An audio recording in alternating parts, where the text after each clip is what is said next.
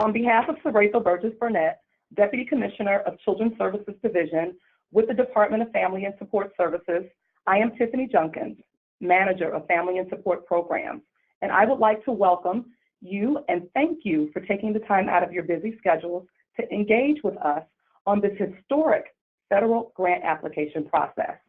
We want to acknowledge the delay in getting this training to you as this process has bled over into our RFP announcements. While we understand this process has not been the easiest, and at times it has been downright grueling, thank you for hanging in there with us as we deliver this highly anticipated and impactful training via webinar. So from my inbox to yours, please watch, listen, and write down your questions as you intentfully listen to what is expected from you throughout this grant application process. In an effort to operate high-quality programs throughout the city of Chicago through our Chicago Early Learning Network of delegates, we want to highlight two very important facts. First fact, application time is now. And as we're gearing up for Head Start, Early Head Start, and Early Head Start Child Care Partnership, this is historic. And we were able to move the Early Head Start Child Care Partnership grant application to align with Head Start and Early Head Start. This is a big deal for us.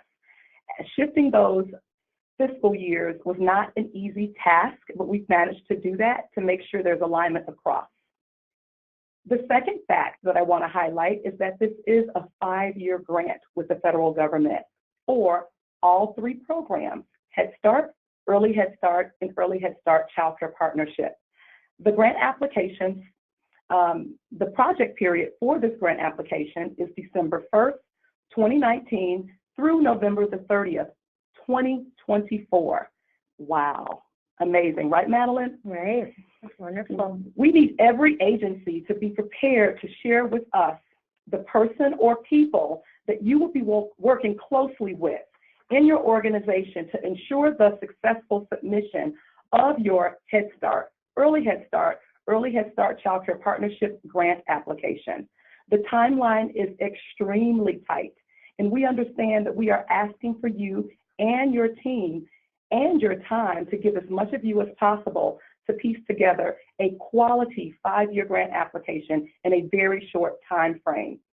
However, we need your commitment and support through this process, as we will give you our full commitment and support through face-to-face technical assistance sessions, online learning and technical assistance support modules, and over-the-phone direct support. We are fully engaged and invested in making sure that we are successful throughout this process. I would like to introduce our trainer facilitators for today. Again, my name is Tiffany Junkins, Manager of Family and Support Programs. I have Madeline Shea with me today, and she's from the Department of Family and Support Services as well on our grants team.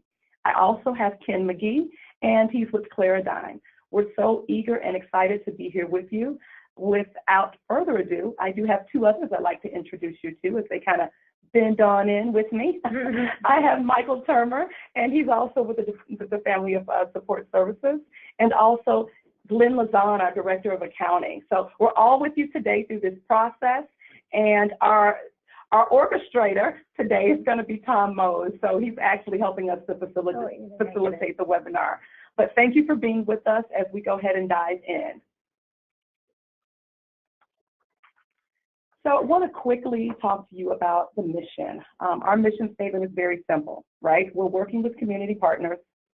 We connect Chicago residents and families to resources that build stability, support their well-being, and empower them to thrive. Now we're going to go ahead and walk you through what the agenda looks like. You're going to be with us for a long time, and so we want to make sure that you're aware of this ride and this journey that you're going to take with us today.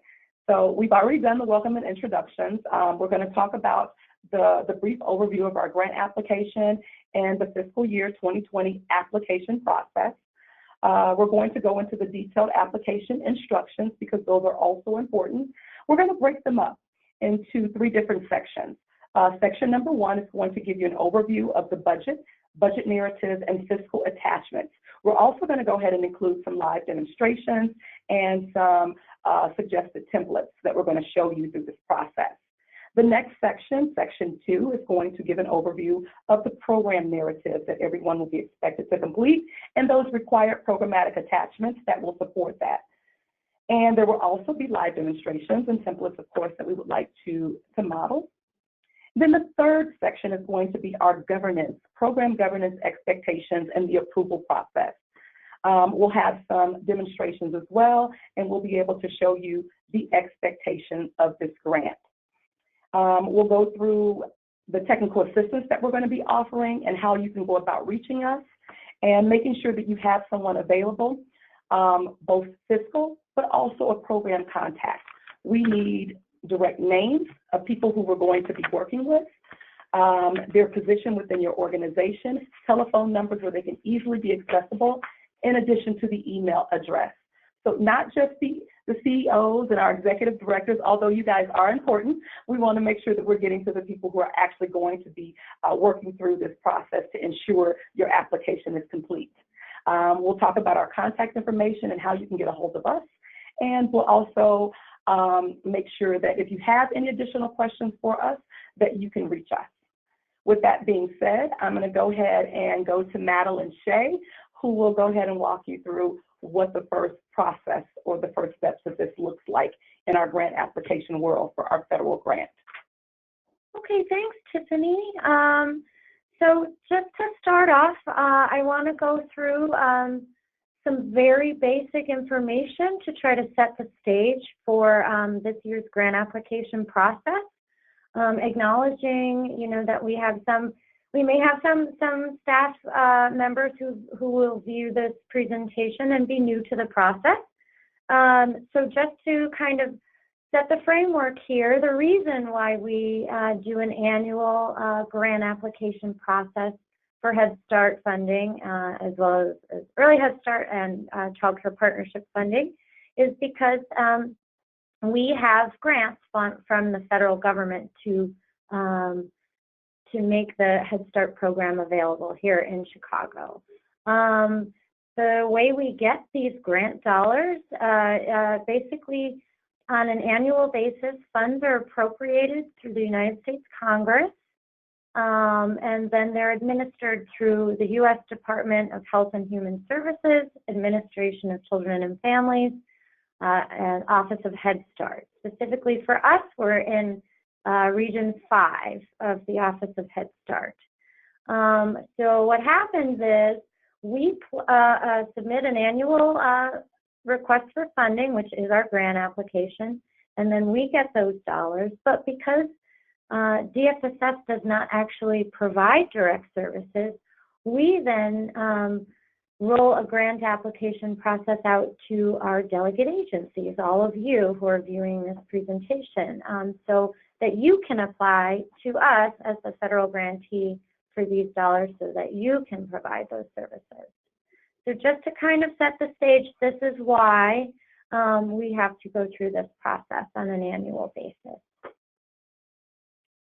So just what is a grant application? Very quickly, I'm pretty sure most people are somewhat familiar, but just to put it out there, a grant application is a funder-prescribed formal document that serves to communicate the goals of a program, the design of a program to its funder to formally request dollars to support that program. Typically, grant applications describe previous program impact in order to demonstrate its ability and capacity to carry out the program. A grant application typically sets goals for a program for the coming year and then fills in some of the gaps of how we'll achieve those goals through our service design, our service delivery processes. So these are all described to our funder through the grant application. Another really key piece of the grant application is, of course, the budget, so that we can describe to our funder what the annual cost of the program is. So that, in a nutshell, is a grant application, more generally.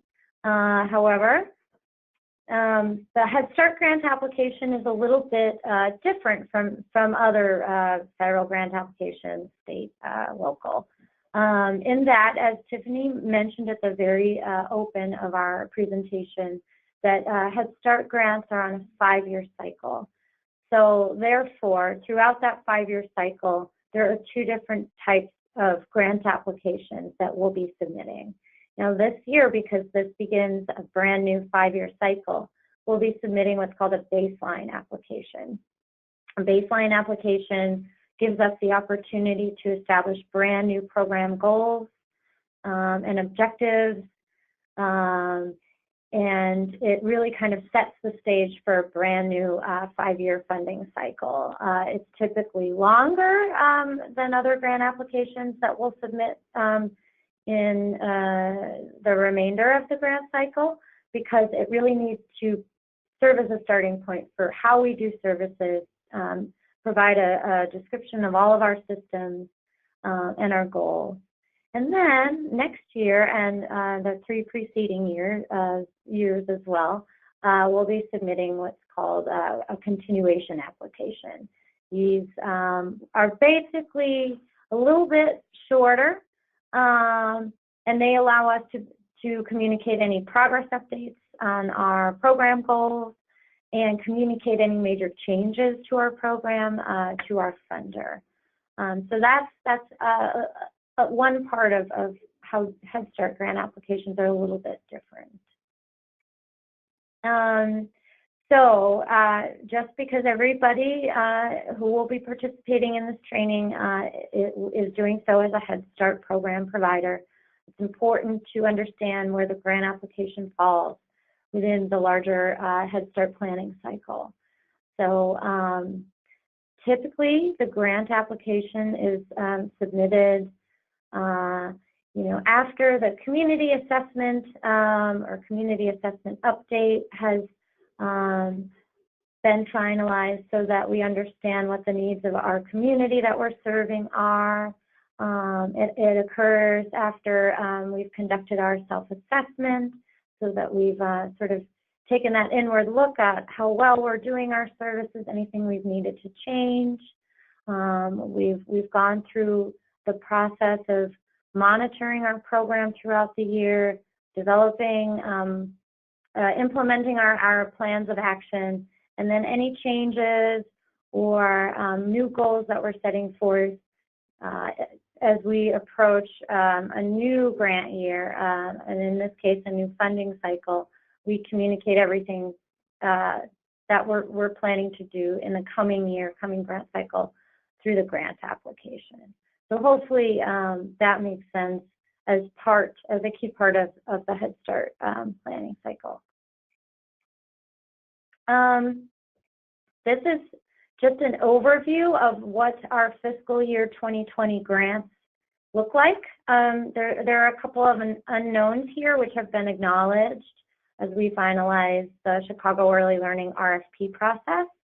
But just so you have them in front of you here, our Head Start and Early Head Start grant serves Head Start children ages 3 to 5, Early Head Start eligible children ages birth to 3. Right now we're still determining how the slots are going to look. The program options that we currently provide services through are full-day center-based programs, family child care homes, and some home-based programming as well. You see there are current grant amounts. The bottom line there is $139,125,690 for the city of Chicago for this grant. The budget period is December 1st through November 30th. As Tiffany mentioned, it's a 5-year project period, and our annual grant application due date is September 1st. Things look very similar for Early Head Start Child Care Partnership now that it's on the same budget period, fiscal year. However, it's a separate grant. As you see there, it has a separate grant number. It specifically serves early Head Start eligible children ages birth to 3. It's really designed to combine early Head Start providers with child care providers to try to raise the quality of child care, and also provide the benefits of really highly localized child care centers with the high quality of early Head Start.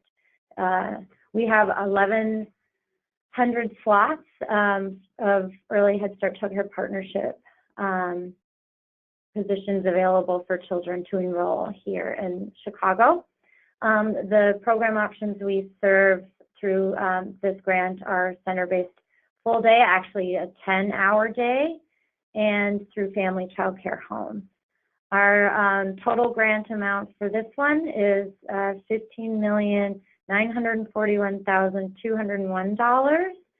Same fiscal period at this point. Also, it's a Head Start grant, so it's a 5-year grant, and our grant application is also due on September 1st. So that's the broad strokes of the kind of technical details of these grants. Okay, so for our purposes here in Chicago, the grant application process for these grants is lengthy and very iterative. So there's a lot that goes into this, and I just want to give you the full picture quickly. We do a lot of timelining and figuring out how the grant application process should go, so we do a lot of planning. We, of course, have to receive our funding letter from our funder. That's a key part. It lets us know what the information you just saw on the previous slide is going to look like and what we can, in fact, apply for. But because these are very large grants and DFSS as the grantee also has delegate agencies, we have to almost do the grant application process in 2 separate cycles. So first, we release grant application instructions to delegate agencies. We train and support our delegate agencies to develop their grant applications.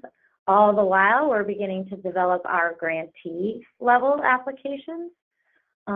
We ensure high quality of our delegate agency applications. We review and approve those applications, and we still continue to finalize our grantee level application as well. Because we are the city of Chicago, we must, 2 weeks prior to any deadlines of grant, submit that grant application for city review by what's called the grants management system. So our Office of Budget and Management, our finance department, and our law departments all review our grant application to ensure it meets all of the city standards and regulations and things of that nature. And they give us the okay, and then we secure approval of our grant applications by our governing body. So that's our CCO, or Chicago Committee on Urban Opportunity is our governing body, and our parent council, our citywide parent policy council, they approve our applications as well. And then when that's all said and done, we formally submit our grant application electronically to our funder through the Head Start Enterprise system. Okay, so what I'm going to do is kind of switch gears, and we're going to kind of get out of the overview phase and start digging into the delegate agency application. So in order to do your grant applications, you need some key documents. And these are your funding letter. These are individualized funding letters that will be sent to your agencies with your slot allocation and your funding level and some other really important information so that you can develop your budget and your program accordingly. You need your instruction manual. This, I know it's a 26-page document, but it very, in a very detailed manner, lays out how to complete the grant application. there are some required templates that you must use in order to complete the grant application. So you'll have attachment A1, it's an Excel file, contains templates for your budget and budget narrative. Attachment B1 is a Word document. It contains the template that you will use to develop your program narrative. There is an additional Excel file that contains templates for your program goals, your site allocation worksheets, so where you're putting your slots by site, and your program schedule. So you need all of that information about how many hours per day, how many days per week, things of that nature goes in there. And you also will receive a Word document called Attachment C that contains some templates for letters and approval documents that you'll need for when you approach your governing bodies and your parent committees for approval of your grant application. There are some additional attachments by section that we'll go through in detail that may be provided by your agency, but we'll go through those. This is just a very broad stroke overview of the timeline. Now, this has been acknowledged as well. This is less than ideal as far as grant application timelines go. As the kind of grant application point person here at DFSS, it's not my choice. Sorry, just putting that out there. So unfortunately, we're on a really, really, really tight timeline. So you see the due dates there. So everything, your draft budget, draft program narrative, all the applicable attachments for those two sections must be completed and sent to us in draft form by August 14th. We have a little bit of leeway this year on our approvals, so you'll see there that you'll need to submit your approval documents per the grant application instructions by Wednesday, September 18th. That, of course, is only once you get approval from DFSS and your agency governing boards and parent committees can you submit that section. So that's just a broad stroke of the timeline. And so, Madeline Shea, I could just about imagine that people are wondering, August 14th, wow. Right. You know, I mean, that's a very quick turnaround. Isn't it? I think one of the things that we do want you to know that we recognize that August the 14th may be a very unrealistic time frame, and we're going to be prepared here to go ahead and release a revised version of when we expect to receive that. But one of the things I do want to let you know is whatever date we revise that to, it still won't give you a lot of time. But we're trying to make sure that upon our release date, that we can at least give you 1 week to get us those draft documents, such as your budget narrative, and your program narrative, and all the attachments, okay? So we want to try and be as fair in this process as possible, but understand that right now, we understand that that's not giving you that. So that will be adjusted. And we understand that you have to go to your board. What we ask for you to do now, as we go to our advisory board, the CCUO, we want you to start going to your boards, at least sending them some type of communication, letting them know that this process right now, it has been a fluid process. And so that you will be coming to them with this information as soon as you get the information. And talk to your policy committees as well, sending out emails, whatever mode of communication that you do to contact them as well, so that they understand how fluid this process is. Thank you. Thank you, and thanks for that clarification, Tiffany. Yeah, this timeline, unfortunately, has been somewhat of a moving target for some time now. So you know, when these slides were created, this was in fact the timeline. It will be adjusted as much as, and we'll be as kind as we can. Okay, so we're going to move into our first section of the instruction manual. And again, this is the section that explains how you'll complete your budget narrative, all of these required fiscal attachments, those being a cost allocation plan. If your agency has a federally negotiated indirect cost rate agreement, or you have formally elected the de minimis rate, You must submit that as an attachment. In addition, if you are an agency that subcontracts with partners or family child care home providers, you must submit a sample contract, just a boilerplate. And if you in your budget choose to budget for depreciation of a building or equipment of any type, you must provide documentation of that depreciation schedule. However, I am going to turn it over to the expert here in this section, Ken McGee from Claridine. He is going to go through these items in detail. All right. Hello, this is Ken McGee, and I'm going to go through the budget template and navigate through that. And the information that's going to be presented should be looked at in tandem with the instructions that have been provided, the instructions manual as well. But we want you to get a better look at what some of the actual worksheets and tabs look like. So we're going to go through the different key tabs within the budget template.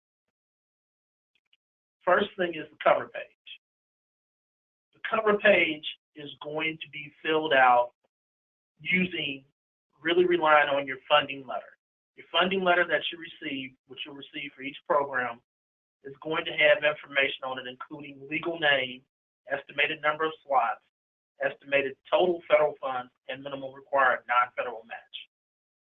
That translates over to your cover page as being your delegate name.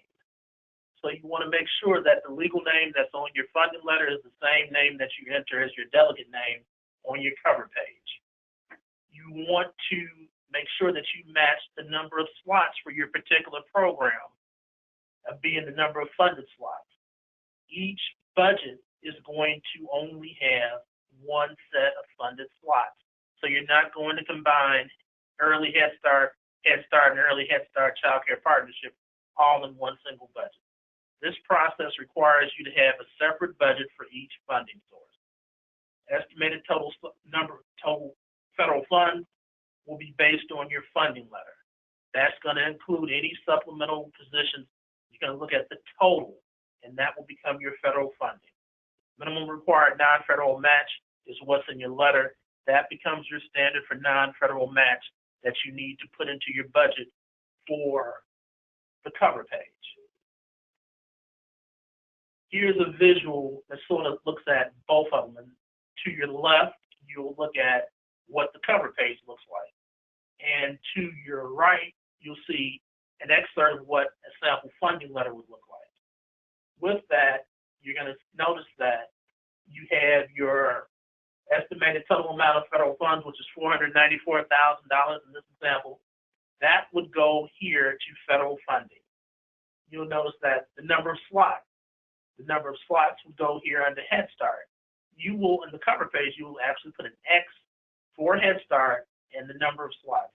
This is going to populate through the rest of this actual budget workbook. As a note, the overall Excel file is called a workbook. The individual tabs are called worksheets. You will also see that you have the minimum required non-federal share, cash and in-kind, which is also referred to as non-federal match as well. So that $164,667 would go here as far as your required minimum non-federal match amount. And then your maximum administrative cost is actually formulated, is calculated, but it should equal what you'll see in your letter. So that's going to take 10% of your overall total project cost. Your total project costs include the federal funding amount as well as the required non-federal match amount as well. So these amounts, once you're done with your cover page, you want to make sure that these amounts match up with your funding letter. Because if not, if it's lower, then you're not actually at the amount that you could be awarded. And if it's higher, it means that you're going to start off trying to make a budget that's over what the commitment that the Department of Family and Support Services has made to you. We're now going to look at the partner detail. The partner detail worksheet comes after the cover page. The partner detail worksheet is only for agencies with partner agencies and or family child care homes. If you do not have a partner or a family child care home, then you will not need to fill out this worksheet. Instead, you will note that you do not have partners or family child care homes in your budget narrative. The worksheet is designed to accommodate up to 35 partners or homes. If you have more than 35 partners or homes, then you'll contact DFSS and request a different worksheet tab for this exercise. You do not want to enter directly operated sites in this tab. So if there's a site that you operate directly, you don't want to put that in this tab. The actual budget workbook does not actually ask for you to enter site specific in any place. We will look at certain tips of places where entering sites along with personnel, behind the personnel names or behind titles will be helpful for you. But this tab, the key takeaway is that you do not enter any of your directly operated sites here. You only want to enter partners or homes that are part of your approved funding letter. This is not an opportunity for you to add new partners or new homes to your budget. If you disagree with the partners that are listed as far as being approved or the homes, contact DFSS and they will have a discussion with you about your concern. You're only going to enter one cost per child, one rate for cost per child for all of your partners. If you look over here to your right, there's a yellow box that will show up in the actual live partner detail. And with that, you will enter one rate that will be applicable for all your partners. When you enter that rate, the number of slots will be multiplied by that rate, and your federal amount and your non-federal match amounts will also be populated based on this one cost per child rate. Thinking about early Head Start child care partnership, all partners must, and this is specifically just for this program, all partners must receive 50% of the cost per child at a minimum. No home visitors can be budgeted for early Head Start child care partnership. The same as no teacher assistants can be budgeted either for the partnership program, early Head Start child care partnership program. And lastly, you cannot include rent costs in the budget for EHS-CCP. Based on this program's design and regulations, these are things that you cannot do. Rent will be allowable for Head Start and early Head Start, but rent is not allowable for the early Head Start child care partnership. The partner detail. One of the things after the initial table of listing where your partners are, there's also a partner narrative portion and budget that has to be done for each partner. You must complete a partner, family child care home budget for each operator. So if you have 5 partners, you're going to have to do 5 budgets. The way the worksheet is set up is that you're able to scroll down from one partner to the next partner. After you first fill out that initial list of partners, then you will see in the live demo what we'll talk about where the partner name shows up. Each partner's budget must have 3 sources of funds: federal funds, non-federal match, and other sources of funds. And even though, as you look right here where it says Head Start, early Head Start, it also means early Head Start child care partnership, your non-federal match, and your other sources of funds.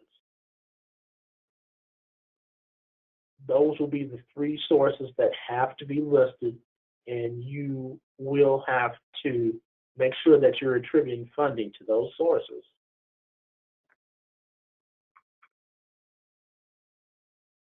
An important piece about the partner detail includes at the very bottom in rows 2,954 to 2,962 is a summary of all of your partner budgets where it summarizes the budget line items. You will see this at the very bottom, and that amount, these amounts here, will need to equal the amounts in row 43 for your subtotal partners line. We'll see that in the live demo as well. But do not neglect to look at this summary, which is at the very bottom of the worksheet, because you only have one or two partners. So if you finish filling out your budget for two partners, and then you think you're done, and you see error messages, which we'll also look at, you need to look at the overall total at the bottom to see whether or not these amounts align with row 43. And they need to equal, they need to be the same. So you want to make sure that you do scroll down to this part of your partner detail budget to get to this summary. All right, so now we've pulled up the partner detail. And while we're here, as promised before, we're going to take one quick look back at the cover page before we go into this partner detail. And what we want to show you with the cover page is that you'll notice that sample information has been filled out. With that, a couple things. One is to look at, you will only check one X for each budget. So you will not have X, X, X. You only want to have one X for the entire budget. And the same way, you only want to list funded slots for only one program. Other pieces to look at, whatever type of agency you are, a lot of folks are going to be not-for-profits, but if you happen to be a private organization, then you would check here. But you also need to specify what type of agency you are. So you don't just check other. If something says specified, you got to specify what you are, or specify what the detail is for something. So you need to make sure that you do those things. As mentioned before, from that example of the cover letter, the funding letter that we showed, and the amounts were entered here, these last two cells right here are automatically calculated. And sometimes if you want to take a look to see if there's a formula for a cell, you just look up in the toolbar and you'll see if there's an actual formula that's driving the value that you're seeing. So in this instance, if I just sort of cut that out right here, let's just delete it. So it's 164, 667. If I delete that, then the amounts change as well, if you notice. And I put it back, they change back. So those are sort of locked cells. And each one of these worksheets contains a lot of cells that are locked where you're not going to actually be able to edit information at. And this is done intentionally because the actual template is meant to be rather directive to eliminate potential user errors as far as things being populated. So if a cell is locked, it's most likely not locked by accident, it's locked intentionally to make sure that DFSS does not end up with variances in the way that people can actually calculate the information. So in this instance, if I try to delete this cell, it's going to say, you'll get this message, which says the cell of the chart that you're trying to change is protected and therefore read only. So, and if there's something that really ends up needing to be changed because you can't perform some functionality that you're really supposed to, there's a tab at the very end called Exception Edits, which we'll talk about. I'll let you see it real quick. And that's where you can actually list out, okay, I wanted to do something in partner detail, but I couldn't do it with, you put the cell and you'll list the amount or the issue about what you were trying to do. And then the reviewer team will look at it and they'll say, yeah, you should be able to do that, or no, you shouldn't be able to do it. And they'll respond back to you. So that's just as far as if there's really some type of exception where it's not working out. Another sort of note for you about things is that sometimes there will be slight variances due to rounding depending on where a formula is. And those rounded amounts shouldn't really vary by more than $1 or $2, but there's the potential that around an area where you might see something different because one cell value is rounded and another one isn't. Let's get back to the partner detail.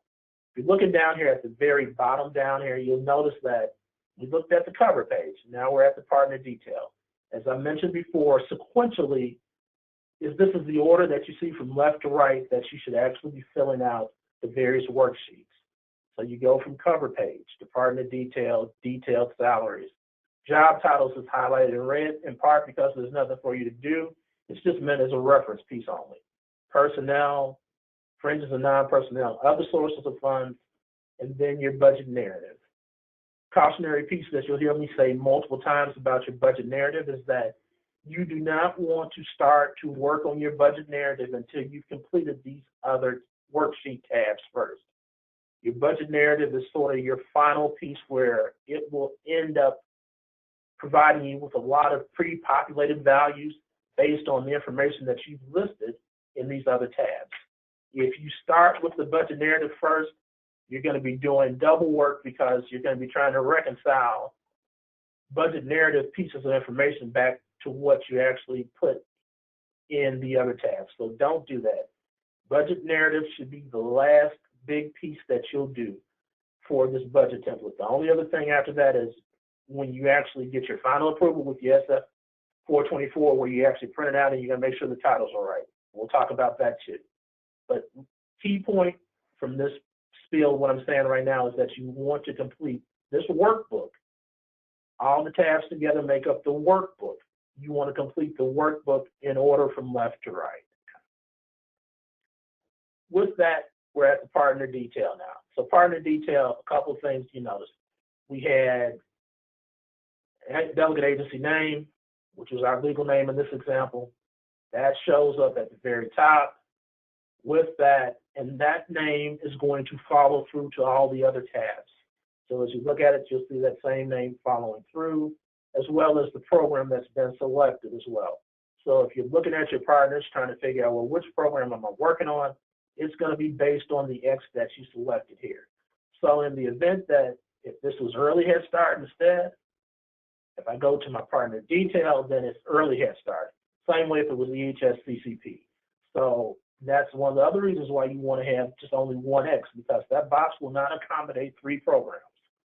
So your program that you're looking at, so you've got your partner amount, and you start to list your partner names. So I'll call this one green 1, and I'll say that they have 20 slots. And then we'll have, so we've got green 1, then we'll have red, say, Red Stars Academy. And with that Red Stars Academy, let's say they have 40 slots. So then the amounts here, the next piece that are populated, these are based on number of slots times your estimated cost per child. That's how you get to those numbers. Non-federal match is going to be automatically representing 1/3 of what your federal amount is. This is an automatic calculation. This calculation also happens automatically. And now your other sources of funds, you can add other sources of funds with it. And for the sake of, and remember, you have to have other sources of funds. So we're just going to do 10,000 for the first one and 20,000 for the second one. And actually, for a moment, just to show you this next part, we're going to actually take away this 20,000, and just to show you what the summary will look like in a second. As you're looking at this form, pay attention to the notes that are over here to the side as well. You want to look at those notes because those are instructions that you want to pay attention to. But the bigger pieces, when we talked about row 43, that's where your subtotal of what your total partners are, so, and as well as what your federal amount is, non-federal match, total between federal and non-federal match, what our other sources of funds are, and our total, right?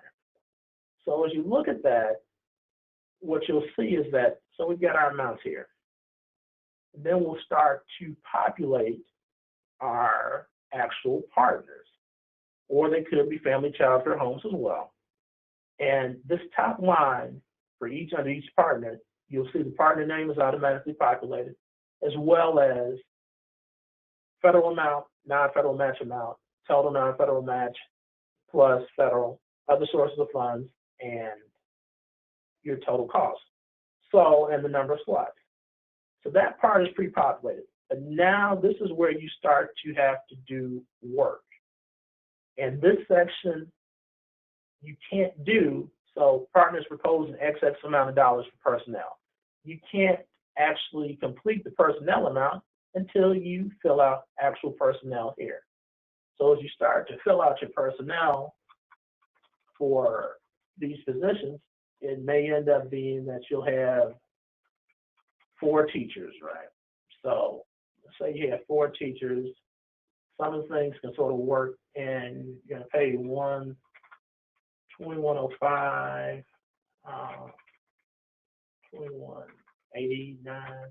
Just, and these are some strange amounts, but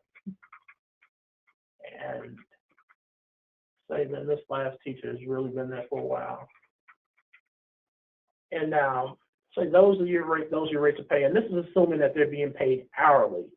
If you had someone who was being paid by salary monthly, then that would change, and this form will also accommodate that as well. So let's say you have a site director who's being paid monthly, or a site lead. Typing over things that don't need to be typed over. So we'll call them just site lead. So you have a site lead. And let's say that site lead makes roughly $48,000 a year, $50,000 a year.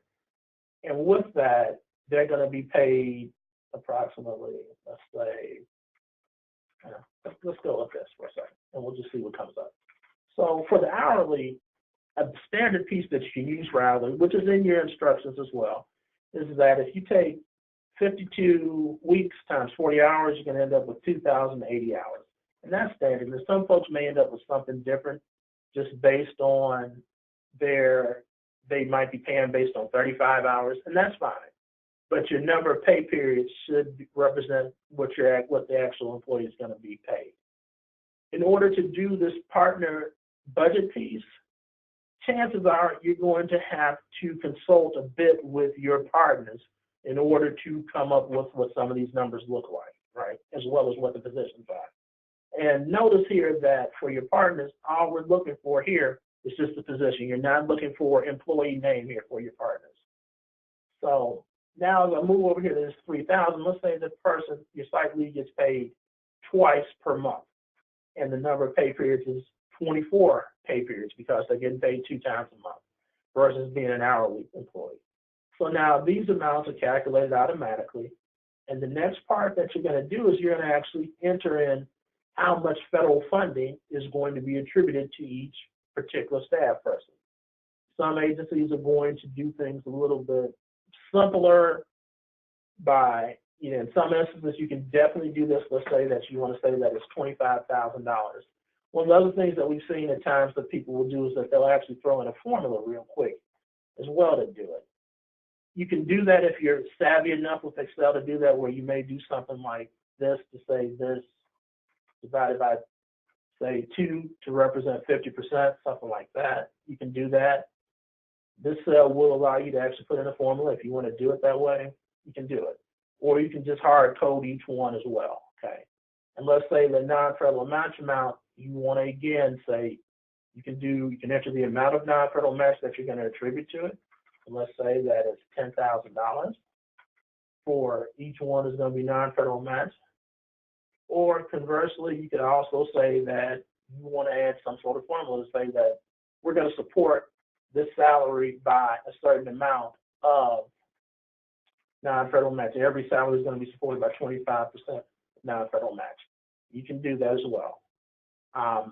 Tricky is here though, just with these, if you end up having teachers in the same classroom, for instance, if you're thinking about it on the back end, teachers in the same classroom, chances are the amount attributable to federal funds and to non-federal match most likely should be the same, unless there's a strong justification for why their duties are different about why you're splitting it differently. As we scroll over here, you'll notice that for this actual worksheet, a couple things happen.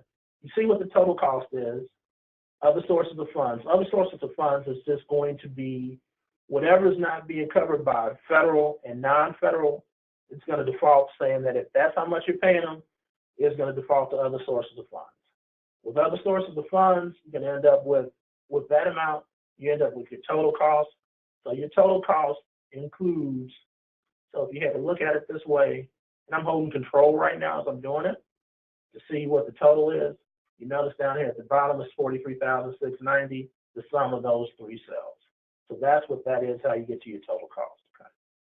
Over here further to your right, these next columns here are going to actually list out the FTEs for each program. So the FTEs are your full-time equivalents.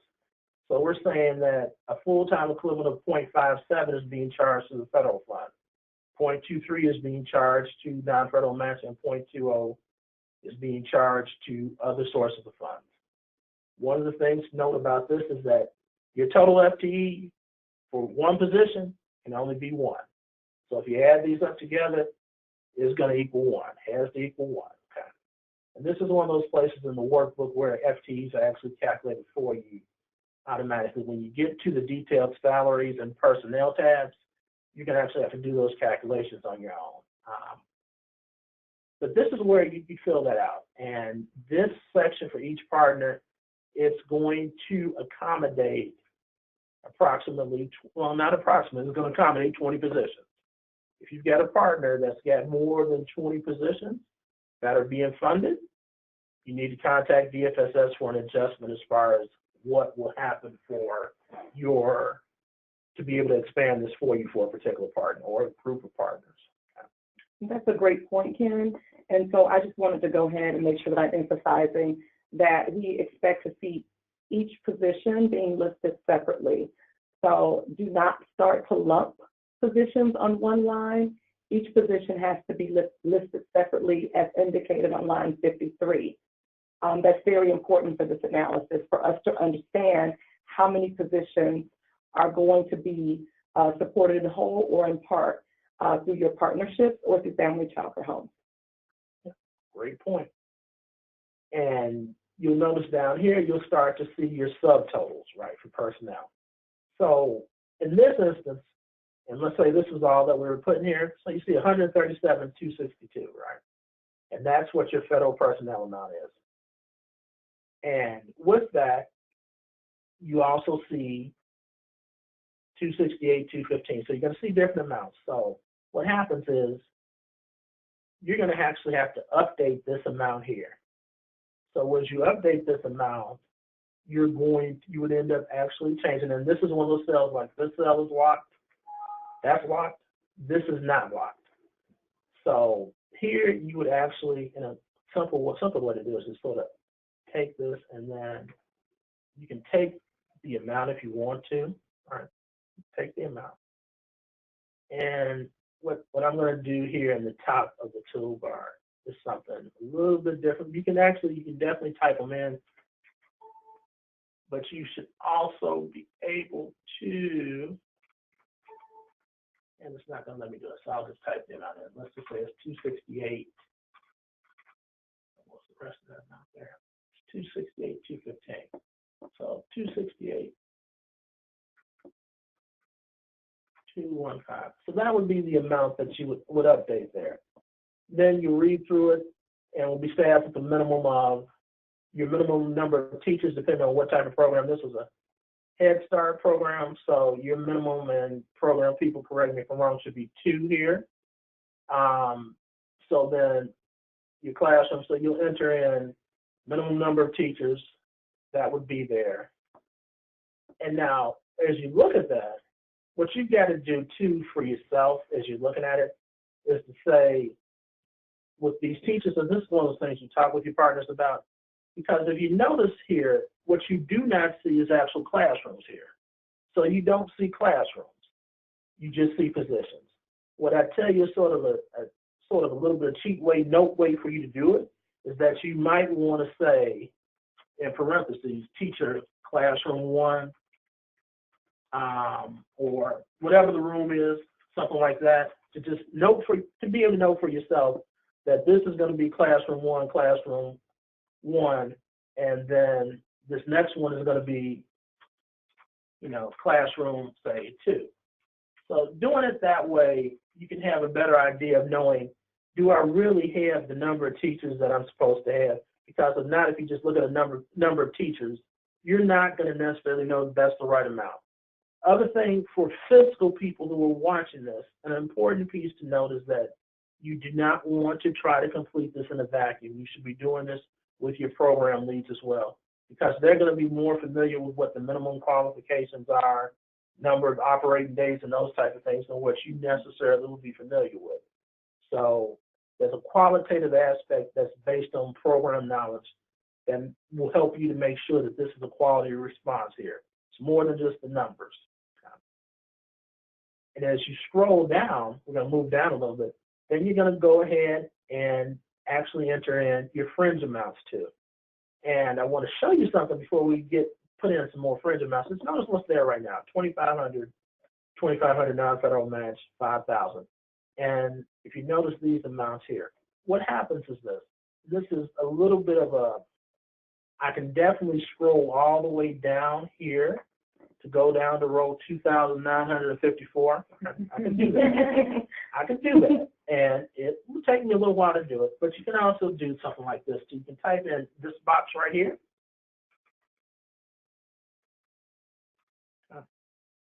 And that will take you down to the spot down here to the bottom of the summary. So if you notice these amounts that are starting to populate, these amounts are part of what's in, for partner 1. And if we had filled out partner 2, 3, 4, 5, these amounts are going to grow as well.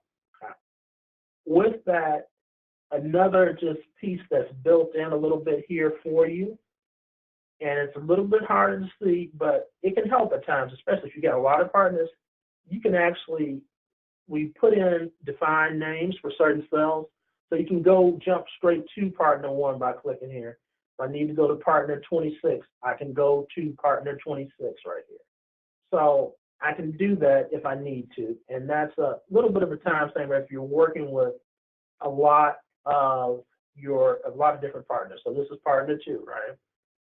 And same way as I put in a 2,954, there's also a small little tab here called partners, line items, right? So, and that actually will take you straight down here as well. So there's a couple of places here. Some of them we tried to be as descriptive as possible. Some of them just from space that didn't lead it to itself. But these are some different places where you can go, especially the partners. So if you need to jump around partners, you're trying to balance out stuff, you can do that. And the same way of another important piece for you with that is, and that's not that important piece. Other piece is just recognizing, or just keep it simple. We'll say C43. C43 is going to be a great place for you to see the overall subtotals for your partners that are listed, right? And these amounts here are going to continue to show as errors until such time as your partner subtotals equal the amount of the budgets that you've listed for your partners. And for those folks who are Excel formula folks, you can sort of look here to say, and it's a simple formula. It says that the values if C43 is not equal to value in F2962, this message is going to show up as an error. So it's going to show up as an error if these two amounts are not the same. Once they are the same, then the error message will go away. But until that time, so at this moment right now, the total amount of Head Start funding, federal funding, is $300,000 per year.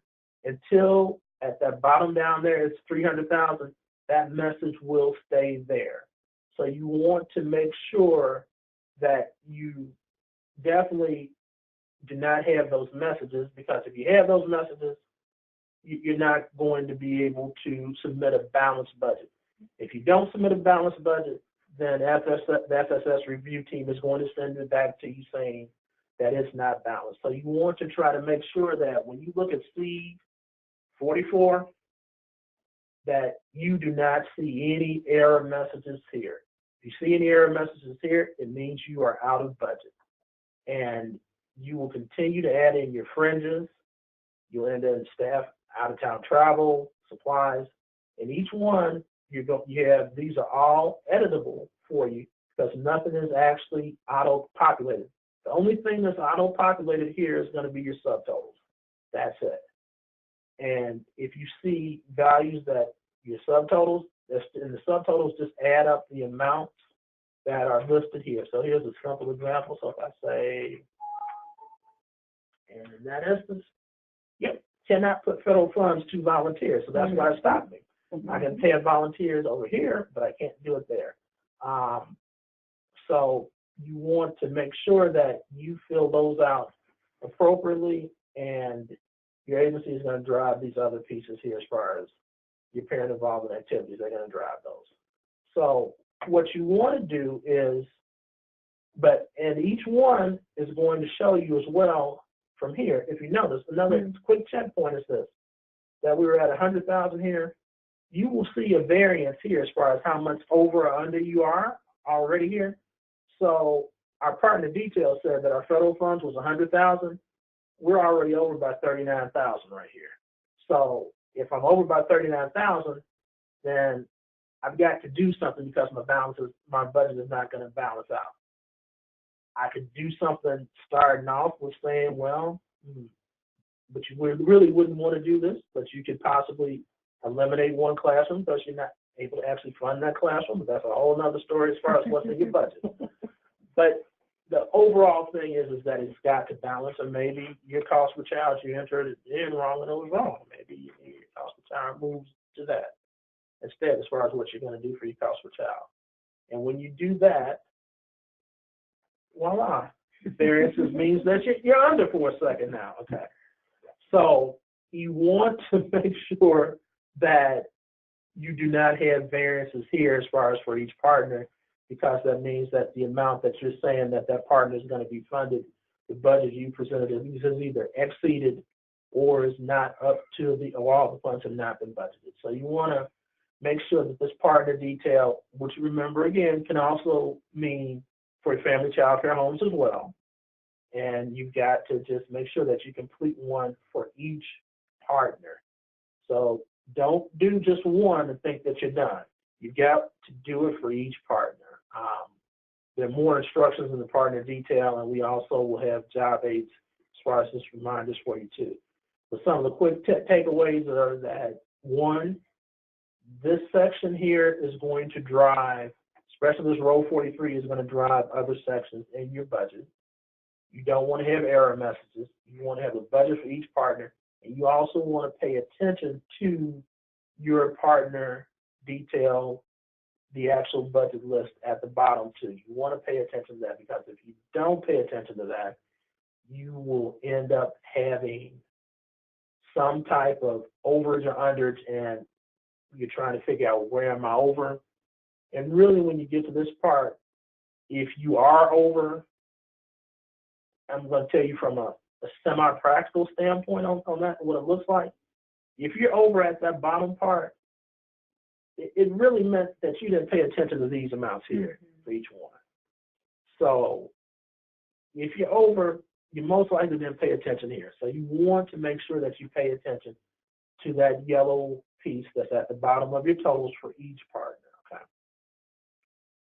Now we're going to switch back over to the detailed salaries piece.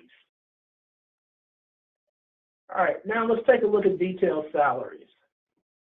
Your detailed salaries, first things about that, and this is just a screenshot of it, is that it's going to be for agency staff only. You do not, we just finished with partner detail.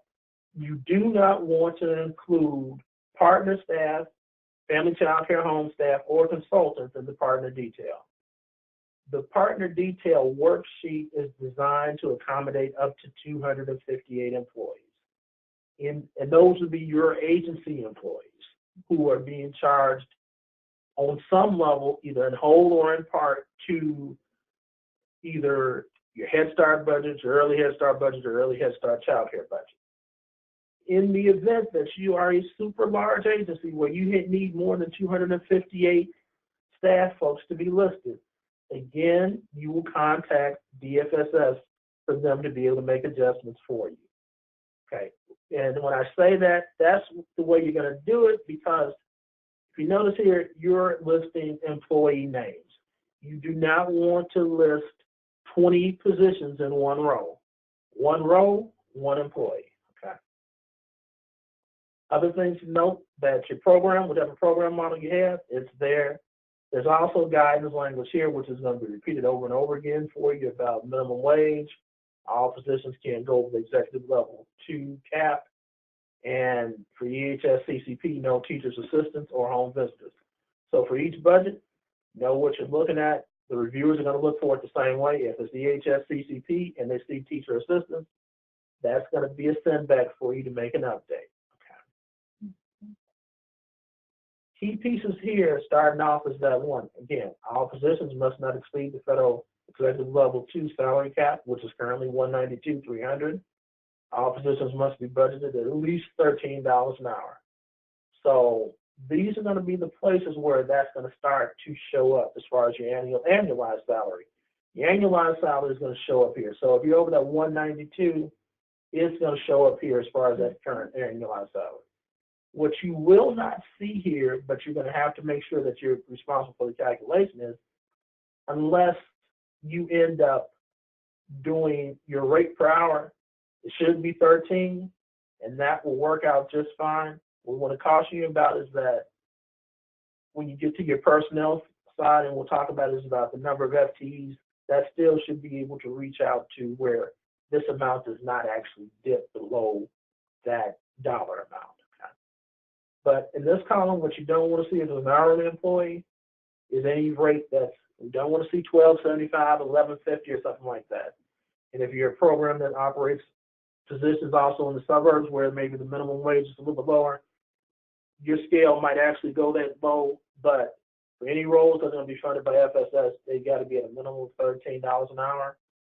And then the quickest way that we're going to look to be able to see whether or not this is an hourly employee or a salary employee is going to be based on number of pay periods.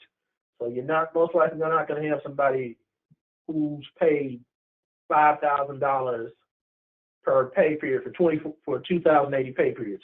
Then that's going to mean that you're way over the salary cap. You got a nice salary, but you're way over the salary cap. Okay.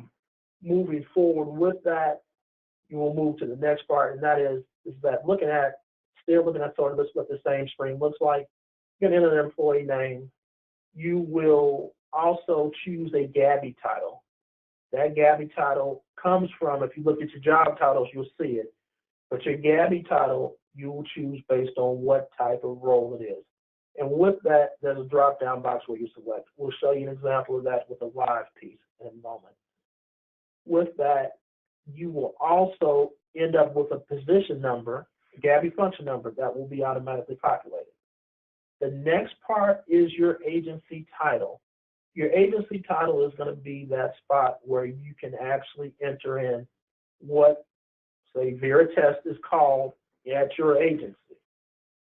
Again, it's similar to with the partner detail. Strong suggestion is that as you enter in Veritest, if she is a teacher 1, parentheses, dash parentheses, put in what classroom or what site location Veritest is at. That's going to help you as you actually start to populate this, because as this list gets bigger, it's going to be harder for you to keep count and trying to figure out your FTEs and how many you have of this and those type of things. Okay. Enter the staff name, steps for completion. Select your GABI title. Enter the staff person's actual title in the agency column. Enter the rate of pay, number of pay periods, percent of time spent on federal funds, percent of time spent on non-federal match for that funded program. With that, you want to make sure that everybody who's going to be listed here, if they're being paid in part as a direct cost, now I'll mention this a little bit more, as a direct cost to the grant. Good practice piece as far as job titles, as far as these GABI job titles are concerned. Easiest way is that job titles worksheet is a one-pager. Print it out, use it with your reference pieces. You're doing this as opposed to having to flip back and forth, because some of the drop-down boxes, they're not going to really expand that big for you to read unless you get like super 20/20 vision and a big screen. So print it out. It's an easy way to cut down on you having to flip back and forth. Okay. So now we're at detailed salaries. So here's some of the same sample information that you saw that was populated earlier, and with it showing you the drop down, this is what that drop down list looks like. But if you want to see it in bigger detail, you can just see it here. You print it out. This is the jobs titles. So print it out so you don't necessarily have to look here. Another piece, though, that if you really do just want to stay here, if you notice at the bottom down here, you can also zoom this in a lot more if you want to. And when you zoom it in, then they look a little bit bigger, and then you can zoom out. That's something that you can do as well. And as you list the different titles, like I said, you can sort of put here, if you need to, just go ahead and put whatever classroom, say classroom 1.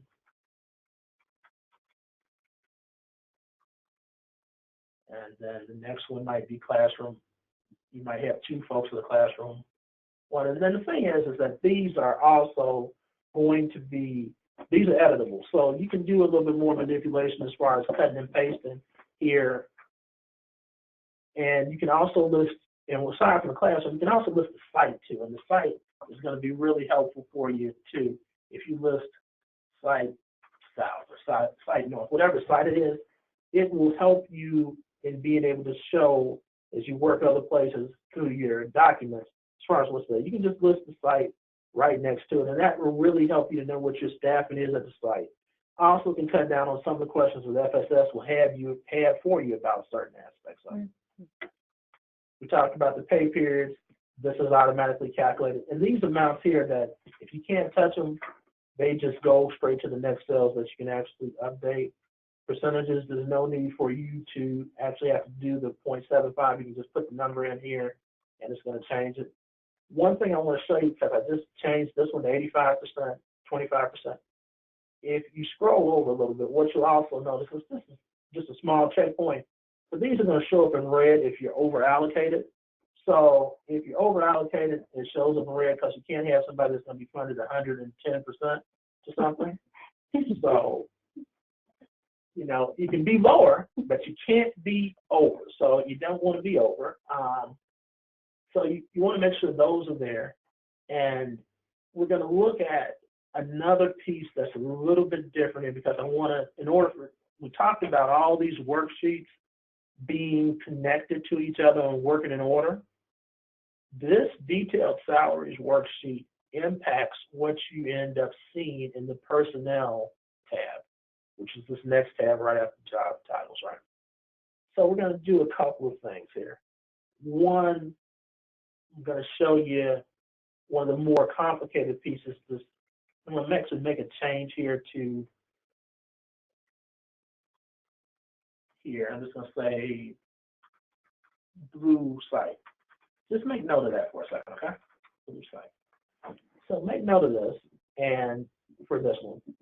So with all of your titles, and you'll see this in your instruction manual as well, titles that do not start with the word other, as far as Gabby titles, are going to auto-populate and sum together in the Personnel tab. So I'm flipped over to the Personnel tab now. Let's make it a little bit bigger. Okay. So the Personnel tab is going to have auto-populated amount numbers for everything that is not other. Okay. Those are the formulas that of how we get them to show up and how they all add up together, right? So, for instance, teachers, you see 199,451. Now, if I flip back over to the detailed salaries, right, for just the actual sums, if I was to add them up with the calculator here, that's what that would end up being for teachers, right? So that's where you end up there with the amount. And then your federal, that's your federal share, the 199,451. So your federal share here, so that's your current amount and your amount for your federal share. So if you added all these together, and you would end up seeing that all of them total to that amount there. When you flip back to your personnel amounts, you'll see your non-federal match, mental health.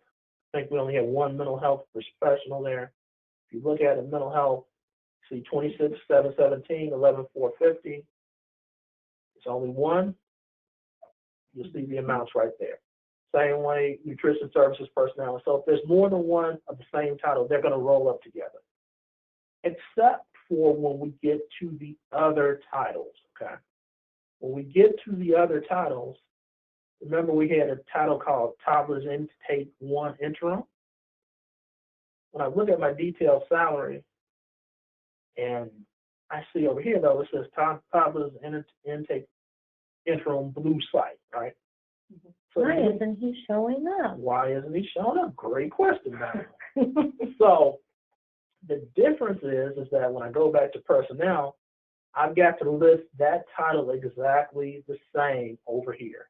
If I don't list it the same, it will not show up. And when it doesn't show up, but now it appears because the title is exactly the same, even down to the spacing in between.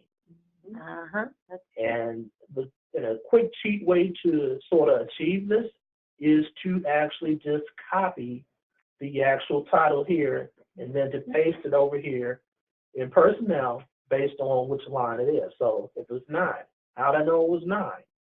I knew it was 9 because it was 9 over here. Because there are other categories as well. So you want to be careful about where you actually paste it, because one of the other things that, you know, our worksheets are smart, but they're not super smart, because if not, what can happen is that if I take this, and I'm just going to copy it, and I'll just show you, even though it says 9 here, if I go over to personnel and I go down to here, and I paste, that same amount's going to show up too. So it's going to take some due diligence on your part to make sure that you're accurate with where you place your others at based on what that GABI position number is. So you want to make sure that when you're here, that if you have other, got that part, that it should be under 9, it should be under 21, it should be under 11. So you want to pay attention to those things when you're doing it, because your detailed salaries, if you don't, you can end up with an issue of having multiple values where it's not going to balance with what you have here.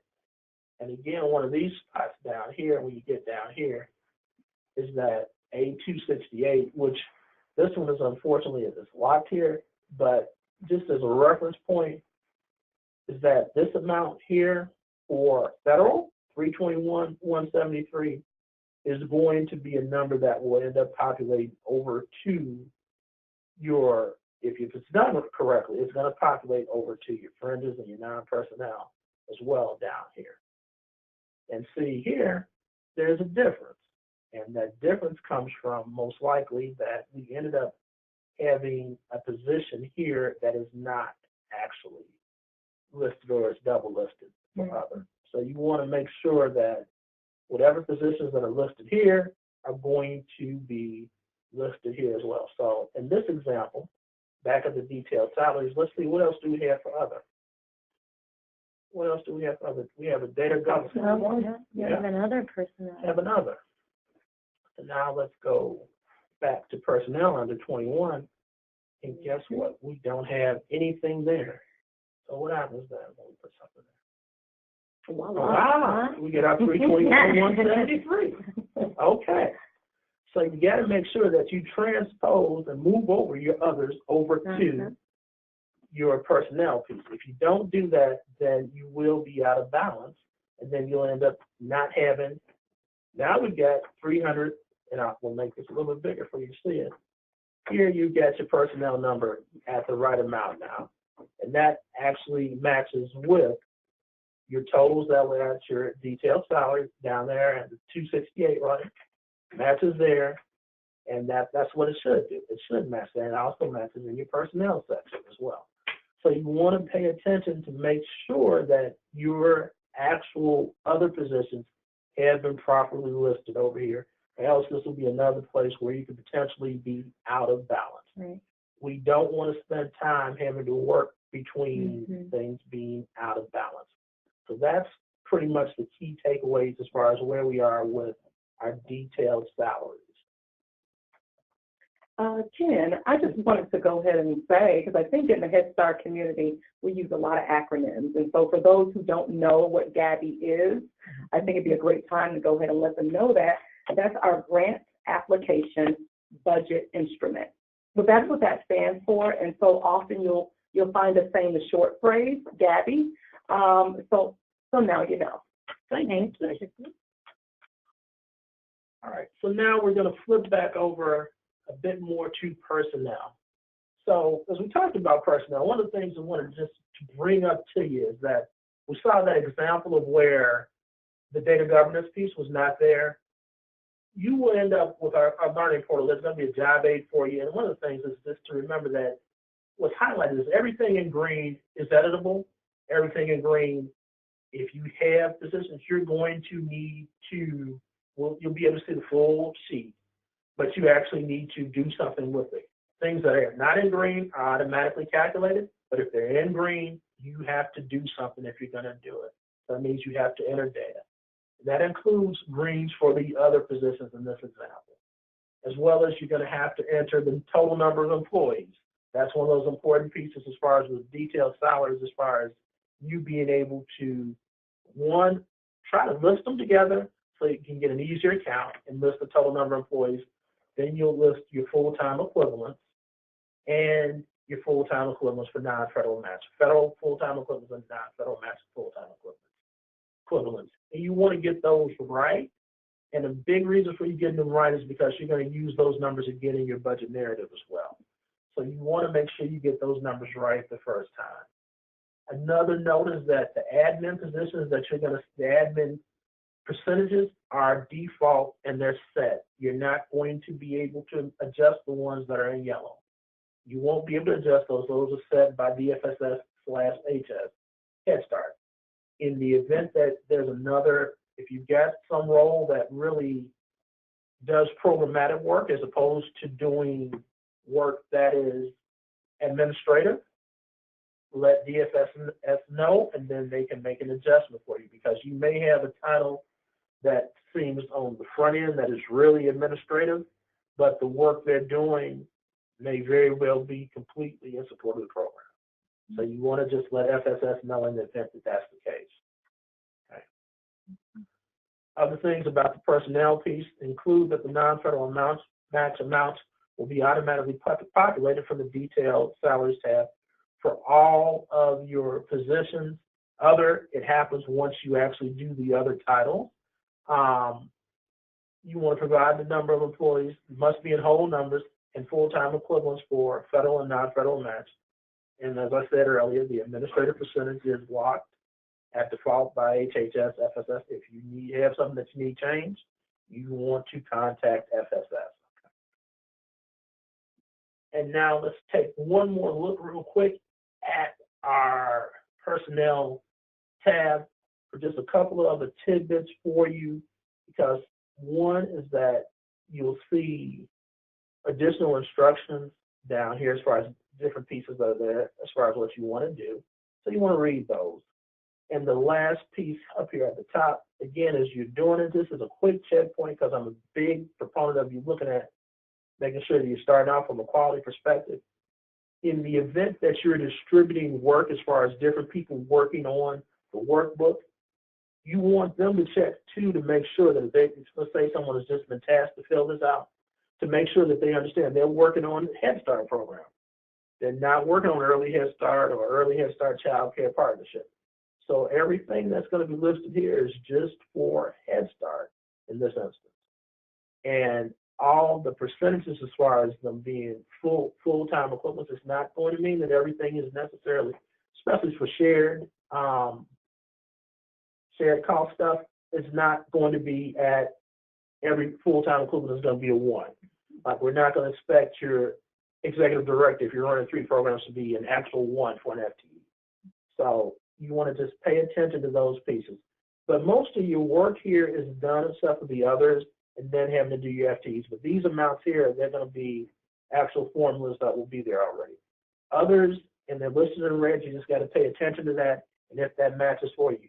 Another thing is, this is an example where the sample data, the started from the sample data and the package that FSS provided. So family counselor, in our example, we don't have family counselor over here anymore, right? Mm-hmm. So you also want to clean this up and just knock that on out too, so it doesn't look like an orphan record, okay? So you just want to knock that out. and just, just take it out so it doesn't confuse anything and you don't end up thinking that you're actually missing anything either. Okay. We're going to transition now over to fringes and non-personnel. We'll start from our PowerPoint, then we'll work our way back over. And we're going to look at it from this perspective so you see it on the big screen. Okay. Fringes and non-personnel. First thing, fringes. Social Security, Medicare, unemployment, workers' comp, they must be allocated to the federal appropriately. You got to do that. You got to allocate them to federal. If not, you're going to have to make a note of it if you're not charging your fringes to the federal funds. You got to make a note of that. And if you're using other for fringes, you want to provide a description. General rule for this whole workbook is that if you end up selecting something for other, you're going to have to provide a description for what that other is, because if not, other is just sort of too general for folks to be able to make a determination and analysis about the accuracy of your budget. Other things, administrative percentages are also locked and are set by HHS. If there's a question regarding admin caps, you want to contact FSS if there's something that's happened.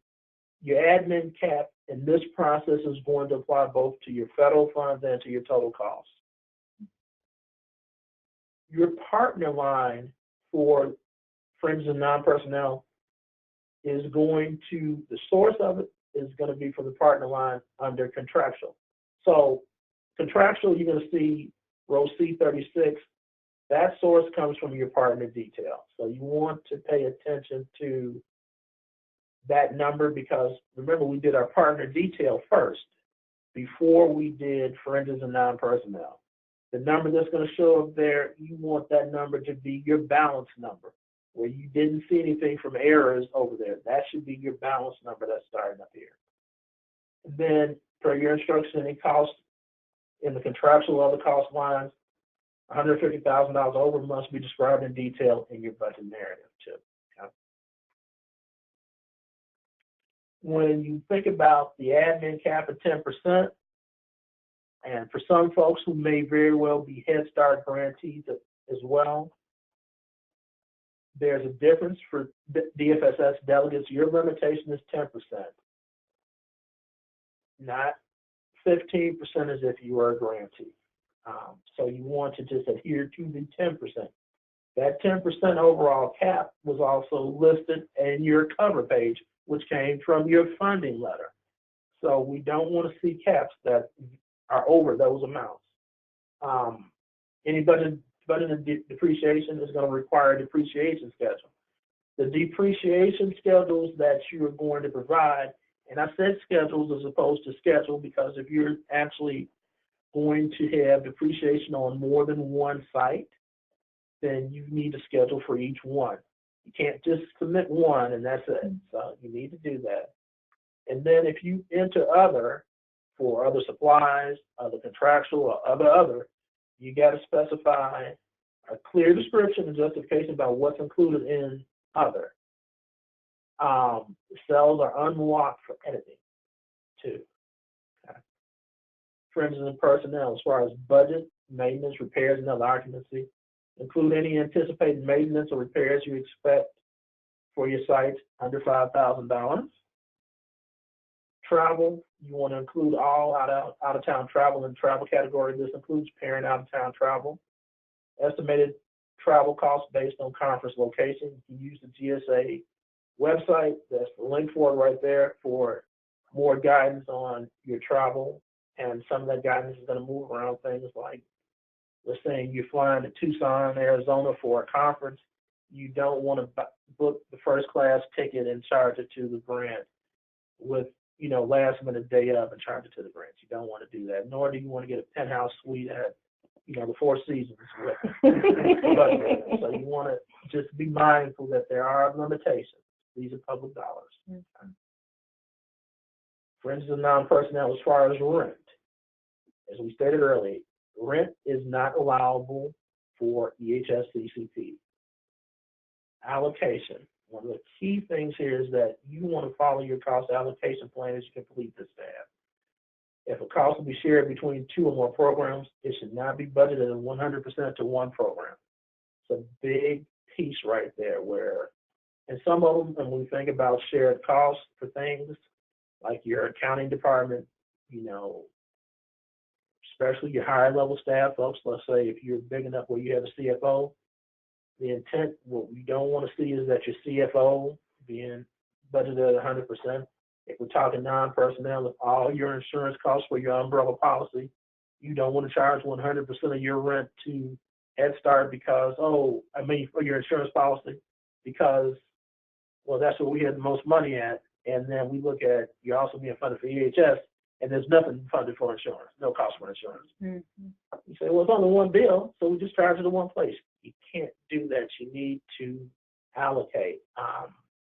And the underpinning for what you got for your non-PERS is really that place where you're going to have to just think about your allocation plan side by side when you're doing this.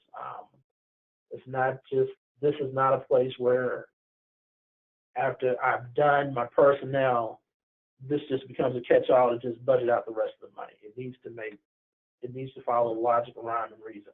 That's part of the reason that FSS is also asking for your current cost allocation plan, indirect cost rates, and if you're doing de minimis, that you show that as well, and your depreciation schedules too.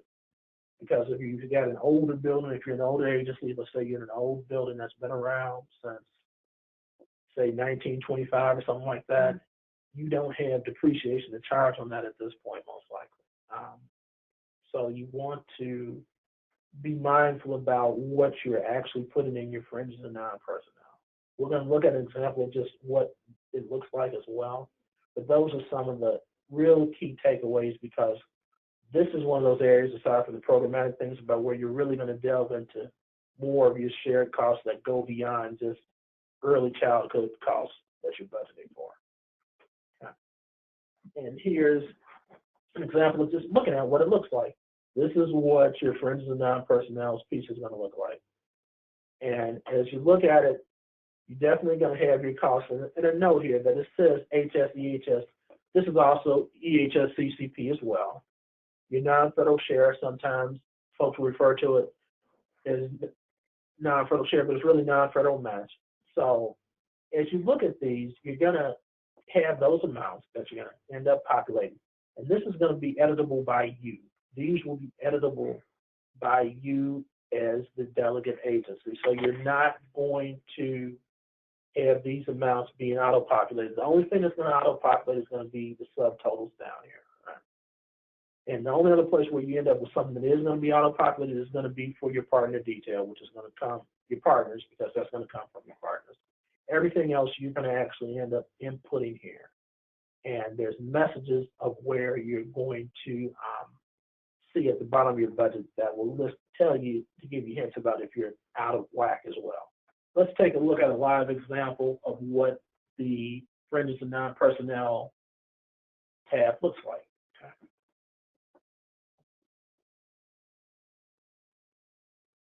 So here it is, right here. And one of the key takeaways is that, like I said, you're starting off here, again, sort of look up here. That's the program you're working on, right? Gotcha. And that's already calculated. That came from, as you can notice here, it came from the cover page. So you're going to start to input your amounts. And as you input your amounts, we're going to put in just amounts here at this point that are not necessarily tied to, but just for you to be able to see the functionality about what happens. And as you notice, as you go through each one of these, it ends up, the subtotal starts for fringe benefits, right? And if I'm here, what I notice is that what I cannot do here, what I can do is that this becomes editable right here. And this is editable. So this is where you need to actually put your detail in. So this cell will be unlocked for you to put your detail in. If you go down to other for supplies, the same thing. You're going to, the amounts will calculate as you go in to, let's say you're going to put more now federal share for office supplies, and then $7,000 here. And so these amounts start to calculate, And the places where it's hard-coded for how much is going to be admin, for the admin, the amounts there, those also get populated there too. So we're going to say we're considering office supplies being 100% admin, right? Mm-hmm. Administrative services, 100% admin. Other things like child and family supplies, not admin. It's a program cost, so they won't go towards your admin budget. So you want to work your way on down as you're filling this out. And as you get, and there are a number of categories. And one of the cool things to also note is that in some instances, you might very well not have, for some things, you might not have anything. So, but if you don't have something, you just put a 0 there, okay? But this is also one of those places where, as you're filling this out, you do not want to rely strictly on your fiscal knowledge. You want to also be working with your program person to do this in tandem with them. Because you might say that we don't have any money for health and disability services. Your program person will raise their hand and say, no, you can't run a Head Start program without doing that. So they need to be part of the budgeting process. You don't want to do that in a vacuum. The same way on the flip side, if you happen to be a program person and you've been tasked with doing this, you still want to talk with your fiscal person, because your fiscal person is going to have questions with you to help guide you around things likely around cost allocation, and saying that, well, I know we spend, per my budget for early childhood, we spend $80,000 a year on supplies, and you want to put $80,000 in there. Your fiscal person may say, but that $80,000 supports early Head Start, our CCAP program, or something else. So yes, you got a budget for your overall division, but those aren't the numbers that you necessarily want to put in this particular budget for this program. Mm-hmm. So it should be a dual conversation. You don't want to just leave it to one. Programs and fiscal need to talk as you're filling this out, because if not, there's a chance that you will end up having a skewed budget, or a budget that does not reflect the actual program that your organization is trying to operate. So you want to make sure that you also want to pay attention to your messages that you're going to end up down here. So there's 4 messages that pop up down here that would have the potential to pop up, and you'll see 2 of them aren't popping up right now. But one is that if any of these messages appear, your budget will be rejected, and the 10% admin cap applies to both total federal funds as well as total project costs. So your budget must equal the amount shown in C73. So C73 here shows you that there's a variance here between C72 and C73. So that's going to show up because your allocation, this 494, where did it come from? The cover page. It came from the cover page, right? So unless you're at a point where you're there, so now if the cover page says 760, 119, then that should go away theoretically.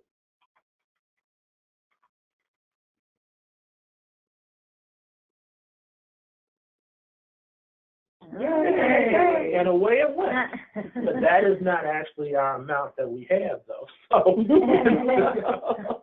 but yeah, so those are the types of things that you want to make sure that you pay attention to these, because they're not just there for reading. It means that something is not actually correct.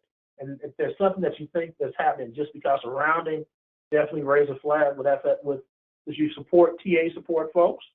Do that, but you want to pay attention to these messages, because these are going to be some of the first places where, if these messages are present, your review team is going to look to say, okay, if that's not the case, then if you don't have the right amount of non-federal match, hey, we need to likely send it back for you to do some more, pay some more attention to it. So you want to pay attention to those things. In your latest version, it's not necessarily in this draft version right here of the demo version, but this last piece down here is one of the guidance pieces that FSS has also put in the instructions, that Head Start is generally going to look for the federal part of your budget to be anywhere from 60 to 80% spent on personnel. That's what these numbers represent here in row 97. If the amount of your budget is less than that, And that means that you're heavy in a lot of other areas, so you're going to have to explain that about how you're able to accomplish that without the majority of your budget being for personnel.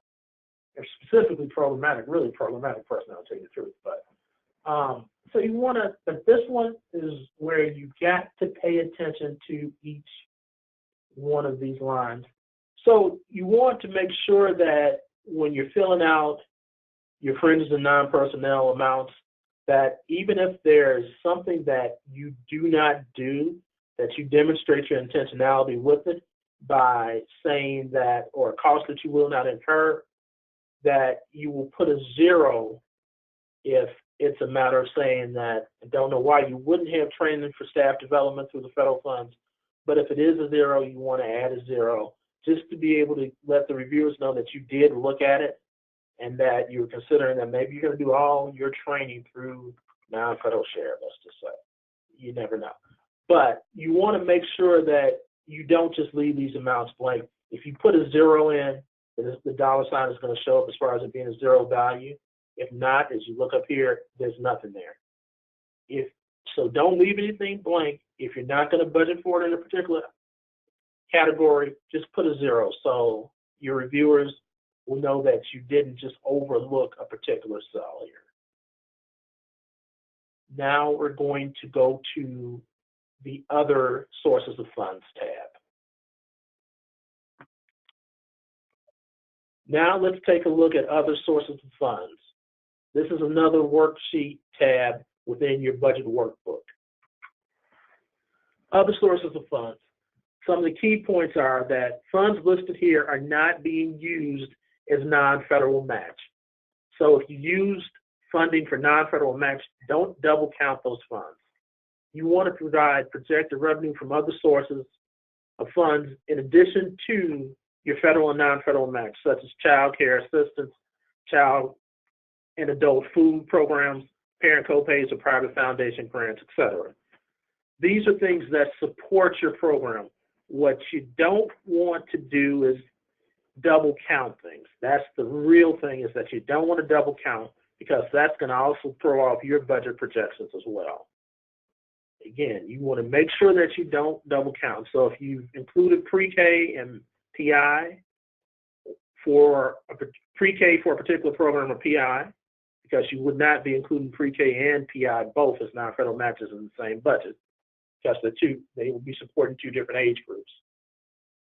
And you want to make sure that any other sources of funds that you actually include, they have to be of benefit to the program. For instance, you would not consider other sources of funds, a youth job grants program, as other sources of funds for Early Head Start, because your other sources of funds still need to be funds that will support your program. It's not all of your agency funding. It's only things that would actually be in support of your program. You do not want to exceed the total other sources of funds for awards. Only use reasonable expectations. If you know that you've always received $50,000 for a private foundation grant from, say, Polk Brothers, then you don't want to pad that to $250,000 just for the purposes of doing this budget. Your other sources of funds should only recommend what you reasonably are going to expect that you're going to receive if you have not received it for this upcoming fiscal award period, because it's not even your fiscal year. It's really for what's going to support this award period, which is going to have a December 1 start date, November 30th end date. So that's where you want to end up there. Now, this is what the actual other sources of funds worksheet tab looks like. And a couple of things to call your attention to. Remember, we talked about only having to enter certain data. Whatever program was selected, it's already going to be automatically populated. The same way with the number of funded slots, which came from your cover page. The instructions are very similar to what you saw on the slides earlier, as far as what you're going to consider to be other sources of funds to support the program. And this is where you would list those. These are not non-federal match dollars. And the other part is that they're not claimed as in kind. and they're not claimed as any portion of it. That if you claim part of it as incline, you can't claim all of it two places. So, for example, if you have $100,000 in pre-K, then we don't want to see $100,000 in pre-K claimed as non-federal match. And then here's another $100,000 listed here as well. That same $100,000, because that would be an overstatement for your budget. Aside from that, other sources of funds is relatively straightforward as far as you listing your amounts. Those amounts will also be referenced at times in your budget narrative as well. The next part that we're going to discuss is the budget narrative. The budget narrative is what you will be completing last. It should be completed at the very end after you finish putting in all your numbers for cover page, detailed salary, personnel, other sources of funds. This should be the very last thing that you do. It's going to require a lot of attention to detail, and it's going to be specific to each program. The budget narrative is where you will spend a lot of time doing sort of off workbook calculations to make sure things are correct, and there's a number of places where you will update. Here are a couple of tips. Many of the dollar amounts will be auto-populated. Narrative sections in yellow must be updated to reflect your program. We're going to look in our live demo about looking at the budget narrative for you really to get a picture of where the different sections are that you're going to need to make updates. Because the standard language that's there as default is not meant to be your agency response. It's just meant as a primer for you to understand what type of information is being looked for as you're preparing your budget narrative. You want to pay attention to the red text prompts. These are definite areas in the narrative where you will need to edit content. Some of the simpler things that you will see will include delegate agency legal name. If you remember in the other parts of the budget workbook for the other tabs, that legal name that you had that you put in the cover page auto-populated. In these sections, legal name is not going to auto-populate. There are roughly 19 places in this budget narrative where you're going to have to update delegate agency legal name, because you do not want to turn in a budget with delegate agency legal name listed in the narrative. It's just delegate agency legal name. So you need to make an update here. You're going to be pulling amounts from the proposed budget amounts in federal funds, which means that you're going to have to look back to your Fringes and non-personnel tab for this. You also are going to have to decide and list which program this narrative is actually for. So you wouldn't leave all three programs listed. It can only be one. Each narrative is going to be mutually exclusive. You can only do it for one program. For the budget narrative, only for one program. Madeline may have different instructions for you for the program narrative, but for the budget narrative, it requires one program, one narrative. Your slot number will end up going here. Again, your slots did not auto-populate over. Certain dollar amounts will populate, like your overall federal amount for personnel. If that's an example, this is a really big example, but that would populate. But then your personnel amounts, those are going to have to be also, again, updated. Same way with the program again. Total number of positions, number of FTEs. You will have to do a lot of updates through here.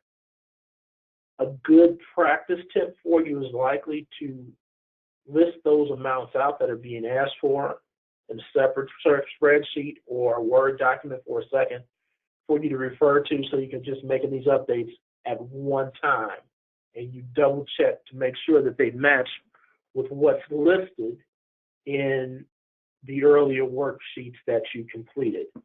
Because if you try to do each one separately, you increase the probability that you'll end up with a mistake. So it's good to be able to take a holistic look at it. Here's more of a bigger look at it just before we get into the actual live scroll through for the budget narrative. But again, you'll see the red spots of where you'll update things, as well as certain data is going to be pulled through, like for your personnel, from your personnel tab, the amounts for the positions will all be there. And if you properly entered the other positions, those will be listed as well here in your budget narrative. Your total number of employees is going to pull from there as well. But then you need to pay attention to the job descriptions and the instructions. One of the other key things is that any of the yellow highlighted sections, most of the time they're going to be instructions for things for you to do. And one of the things here is that if there's a job description or a description of a function that's not here listed, you would have to actually add that description for the function. You will do that for your others, which you'll see as we look in the live demo.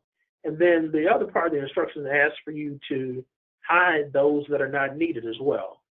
So if you don't have a particular position or role, then hide it here too. So that's one of those things that you want to pay attention to the directions. They're there, and the expectation is that you're going to pay attention to them. Okay. We're going to move now to our actual live example in the budget narrative so you can actually see the ways that it flows a bit.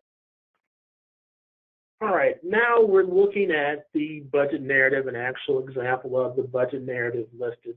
And what I want to do is to go through some of the sections to make sure that you're going to pay attention to places where there's updates and where data is going to be populated and places where you're going to actually have to enter information. Learning Portal will also include a highlighted green section of places where you will likely have to input information as well. And for this example, certain cells, I will also take a look at cells that are just auto-populated, and I'll try to identify some of those to let you know where you will not need to enter information. The other unique thing about this particular worksheet is that some of the narrative areas you may end up with trying to put more information in than what seems to be available for a given role. The way this worksheet is set up, you will have the ability to expand the roles to make them bigger if you need to enter more text in there. And we'll take a look at what that looks like as far as expanding the role. But starting at the top here, first thing is that your program, you want to look at which program to make sure this is the program that we're actually doing the narrative for. That's going to show up, which is really starts from your cover page here. Again, we have looked at these red sections here where you need to add narrative information. So you'll change these and you'll update them appropriately. As you can see, these are actually not locked. So for instance, this is a Head Start example, right? So I would delete the thing for this to just be Head Start now, right? So this is for Head Start. And technically I should be able to also, but you don't need to, but you could, if you wanted to, you could change everything to black. I would actually encourage you not to change it all to black because that might be a place where you'll end up missing one of the red prompts that's there. So we changed this to Head Start. Again, your delegate agency legal name, you can do a find and replace on delegate agency legal name and update multiple ones if you want to, or you can go ahead and if not, you can just enter them, change them one by one too. So this is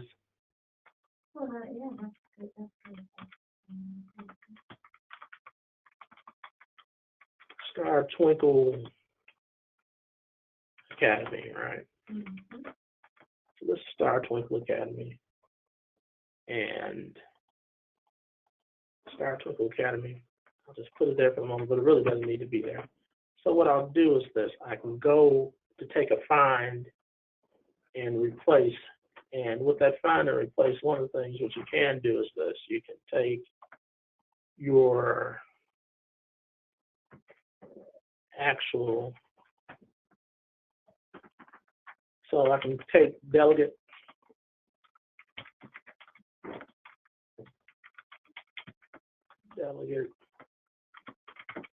agency, everything seems to keep moving around here.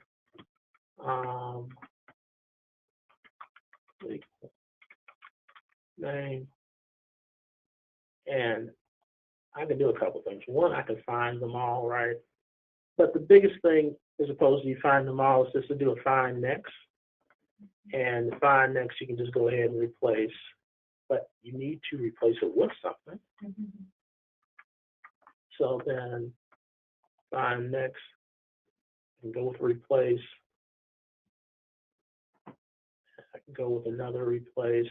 And as you can notice, that is actually updating there. And that's one quick way for you to do that, to be able to actually update them a little bit quicker.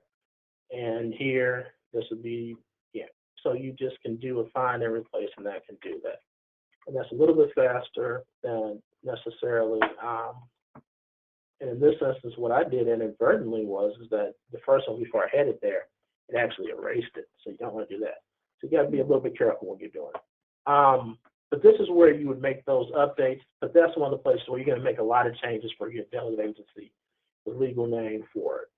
As you scroll down, what you'll notice here is that, and really I'm focused up here at the top, you see where the mouse is? These areas are actually, they're going to be auto-populated.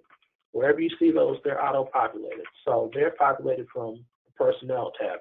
So there's really nothing for you to do here, which is great. Your next order of business is going to be to adjust these titles, these descriptions if you need to. If you need to adjust the description, this is where you do it at. And then if you wanted to hide something because you don't have a particular thing, don't really know what you wouldn't have, but let's just say if you did, then you can do a hide like that.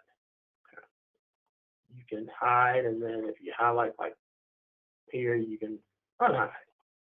Now these next spots for demo, this is for demo purposes, what I'm going to look at, just talking about green shaded pieces. These will be places that are going to look at like they're yellow in your actual initial opening document.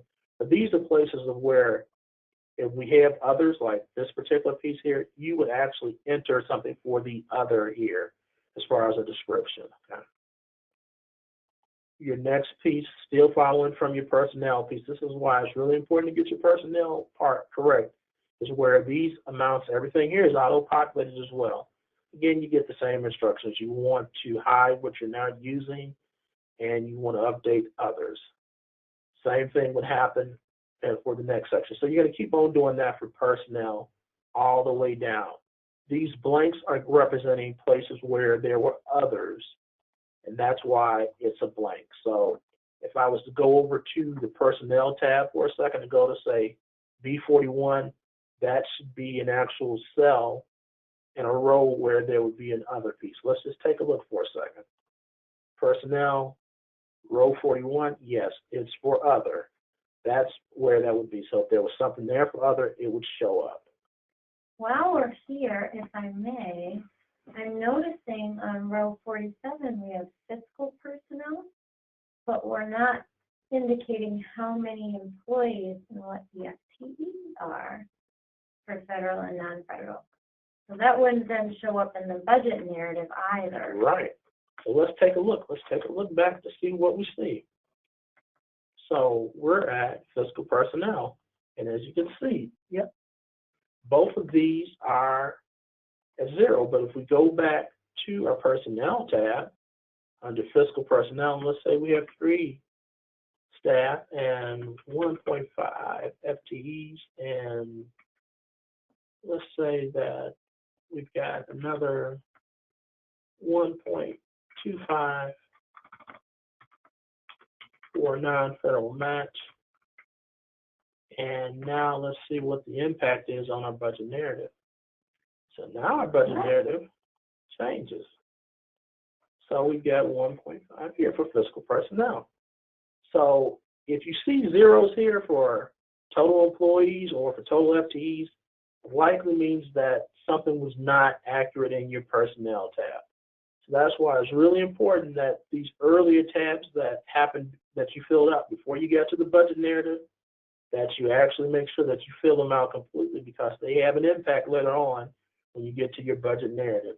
Because if I wanted to change this number to say something else, that wouldn't be good. And this is actually going to be locked for you too in your actual thing, so you wouldn't even have the ability to change them. So you want to make sure that you get it right before. And as you scroll down, you will see the other positions.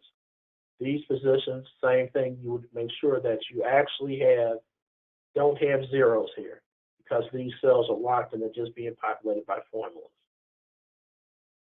And as you continue down, again, if there's something that's an other, you would add an actual description for them here. And if they're blanks after you add the descriptions, then hide them so there's less things for your reviewers and for you to have to look at as well. Then we'll roll down to fringe benefits. Again, your fringe number, overall federal fringe, is going to be auto-populated based on what you had in your fringe and non-personnel amounts. Red pieces, you're going to definitely update. And if there's something that is not part of your fringe benefit package, then you would do that as well. And your number of paid holidays, number up to how many days, you're going to refer to your own personnel policies and procedures about where you end up pulling that out from. Fringe estimated percent total is going to be a calculation that you're going to have as well.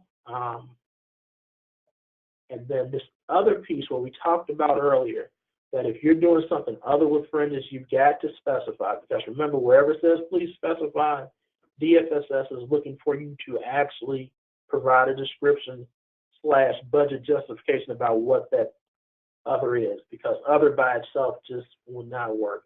So this cell would be unlocked here for you to be able to make an update. I think that would actually flow. I think it might actually flow from Your non-personnel. I believe. Yeah, it's linked from there. So yeah, if we were to indicate what if that's life insurance. Yeah. So your others, and let's just take a look at it to see what happens. Or facility. Yeah.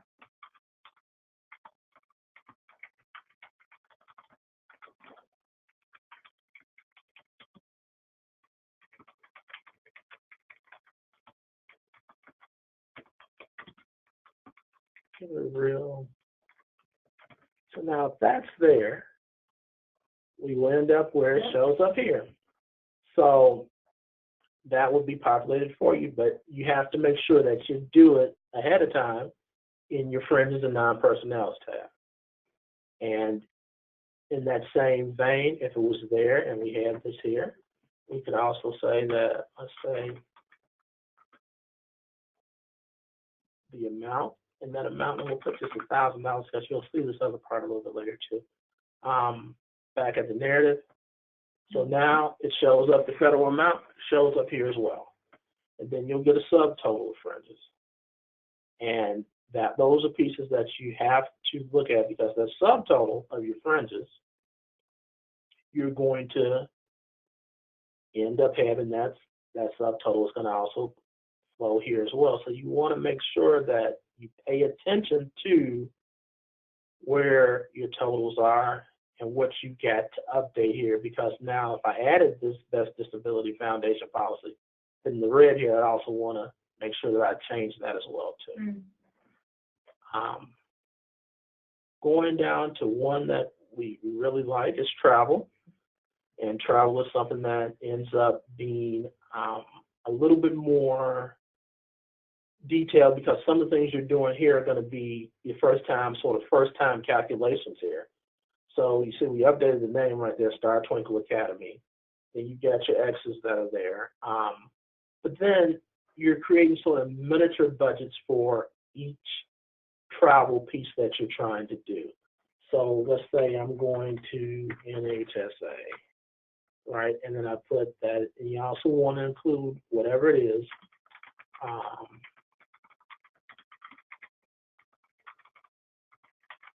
So you just don't want to leave this blank. And let's say that it's in Boston, right? And In February. in February. Maybe not a fun time for Boston, so. Feb 2020. So now you got the whole piece there. So now you want to put your lodging estimates, and you can sort of go from either way, either perspective that you want to first. But let's say the easiest way sometimes is to figure out how many people are going to go. So you might want to start over here saying 2, 2, 2, right? And with that in your per diem too. So, and let's say lodging is going to be $600. Airfare is going to be $350. Ground transportation another $100. And your per diem per day is $50. Yeah, and then you're going to have to do your calculation on that. So if really you're 50 if it's times, and it's a 4-day conference, let's say. Right. Yeah. Right. So then you can do a formula here, or you can do your side formula. Yeah. So then. And again, the good resource for that section, the federal government has a website that details average cost for these 4 or ground transportation may or may not be in there. I actually think it is. The GSA website will detail by location and month of the year the estimated cost of these 4 travel-related items. So we really encourage you to reference that tool so it's as accurate as possible. And reasonable too. And reasonable, that's right, because this is, a tool the federal government uses to determine reasonability of travel. And one note here is that we've got the lodging, the airfare, and the ground transportation, the per diem, but we don't see any conference registration fees here, right? Right. And the reason being is that fees for conference registrations are actually, if you look at it, are budgeted in other costs instead. That's right. So then you fill that out for all the different places that you're thinking about for your different conferences. So again, if there's more than 3 and you need to get it expanded, then you would contact FSS for them to be able to make an adjustment for you. Okay. With that, you're going to look at what these subtotals are, and you're going to end up taking the subtotals of all the amounts to put them here and here. So that's where those would go. And most likely, depending on what it is, some things they're going to be the same, some things are going to be different. So you really want to take time and not do what I'm necessarily doing here, but for the sake of just quickness for a second, I just want you to be able to at least see where you would make, and let's say we're sending 3 people to this training, and this particular training instead happens to be, I don't know. Oh, yeah. Vegas. Yeah. So let's say it's Woodley. Fiscal conference.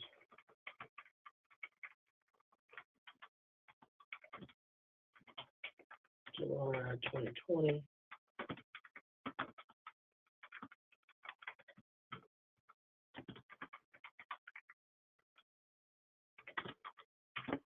All right. And then let's say the airfare going out there for whatever reason is a little bit higher, but the lodging is a little bit lower. You found a good place on the strip and you just went ahead and went and you went for it. Yeah. So these amounts are here, right? But what you're going to have to do is you're going to have to combine these totals in order to get a number to put here, because they're not going to auto-populate for you. So you want to make sure that you're very mindful that you're going to have to do your own math and calculations here for this. Equipment, a lot of folks are not going to have equipment, But again, one of the things that you will do is that you can update your particular program here. Equipment, remembering is anything that's over $5,000 with a useful life of more than 1 year. Biggest places in your narrative where you're going to be able to put equipment is going to be for classroom, outdoor, or home-based, or family child care home type things. Whatever those are, you would select what the actual amount of what it's going to be. That's what you do here. And if there was any type of other, you would have already done that through Fringes and non-personnel. And in this instance, other is actually not even going to allow you to edit that. So the only place that you're doing this in this instance is going to be under this line. Because the lines are black, do not attempt to actually update them if they're in black. They're not meant for you to put any sort of values in whatsoever. Moving down to supplies. Supplies are going to require detail. Quite a bit of detail. You see the listings for supplies. Those are going to be pretty much hard-coded, and then you will have your other, which is going to populate from, your Fringes and non-personnel. The amounts here will be listed, again, from your Fringes and non-personnel. The place where you will make your updates, as you see here just in the green, will be in the descriptions, the narrative description pieces here. And as you actually list it out, you're going to put it's actually a narrative, it's a description about what you're doing. But in that, you're going to be putting in amounts. What you want to do and have somebody double check with you is that your math actually agrees with all the text as far as you don't actually have formulas here. So your math actually fits and makes sense. So in the instance of saying that 7.5 classrooms equals 45 times 12 months, you want to make sure that the actual math actually works to support these things, because your reviewers and the federal reviewers both will double check to make sure that the math ties out. If the math does not tie out, it becomes an issue for someone. So you want the math to actually tie out. And if you need to have a spreadsheet where you list all these things out, to calculate it out first, and then you put it in to double check it. But please double check these, because we do not have the ability to have formulas in place to be able to do these particular calculations for you. But the federal government requires that we get down to this level of granular detail about what the $7,000 will be spent for instance, right? Right, and really they want to make sure that our request for supply costs is associated with the number of children served, and it's reasonable to the number of children served. So that's really why they ask for this level of detail. And if we don't put it in there, they will ask for it by the time they get to review.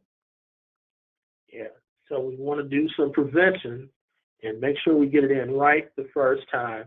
And the other thing, too, is just to remember that you want to make sure that the supplies that you're asking for are program and age appropriate, too. Again, this is one of those places where you don't want to be a fiscal person doing this without your program counterpart, because what you're requesting should be age appropriate or program appropriate. And just because it's not equipment, everything can't necessarily be supplies. That's right. Other supplies, you would have done that first part as far as the amounts would have come from your Fringes and non-personnel. That will end up with the subtotal. That subtotal there will end up going, again, up here. So you're going to end up taking that amount. And the thing is that this amount that's here, from these amounts, they will go here. And remember, where did these come from? They came from your Fringes and non-personnel section. Moving down to contractual. Contractual, these amounts will come from your Fringes and non-personnel. They're going to be populated, including your partners. But we remember that our partners This one actually originated from our partner detail for what that total was for federal. So way back when we first did our partner detail, if we had partners, it was way back here, back toward, what was that, C43, I believe, if I'm correct. Yeah, so you see this 420,000 here? That made its way all the way over to your budget narrative line right here, by way of fringes and personnel ahead of time, but that's where it came to. So, and if we had in fringes and personnel, let's say for administrative services here, to just put a little bit more texture around things, let's say this was 7,000 and administrative services, and let's go down to accounting and payroll services, let's call it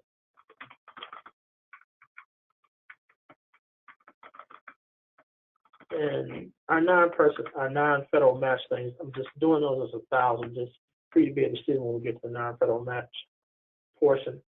So now for administrative services, now you see where we had 7,000, we end up with $7,000 listed here now, right?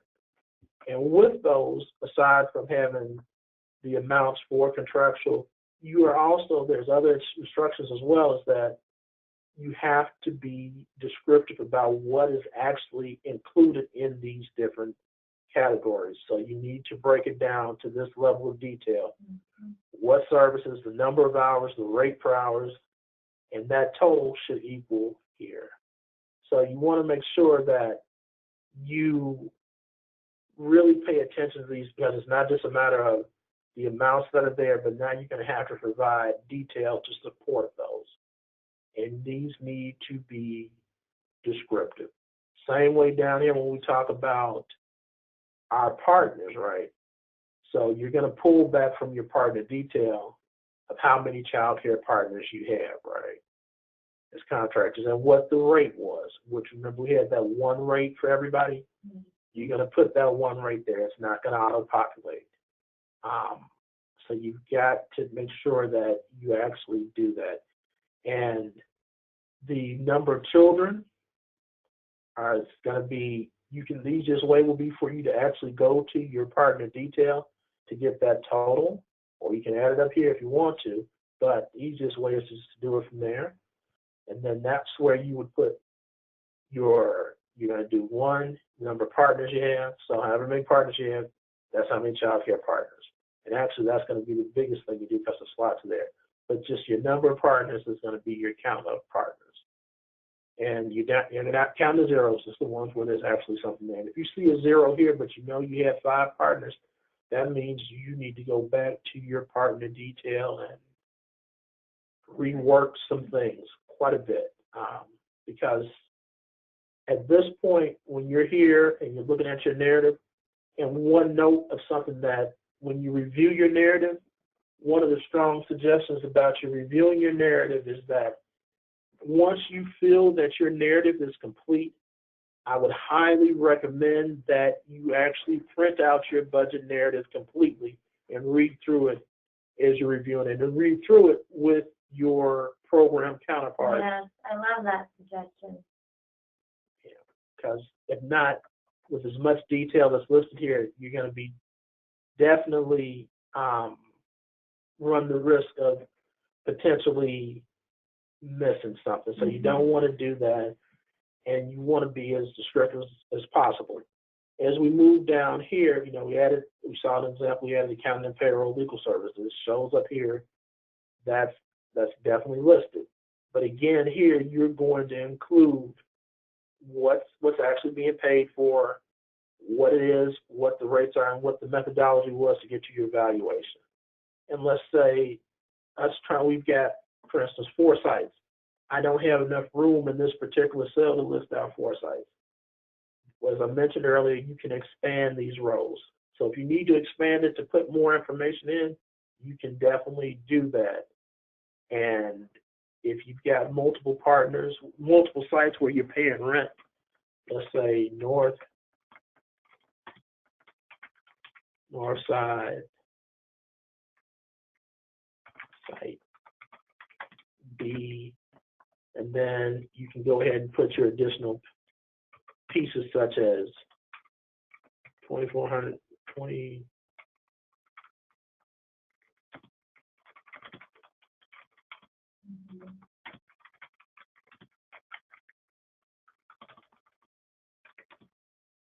And then with that, your rent a month, $20 per month, at least, most likely.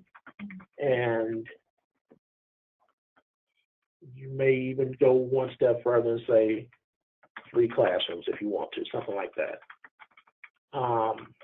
Then you can do an Alt-Enter, which would put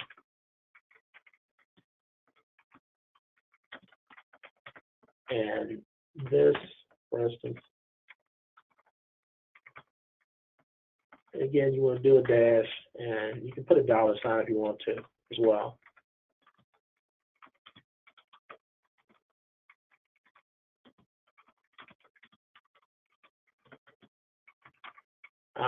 And you might even want to put something along the lines of saying that if you want to get a little bit more detailed, you can. If you got a 12-month lease, another one is month to month, you might want to list that out as well. And possibly in the justifications, if somebody had to ask you, well, why are you paying more? Well, we're paying more for the month to month because that gives us more flexibility than signing a 12-month lease. But the point is that you can go ahead and do those, and then if you notice here, they list out and they're there. Alt-Enter is a quick way for you to add an additional line within a cell to sort of break it up so it reads a little bit easier for you. Same way your telephone, etc. You can list them out, but just you can left click and drag down to expand the rows. So you're not locked to just what you see here or having to try to change the font to like a 6-point font to fix everything in.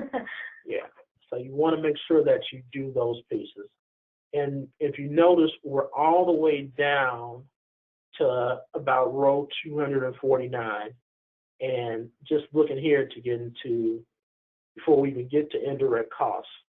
So this budget narrative is lengthy. I think when it prints out, the last time I printed it out without actual data in it, it was about 10 pages. Yeah.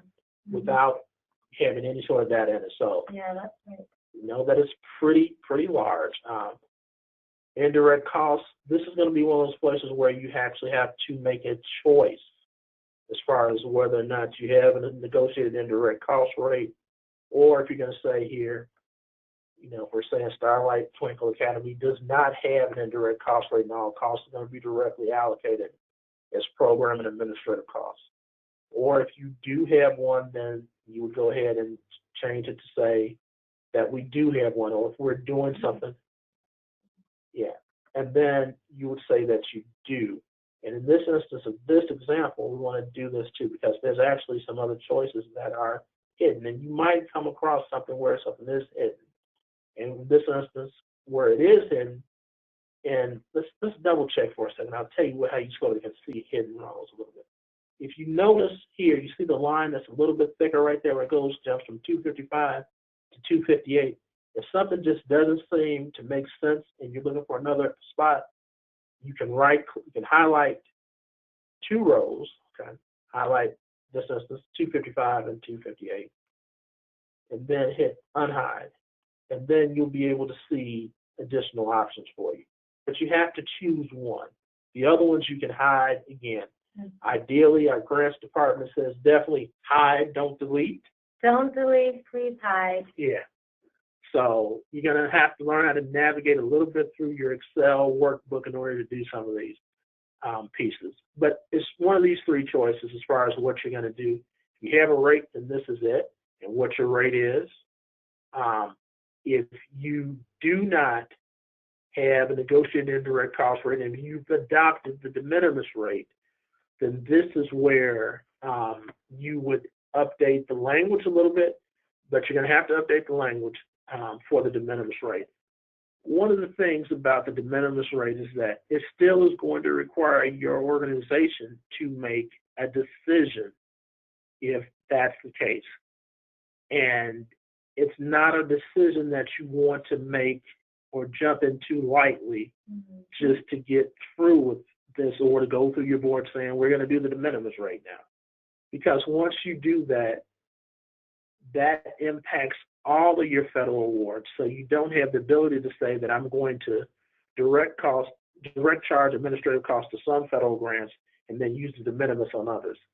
Once you select the de minimis, that is the way you're going to capture your indirect costs until such time as you end up getting a federally negotiated indirect cost rate, because you can't go back either after that. So don't just say, yeah, we're going to do de minimis real quick to get through this budget process. You want to really think that out as opposed to just jumping into it. And that's something that if you're not for profit, you're going to be looking at having a board discussion and let your PPC know as well that that's the direction we're talking about going as an organization. So just to reiterate, you're not doing de minimis just for Head Start, or I'm just doing de minimis for early Head Start. That's something that you're doing for your entire organization. As we scroll down, we start to look at the insurances as far as what's actually things that you're saying that you agree to as far as getting this funding. Like all your wages are going to meet $13 an hour. That your pay scale is compatible with the last salary survey for DFSS. One note, as I'm looking at Madeline, if you are a brand new agency, you may not be privy to the pay scale. That's a good point. So that would be a reach out to DFSS. That's right. We can certainly share the pay scale. Mm-hmm. Yeah. And with that, some positions, depending on which program you're operating, some of those may very well have salary minimums too that you need to adhere to. So you want to pay attention to that. Again, I read pieces that are in red. Each one of these is going to take some customization on your part to make sure that this reflects what your organization, how your organization is approaching one specific program. This is not for all three programs. So even this part right here where we say Head Start, Early Head Start, CCP, you need to make it, this should be based on whatever we were at the top up here, right? This is Head Start. And every place down here, if you do a quick find and replace, you should not, a quick find, don't even want to do a replace, you should not find Early Head Start listed or Early Head Start CCP listed as being charged to for any of your narrative sections. And that's one of those things that as you're doing your final quality checks, that's when you're going to be looking for, right? Same way with teachers, right? Depending on which program. Right. If it's EHS CCP, you're going to be at 3 teachers. You're not going to be at 2. So you need to. And in fact, you know, you might then default to the infant toddler specialty, and you would indicate that as opposed to the BA with focus on ECE. So these are all you know, statements in red for a reason, because we need some descriptors about the program. Exactly. So you want to make sure that you pay attention to them, and wherever you see a capital X, because most of them, the majority of them are capital X's, and if it's sort of standalone, that means you're supposed to do something with them. So you want to do it. Some things are standard, but again, if you need to make an edit to it, or if something is just not what you do, you want to let FSS know in the event that a cell is locked that you need to make an update to it. And in some places, yeah, these may be split where you have somebody who's an HS Head Start and Early Head Start director both. Right. That can happen. Right. Executive salary. So all these descriptors, you want to read through them and make sure that you edit based on what you do. Delegate agency legal name as far as internal controls, property management, and financial management. This is standard language. If you're going to be deviating from this, you really want to, in this instance, what I would highly suggest is that if you're deviating from that, you highlight the sections that you're deviating from in red, because we want to identify any changes from these standard languages, because the only thing we're looking for you to do for these primarily is just to change your legal name. That's right, yeah. So now if you're doing something else For deleting. or deleting. No, yeah, know that these statements are in here for a reason, and they demonstrate oftentimes compliance with the federal guidelines. So if you're deleting, then you know, we would be concerned as to why, because these are pretty much required standards. Yeah. So this is not really looking for a lot of, not looking for edits, period, really, in here. There's a lot to edit, not this section. Yeah. Like, for example, saying that, you know, equipment inventory is done every 2 years. This is not a spot where you want to say, no, we're going to do it every 5 years. That's right. You just want to, and 5 years is an issue, 2 years is an issue. You need to have this conversation with DFSS. Don't just do that particular piece that way. Mm-hmm. Now we go to really one of the more complicated sections of where you're going to have to make updates at, and that's around non-federal match. Some agencies that are new to the Head Start world, non-federal matches is going to be a little bit different. But what you're basically saying is that when we started at the cover page, and we said that your federal funding in this instance was $494,000, and then this next piece, 1/3 of that is your required federal match. So that means that not with federal funds, but that this dollar amount between volunteers, cash, in-kind donations, free school for all, pre-K, this dollar amount needs to be met to be in line with the federal regulations of other funds that are going to be put toward the federal funding to make the overall program work. Because your budget is not just based on, if you notice, your budget is not based on just the federal funding about how you're going to spend it. It's based on your federal plus non-federal match. So the federal government is expecting that they're going to see a program that they put $494,000 toward to actually expend or have a budget for $658,667, because you're also contributing to making this program a success. And that can happen through your own efforts, through efforts of your volunteers, your parents, community partners as far as donations, and through actual cash that maybe your organization may be putting toward the program as well. So those pieces are really what in-kind is. And the other pieces is that you want to make sure that you are not using child care or any other federal source of funds as non-federal match, because you cannot match federal funds with federal funds unless you have strict governmental approval to do that. And in this instance, you don't. So, so you're going to go down. These are going to be places where you will edit information. Mm-hmm. And you're going to have to include for each piece, not only, so for personnel, if it's there, you have to have the source of where it's coming from. Mm-hmm. Part of that source we're looking for is that we don't want to see CCAP here. Right. To say it's coming from Prevention Initiative or pre-K. And another just side note for you is that in this instance, our example, we're looking at a Head Start budget. So a source that we would not want to see would be a Prevention Initiative piece as being a source, because that funding source is not age appropriate, is not age eligible for Head Start. So you want to be careful about that. Just like the supplies where your math is going to be important, the same thing is going to be important with your valuation methodology here. There's an example provided, and so 0.2 FTE, 0.2% or 0.202 FTEs, the math on it is that at 123,520 there.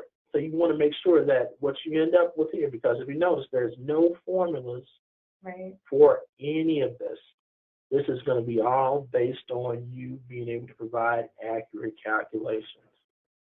Only things that are going to calculate will be at the very end, what you will see will be, you'll have subtotals that will be there. Mm-hmm. And there'll be messages as well as far as saying what must be equal to what. Mm-hmm. But aside from that, so in this instance, for personnel for non-federal match, what happened was that you had non-federal match in this instance going back to personnel D66, right? So personnel, D66. So we're here at D66, Mm-hmm. and we're at 183,030, right? So that starts our amount here. So the expectation is that is what you list out for your detail for personnel is going to equal this amount. Mm-hmm. So if you do not have that amount, and this amount is going to go down as you end up, as you keep moving. So let's move this just for a moment to say 100,000, right? Mm-hmm. So 100,000, we're getting closer right here, Mm-hmm. but we're looking, that's our target point. So you want to make sure that in order for me to do this the way that it's supposed to be done, the right way is that when I get to these numbers, I've got to have numbers here that support that as well, Right. and the sources.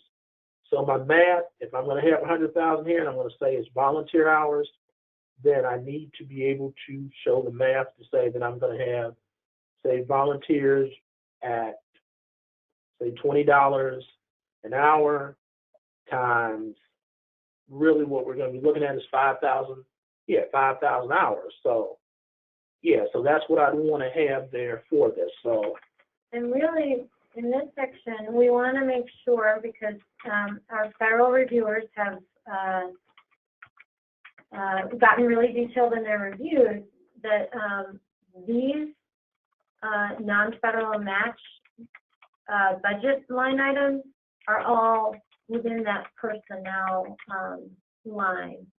So we want to make sure that if there were some PFA dollars that were put up in the personnel tab as non-federal match associated with some teachers, then we would detail this here. So each source, so right. a unique source for each one. Right. Yeah. Right. So if you've got teachers, you put non-federal match toward. If you've got family community engagement staff that you put non-federal match toward, you would detail this here. yeah. And then so on. So, you know, if you threw some, if some individual donations go toward funding some of your health insurance costs, you know, that would show up in that fringe benefit line. And so we want to make sure that all the non-federal match and all your other tabs of your budget workbook are all sort of summarized here in this section. Yeah, and you want to, and however that, let's say the math turns out here, that would be what you'd be looking at. So if you took, and you want to really, you can do your math, and as you do it, and we'll put a little equal sign right here, yeah, and then that times. So then that's where you would want to make sure that your math agrees with what you put here. All right. So if that's the case, then that's where you want to make sure that your math actually agrees with this valuation agrees with what you have here. Mm-hmm. And in this instance, another thing too is that in this process, you want to also try to avoid, don't go over. Don't go over. Don't go over. So what you don't want to do is to have more match listed here, even though you're trying to achieve a whole bunch, but you don't want to have more match listed right. here than what you have listed in the other No. parts, because again, No, because then what that does is it commits us to a bigger budget than we were getting, signing up for. so you want to be real careful about what you're doing, because if not, then you can still, even though you have the best intentions in the world, the match that's requested right now is the match that we're going to be looking for you to actually provide. That's right.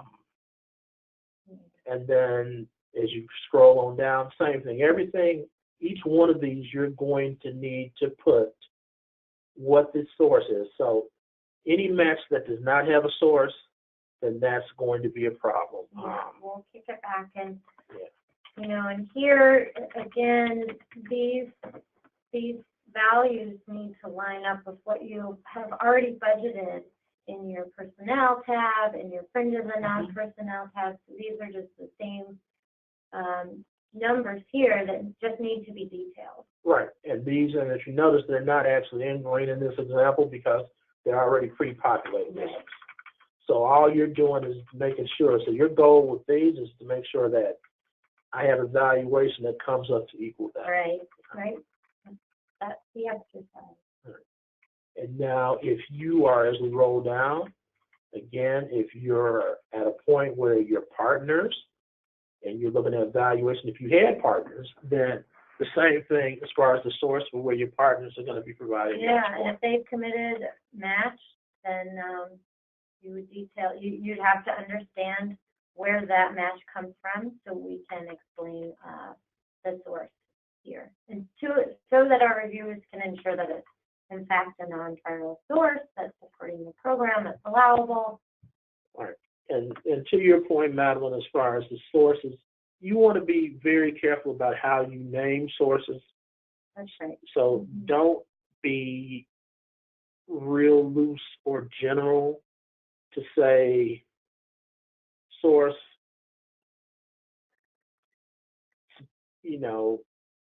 childcare, or right. but it could be a foundation supported childcare Right. initiative. So Right. you just saying childcare, you want to really let the person to be able to walk away with the concept that this is a private source. Right.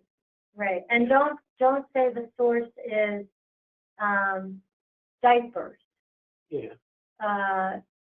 Because that's not the source. Who donated the diapers? Yeah. That's the source. Good point. So that is very important that you say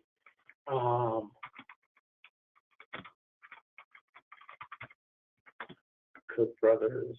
Then over here you can say diapers support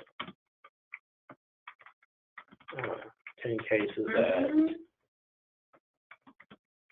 $45 per case, and then whatever that would end up with. And then the other piece with that too is that an important piece, and I'm glad we actually put something here, is that again, what makes up $30,000 may be more than one entry. Right. So if it's more than one entry, Right. again, you're going to expand that row. You'll do Alt Enter, and you'll put the next piece, and actually we won't do it there. We will do it in that cell instead. Alt Enter, and then you'll put whatever the next thing is. Toys. And that may, and so as you do this, and this is the thing, so that you can make it look the cleanest when you do it, you want to Alt Enter from both places. So it really sort of flows both ways. And if not, if you need to number them, then by all means number them. So if you need to put like 1, then call this 2 and 3, just so if it's not looking correctly, so you might end up doing something like this. Say your supplier, so you might put a 1 parentheses, then a 2. And then over here, what you do, so that would be 1, 0, but yeah, 1 like that, then a 2. So you're trying to make sure that folks understand what's coming from what, so they've got all the information, because this is not a time for you to be really general with things. Right. Because the scrutiny, and then you can say valued at market rate,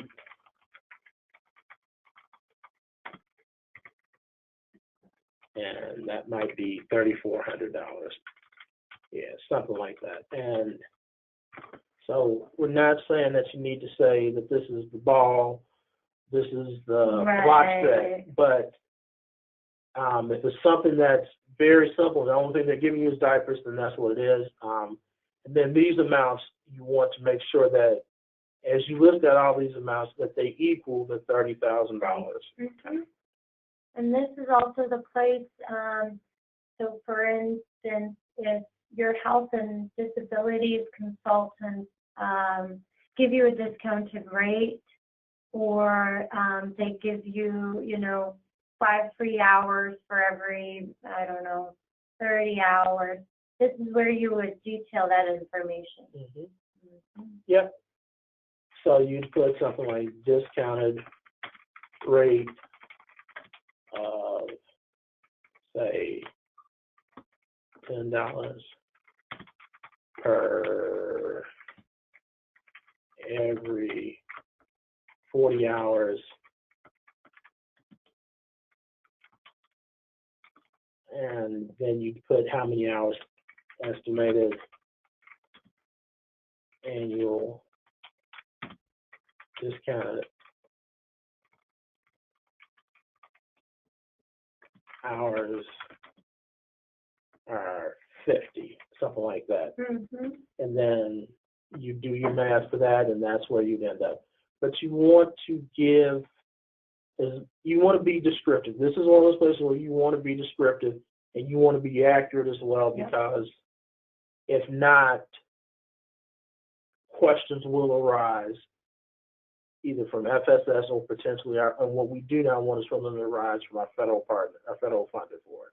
Yeah, and because when that does happen, then we have to call you in a month and a half or something.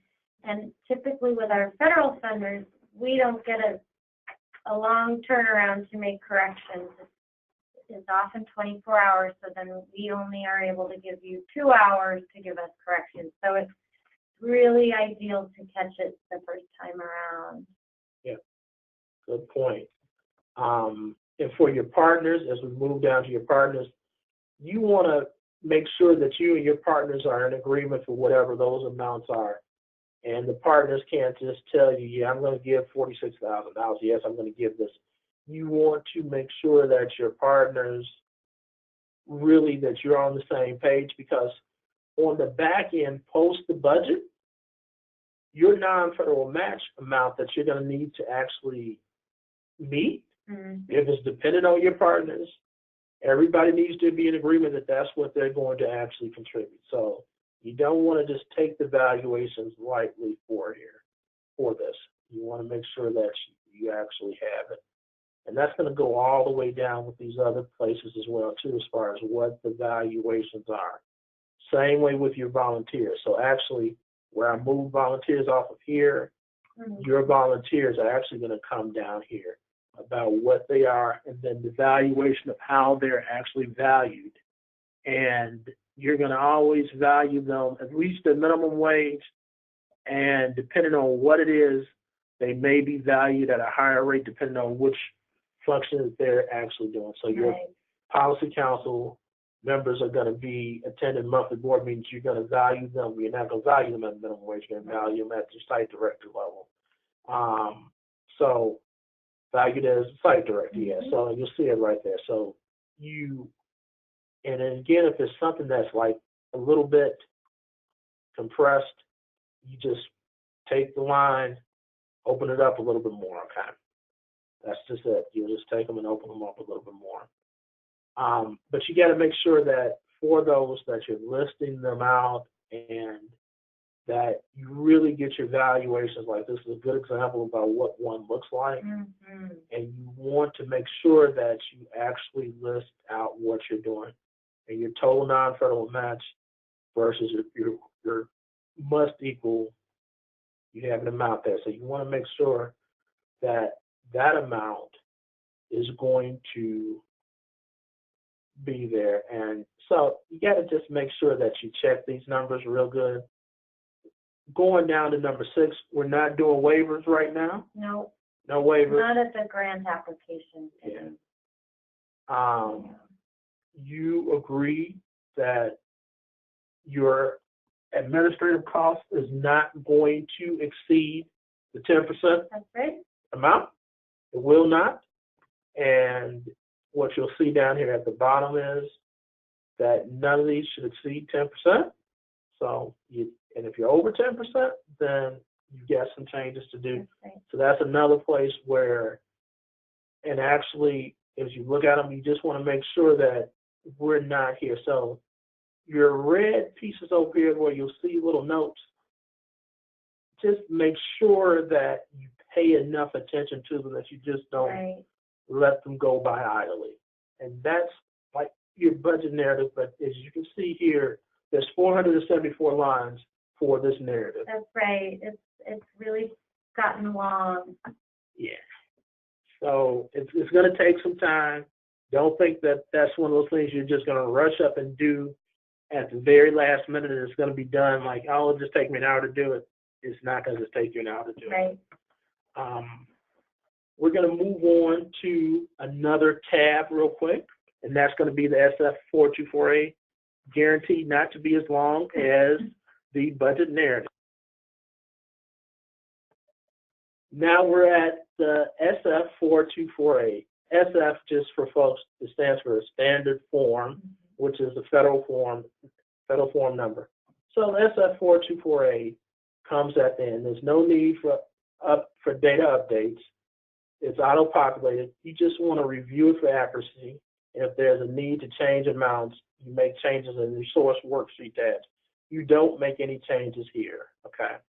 And that's really the SF424A, SF424A. That's it.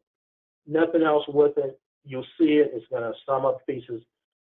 For the sake of time right now, we're not going to go just to a live screenshot of it. We're going to move to the SF424. Now, this is one where you're actually going to need to do a couple of things, okay? It's auto-populated. FSS, the review team, will update the grant number if needed because there's one grant number that's hard-coded there. Not going to look for you changing that. We'll make that change on this end. And then you will adjust the signature titles to reflect the actual people signing the document. And live signatures will be needed for the final document, and Madeline will talk about that more. But I do want to show you just what it looks like real quick so you can have an understanding of where we are with it. So all these pieces are going to be auto-populated all the way down until we get down to this very last piece. And we'll make it a little bit bigger. And now this section right here will need you to actually make changes to. Because we're going to ask you to put in, although you put an agency lead at the front end of the cover page, we don't know necessarily that that's who that's going to be. So prefix, first name, last name, and date. And then the title. Person may be board chairperson, but they may very well be something else too. But that should be your governing body's lead.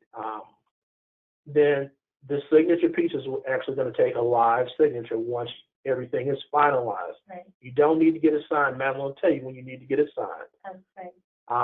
Parent policy committee, again, you're going to put that person's name, whoever that is, preferably it's the chair, but if the chair is not going to be there to do it in your governing body, your policy, parent policy rules say that vice chair or something like that can do it, then so be it. And then again, that will take a live signature. The rest of the amounts here are all going to be driven primarily from the cover page, so there's nothing else for you to have to do here. But you will pay attention to this area down here because when you do your everything except for the signature, you can update ahead of time. If you don't know who's going to sign, then wait till the end before you put in titles and names. So you can do this a little bit later, and that's okay. While we're here, we're going to just, as opposed to flipping back to the PowerPoint, we're going to go to our last worksheet tab, which is the exception edits. We saw this a little bit earlier. I just want to revisit it again to say that If there's something you're trying to do and a cell is locked and you believe that you need to do something with it, this is where you will put in your exceptions of things that you could not do. So if there was something at C43 that if it's dealing with a partner, it's not a partner, but say that cell will not allow me to enter data, then you can go ahead and do that. And if it's saying, if there's just a request to change, need to enter data, right? Yep.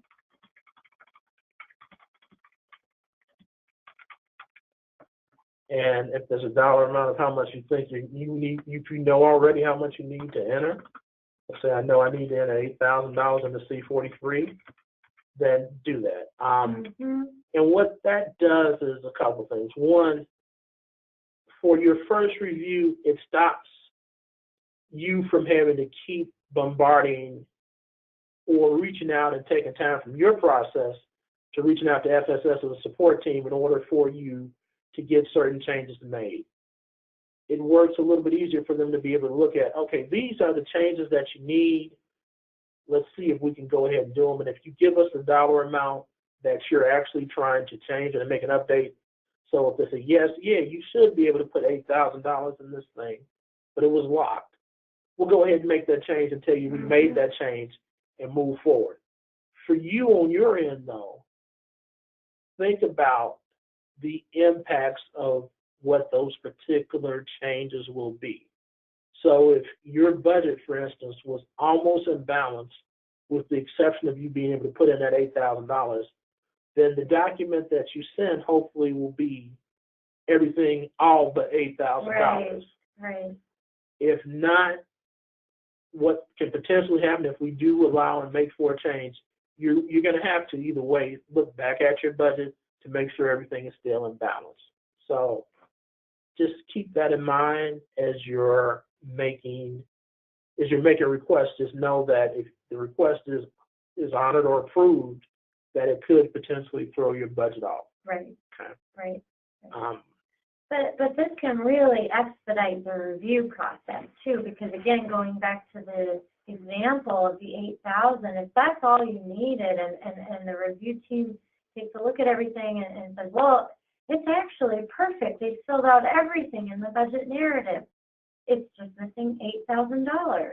Then we can put that in, send it back to you, and say, move forward with your signature.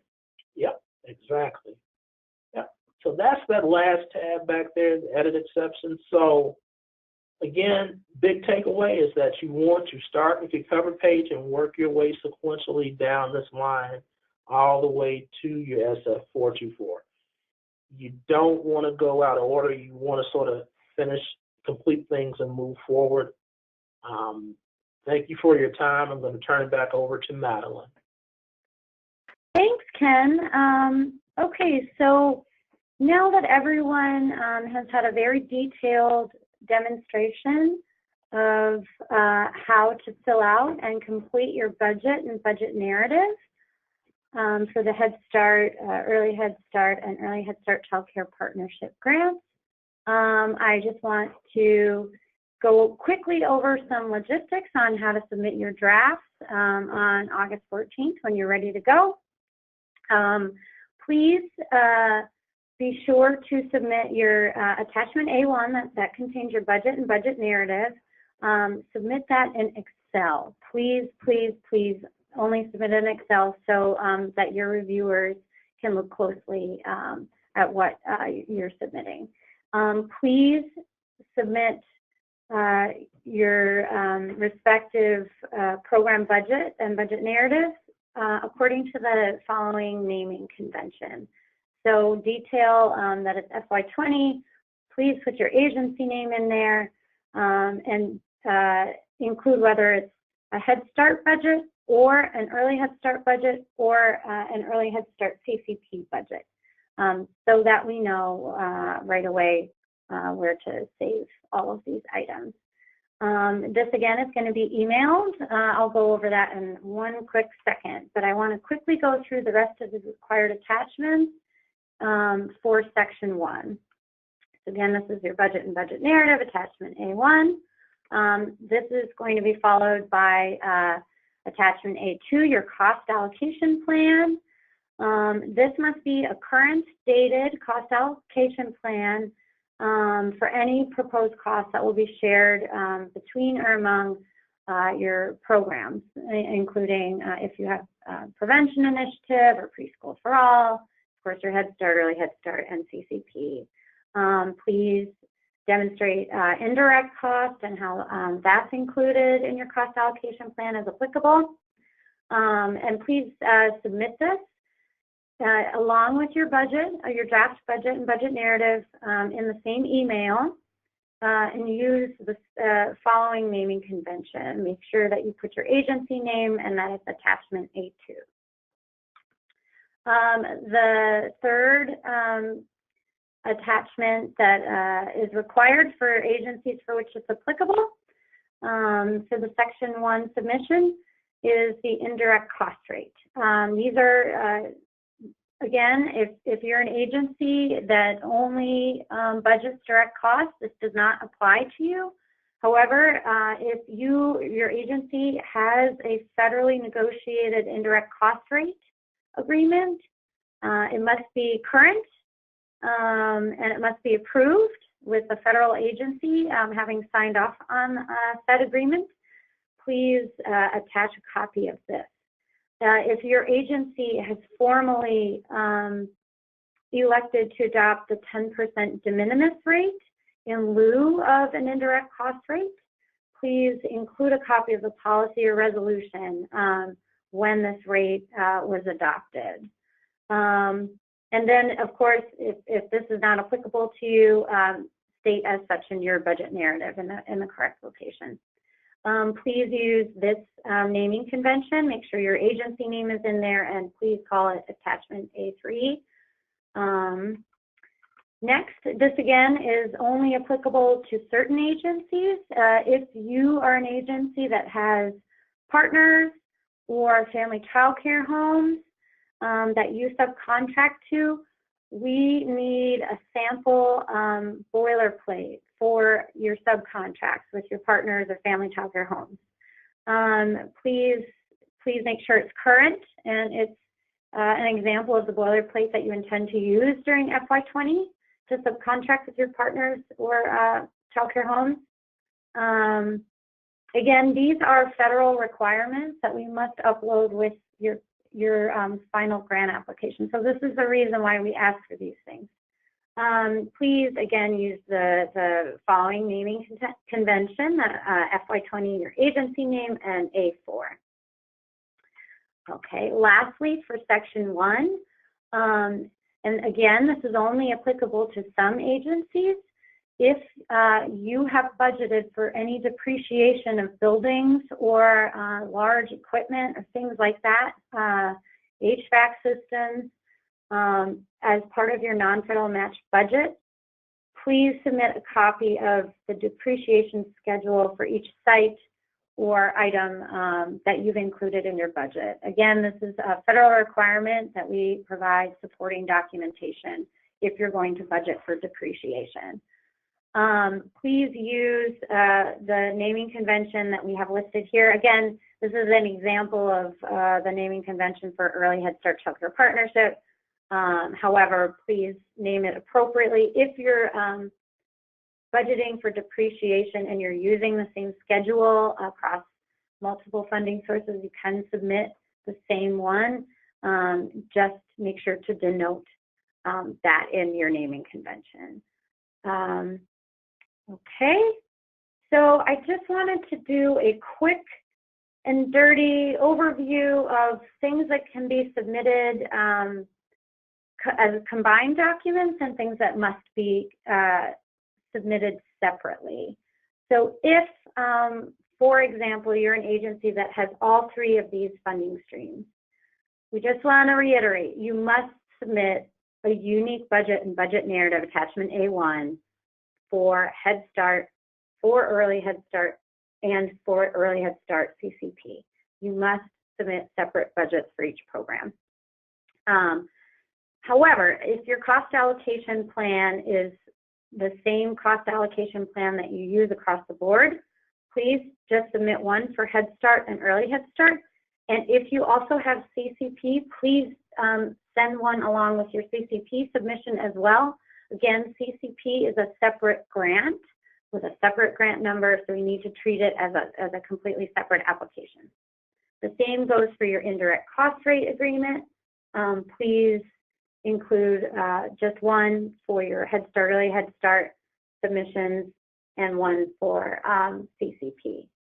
The partner agency contract. Now, if you have specific boilerplate that's applicable to Head Start, if you have separate boilerplate for Early Head Start, hopefully you don't, and things are a little bit more general, but if you do, and they're applicable to the program, please submit those partner agency contract samples as such. And again, CCP needs a separate submission because it is a separate grant. The same goes for the depreciation schedule as applicable to your budget. So we just wanted to quickly make that clear so that you're not needlessly sending extra copies of things. Okay, finally, for section 1, the submission instructions, again, you're submitting everything by August 14th for this section, all 5 attachments as applicable to your program, send via email. And if you're submitting a Head Start or an Early Head Start budget and budget narrative and applicable attachments, please send it to the Head Start, Early Head Start grant app email address. And be sure to be careful as you're typing into your email, because these are similar sounding email addresses. Just make sure that you're sending your submission documents to the correct place, because we do need to store these in separate places as we commence our review. Again, if you have Early Head Start Child Care Partnership, please submit it to the EHS-CCP grant email address. This submission on August 14th is a draft submission, but we do need all 5 attachments as applicable to your program to be submitted. But please remember to submit your budget and budget narrative in Excel.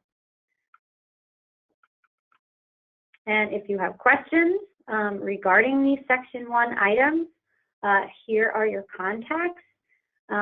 We have different contact people for various questions. So if you have a question about the number of slots that you have been allocated, there are your contacts.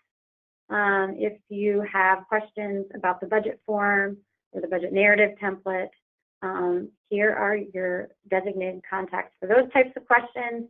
And again, on August 14th, you will submit all Head Start and Early Head Start draft budgets to the EHS email, and CCP draft budgets to the CCP email. Okay, and that brings us to Section 2, which covers the program narrative and all of the program narrative attachments.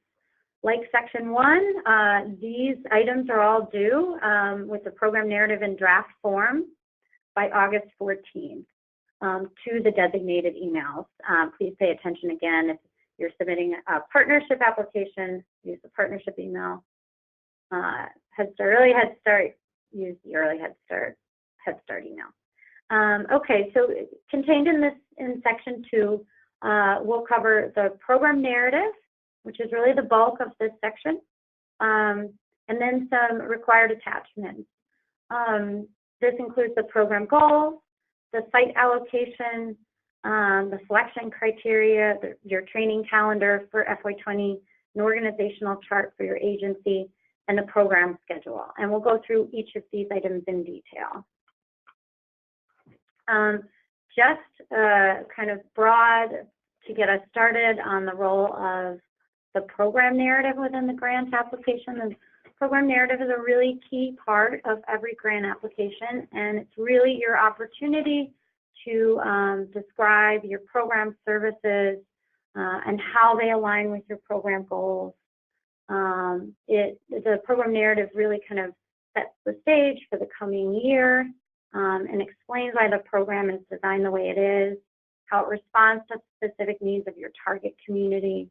It also serves as a summary for your program policies and procedures, how you do things, how you plan, what types of systems you use, and what types of ongoing monitoring and assessment tools you use to ensure that you're working toward your program goals. So that's kind of the program narrative in a nutshell. And now we will go further into the specifics of our program narrative. So for the program narrative for this grant application, you must use the template provided in attachment B1. This is a Word document that will be sent to you with your funding letter, and in fact has already been posted through the CSD update. Again, as Early Head Start Child Care Partnership is a separate grant, you have to develop a separate program narrative for partnership. However, and this is new for any agencies that have been with DFSS for a long time, you can submit a combined Head Start and Early Head Start program narrative this year. The instructions for the program narrative start on page 12 of the manual, so just note that. And we'll go through the program narrative template and we'll demo it a little bit, but I just want to put that out there that it's a little bit different this year, and I'll be sure to show you how. When you do submit your draft on August 14th, it must be submitted in Word, again, for review purposes. And it must be named according to these naming conventions. The program narrative is important, so please take care with your responses. The CFD monitoring teams will use your program narrative throughout the year to kind of check where you are with your services, to reference how you do certain things. So just keep that in mind. It's not something that will just be shelved and redone for next year. So I alluded to this in the previous slide, but there are some major differences from last year's program narrative, and that's mostly to do with the fact that we're on a very crunched timeline, and that Early Head Start Child Care Partnership fiscal year has been changed to align with the base grant. So again, you can combine your program narrative this year for Head Start and Early Head Start into one program. However, you must develop a separate one for partnership.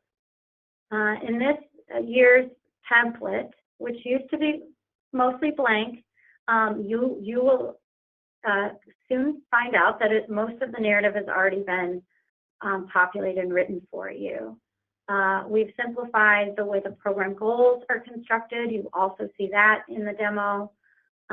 Please read the instructions. They do tell you where to insert specific responses throughout the narrative. So just make sure that you pay attention to the instructions, because there's a lot of text already there. So you want to know where you're going to input your responses. I will demo the program narrative template in a minute, but you'll see your responses should appear in purple text. If for whatever reason they don't, or you want to add additional narrative, please maintain that method. Use the purple text. It will make our review much quicker. And again, not all sections require a response, so we're trying to make it as quick as possible to complete. And again, because this comes hot on the heels of the RFP, in the instruction manual, we have tried to crosswalk the federal grant application instructions with the questions from the RFP. There is a lot of crossover, so conceivably you have prepared responses due to having completed the RFP, so you note that in the instructions where applicable.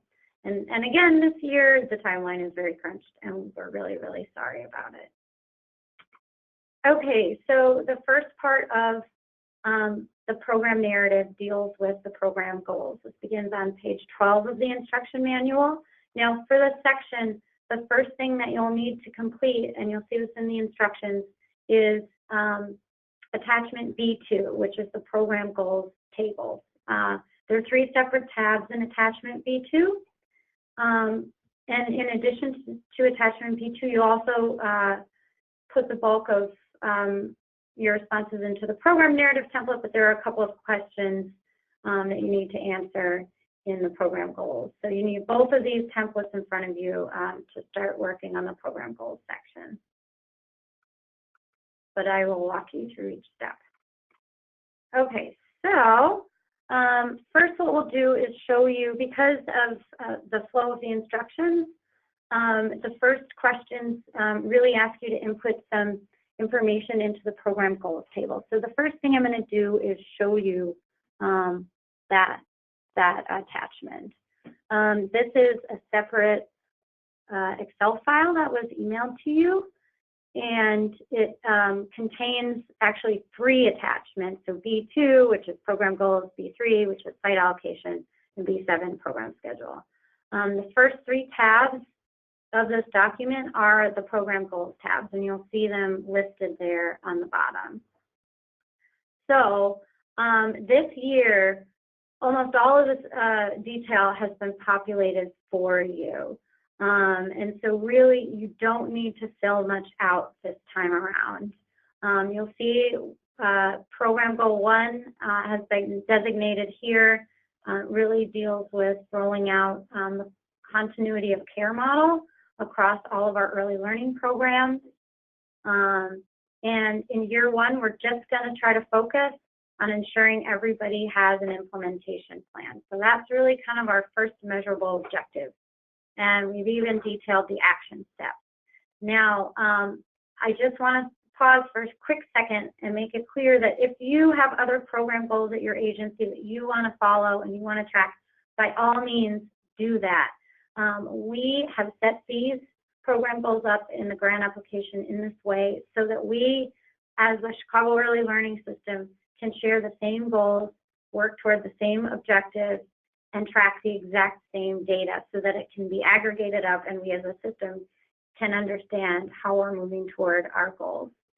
So in the instructions, you will find that in order to complete the program goals tables, all you need to do is input some baseline data here. Specifically, everything you need to fill out has been shaded in purple. So in the progress updates column here, all you need to do is establish year 1 baseline for your aggregated child outcomes in the social emotional domain.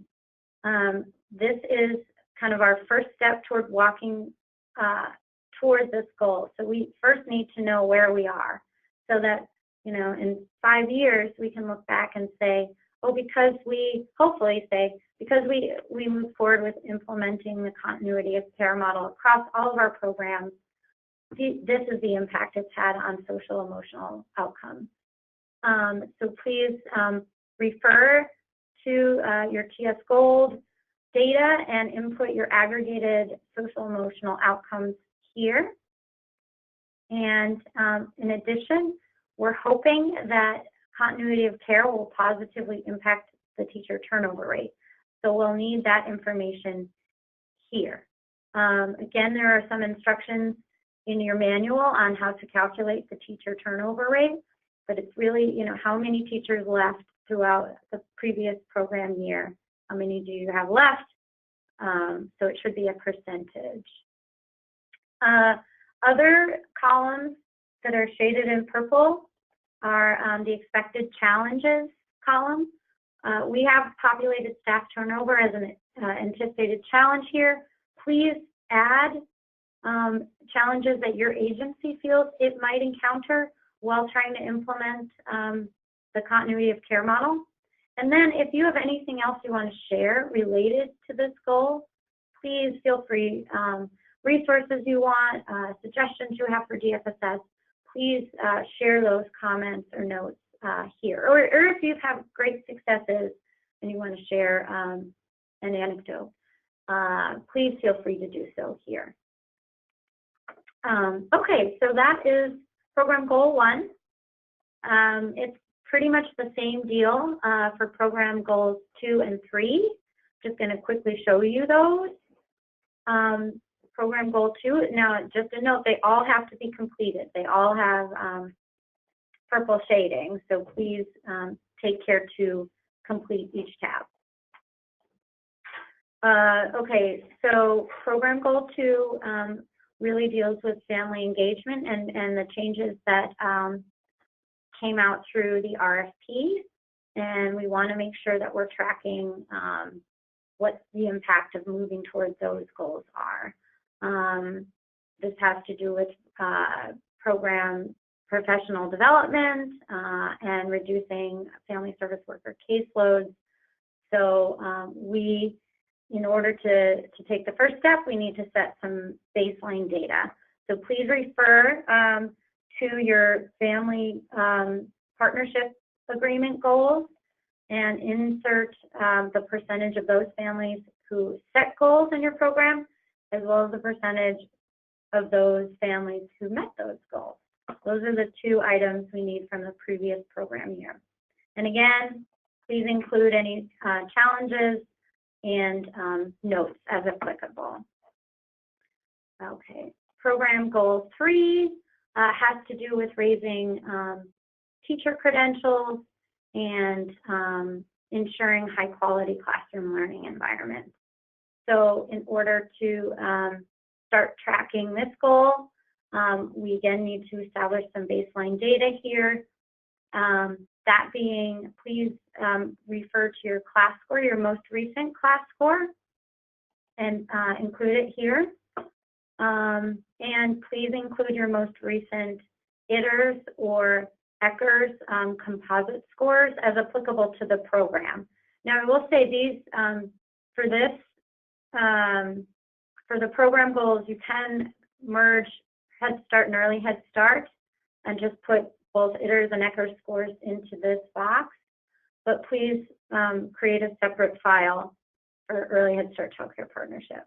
Now, if you filled out your teacher turnover rate in program goal 1, it should just carry over and populate right here, so you won't even have to do that the second time around. And then, of course, again, please include any anticipated challenges you have or you foresee in achieving the goals related to teacher credentials and ongoing professional learning, and include any comments or notes as well. So that is the program goal section. The program goal attachments that you'll need to fill out as you start working on your program narrative. Now, I'm just going to return to the slides here. Okay.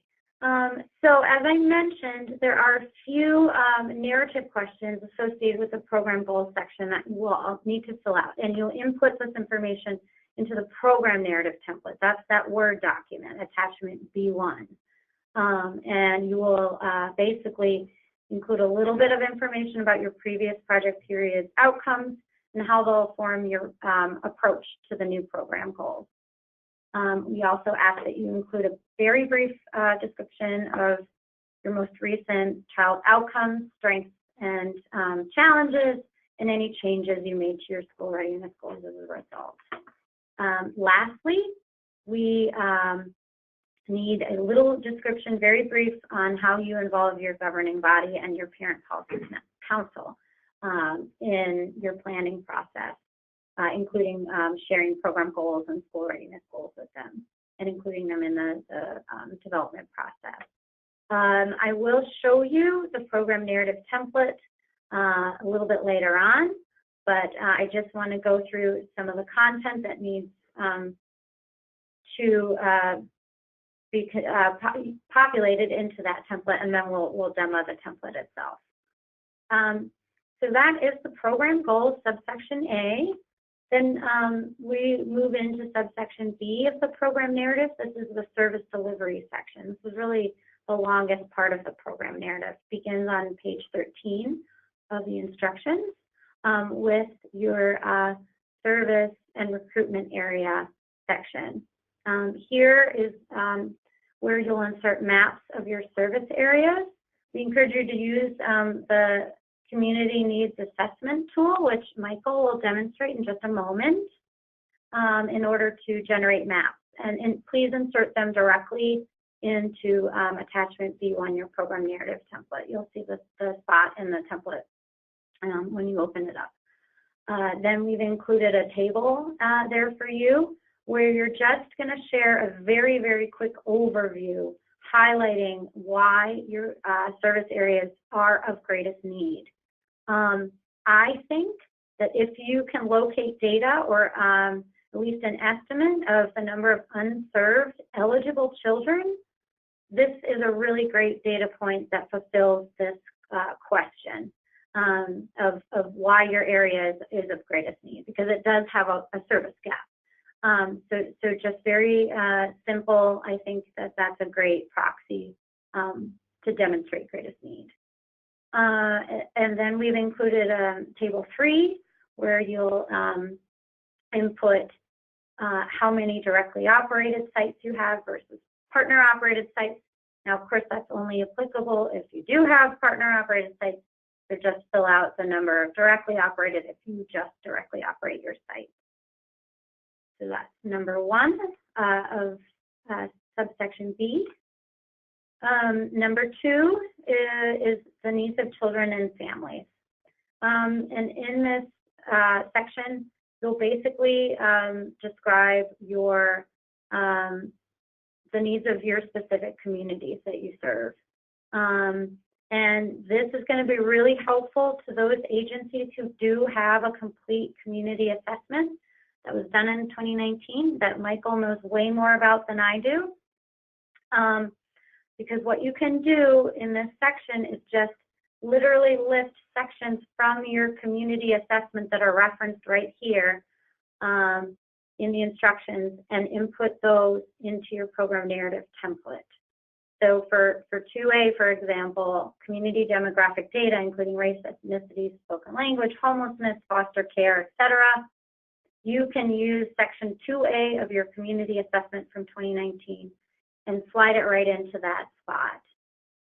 The same goes for 2B and 2C. There are directly related sections in your community needs assessment that will fulfill these questions. If you don't have a completed community needs assessment, you'll need to do a little bit of research and pulling up of data. But luckily, we have local data tool expert here to do a demonstration of how you can quickly locate this specific information by community area in Chicago. And at this point, I am going to turn it over to Michael to demo these community data tools.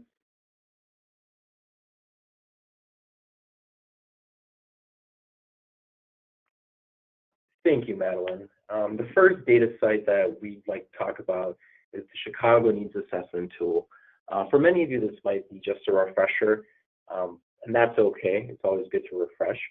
But we'll also go through how to draw a map and some of the data points that are as part of the this data site.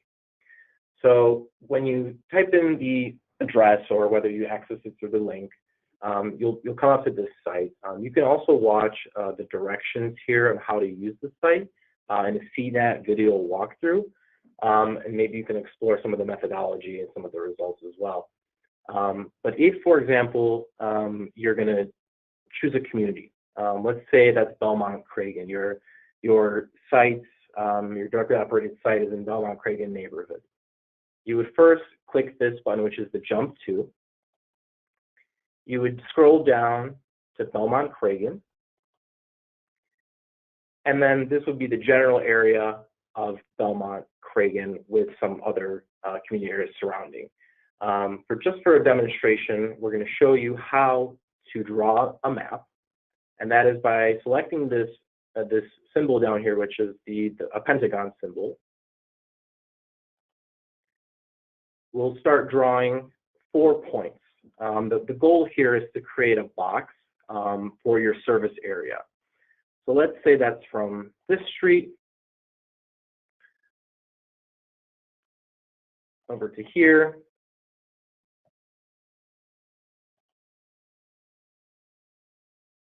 and connecting back. That creates the box. Once you have that established, you can press run. And when you press run, it'll show you the results from the area that you selected. So we have data points such as how many children are eligible for a program based on a certain FPL, or that's 100% FPL or 50% FPL, and the age range, whether at birth to 3 or 3 to 5. Then we have some other data points: how many children need full-time care, how many families are likely to enroll in community-based programs and school-based programs, and what are needs in the community. One good one here to note is birth to a teen mother. That's probably going to be input into the application. So if we scroll back up, it's also very important to include a map in this section. And the way you do that, and this is a really great feature of the CNAT, is you just press this button here, which is print map. And based on your computer settings, it'll ask for a destination of where you'd like to print, or save to a PDF.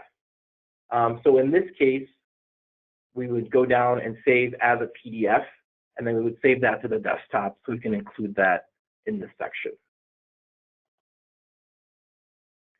If, for example, you also want to choose another area, you would first have to remove, with this button here that says remove your current map.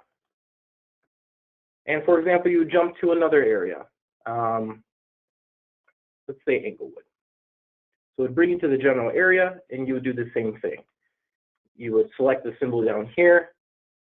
You want to press this to create a box, essentially, just as a demonstration, a very small area, and then you would click run, and again, it would show you certain data indicators here. So that's one way you can get some of the data. A second website that we like to use is the YCIC, also known as Young Children in Chicago. For this site, it's a little different. It won't let you create a map, but it has all of the community area profiles, all the community areas in the left-hand part of your screen. And it gives you really great data points. For example, if we use our earlier example of Belmont and Cragen, we would select Belmont and Cragen, click Submit, and a lot of different data indicators would come up, such as demographics, birth indicators, health services, economic assistance, child welfare, child care and early education, and neighborhood indicators. So we have some demographics here, some birth indicators, health indicators, health services, economic assistance, child welfare, child care and early education, and some of those other neighborhood indicators such as violent crime. The great thing about this site is that it shows a change. In some of the data points, it's between 2013 and 2017. Other data is a little older, but it's really great to compare that kind of longitudinal data. Another great thing about this site, when we scroll back up to the top, we have the Compare Community Data tool, where you can compare two communities to each other. For example, we can choose Belmont Cragen and let's say Englewood. And we'll check certain categories if we choose, for example, such as demographics or birth indicators. We can choose what we want to compare. In this case, if we want to compare all of the indicators, we would click this one that says check all indicators in this category. We will then scroll down. We can select even a year that we want to compare, whether that's 2015 to 2017. And we'll end the year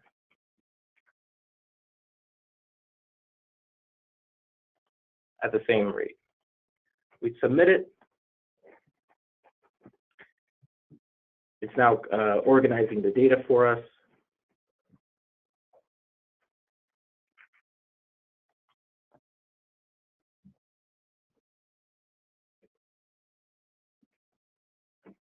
And there we have it. So we have two community areas compared side by side, and the data indicator that we chose for this one was demographics, although we can choose others that were shown previously. And the last website that we have is the Early Care and Education Programs, Supply and Demand, also known as ECPSD. It's pretty similar to the YCIC, but it has, of course, supply and demand data.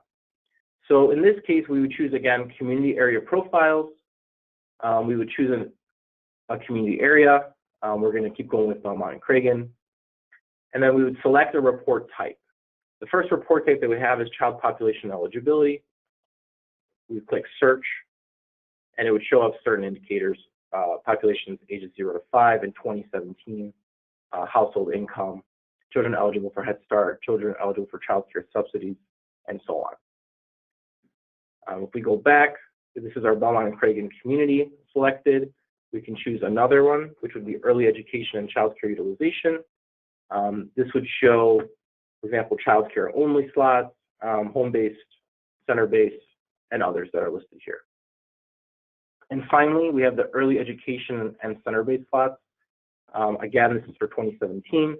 So we have the supply of early education and center-based, and children eligible not enrolled in early education center-based care as of 2017. So those are those three sites. Again, the CNAT tool is probably be most effective for using your map. Like Madeline mentioned, if you have completed a community assessment, most of this part is already completed for you, which is great. I would also recommend referencing our community assessment, the DFSS community assessment. I know that has been posted online. That has a bunch of great data, especially in the appendix. That's all community by community. And if you have any questions, you can always reach out to me on the data side for this section. Thank you.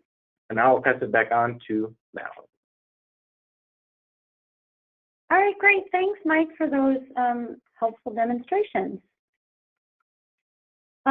Moving along in the program narrative instructions, we're now around page 14. Number 3, our justification of proposed enrollment, allocation, and program options.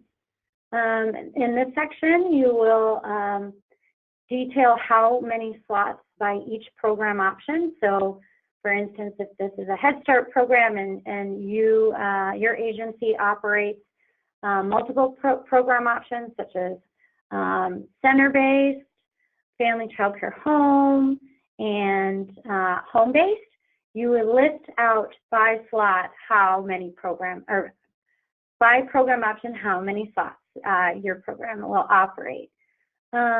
You will also describe how your program options that you offer specifically meet the needs of your community. Now, I should stop here and say, you'll notice in the slide that we jumped from 3A to 3C. This is because 3B does not require your response, and you'll see that in the instructions. So I just want to point that out. That wasn't a typo. And you'll see throughout this presentation that we jump around from, 3C to 3D1, but you'll see this a fair amount, and that's only an indication when there's a response that you are not required to answer. Just wanted to make that clear before I moved forward. Now getting back to program options and describing how they meet the needs of your community. Just a note for the Early Head Start Child Care Partnership Program specifically, we need you to describe how you identify and prioritize families who are in need of that 10-hour day specifically. Because the requirements of the partnership program is a full 10-hour day, please describe that in your in how you serve your families. In number 3, you'll also explain any changes if you're an agency who has been offering Head Start, Early Head Start, or CCP for a while, and your funding allocations are different this year, please provide a brief description of what changed. And you'll all, if you're a new agency, you will explain why you're expanding into Head Start or Early Head Start and or CCP. We've also included another table there where you'll list out those funded enrollment changes from fiscal year 2019 versus fiscal year 2020. Again, if you're a new agency, you can just leave that FY19 side of the table blank. Okay, the next number in subsection B deals with your centers and facilities. Again, we've set up some tables in the program narrative template that you'll see. Now, tables 6A through 6C are set up as such. One table is for Head Start, I believe that's table A. Table 6B is for Early Head Start, and 6C is for partnership. So just fill out the applicable tables to your program. And again, if you're developing a partnership application, you'll just fill out table 6C because partnership, again, has to have a totally separate program narrative. And this table really just summarizes any changes that you've had to your facilities since last year. So if you got a brand new playground, or you closed a site, or opened a new site, please detail that in this table. And then there's a little section in the program narrative template where you will briefly describe anything you anticipate to change with your facilities in fiscal year 2020. And ideally, these would align with any costs that you've included for those changes in your budget. So be sure, program folks, that you're talking to your fiscal folks. So any of these anticipated changes, if you're expanding and doing more Early Head Start, for instance, and you need to retrofit a classroom or two because of that, please make sure that that's captured in your budget, and it's also listed here in your narrative. Okay, the next section deals with ERSEA, eligibility, recruitment, selection, enrollment, and attendance. And in attachment B1, your program narrative template, we ask that you provide a couple of examples of how your recruitment efforts, your specific agency recruitment efforts, reflect your selection criteria. And now here is a great example of where there was crossover with the questions that were put forth in the RFP. You can refer to your response to question 13 in the strength of proposed program section. And hopefully this fulfills a response to question 5A. And you won't even have to write new narrative for it.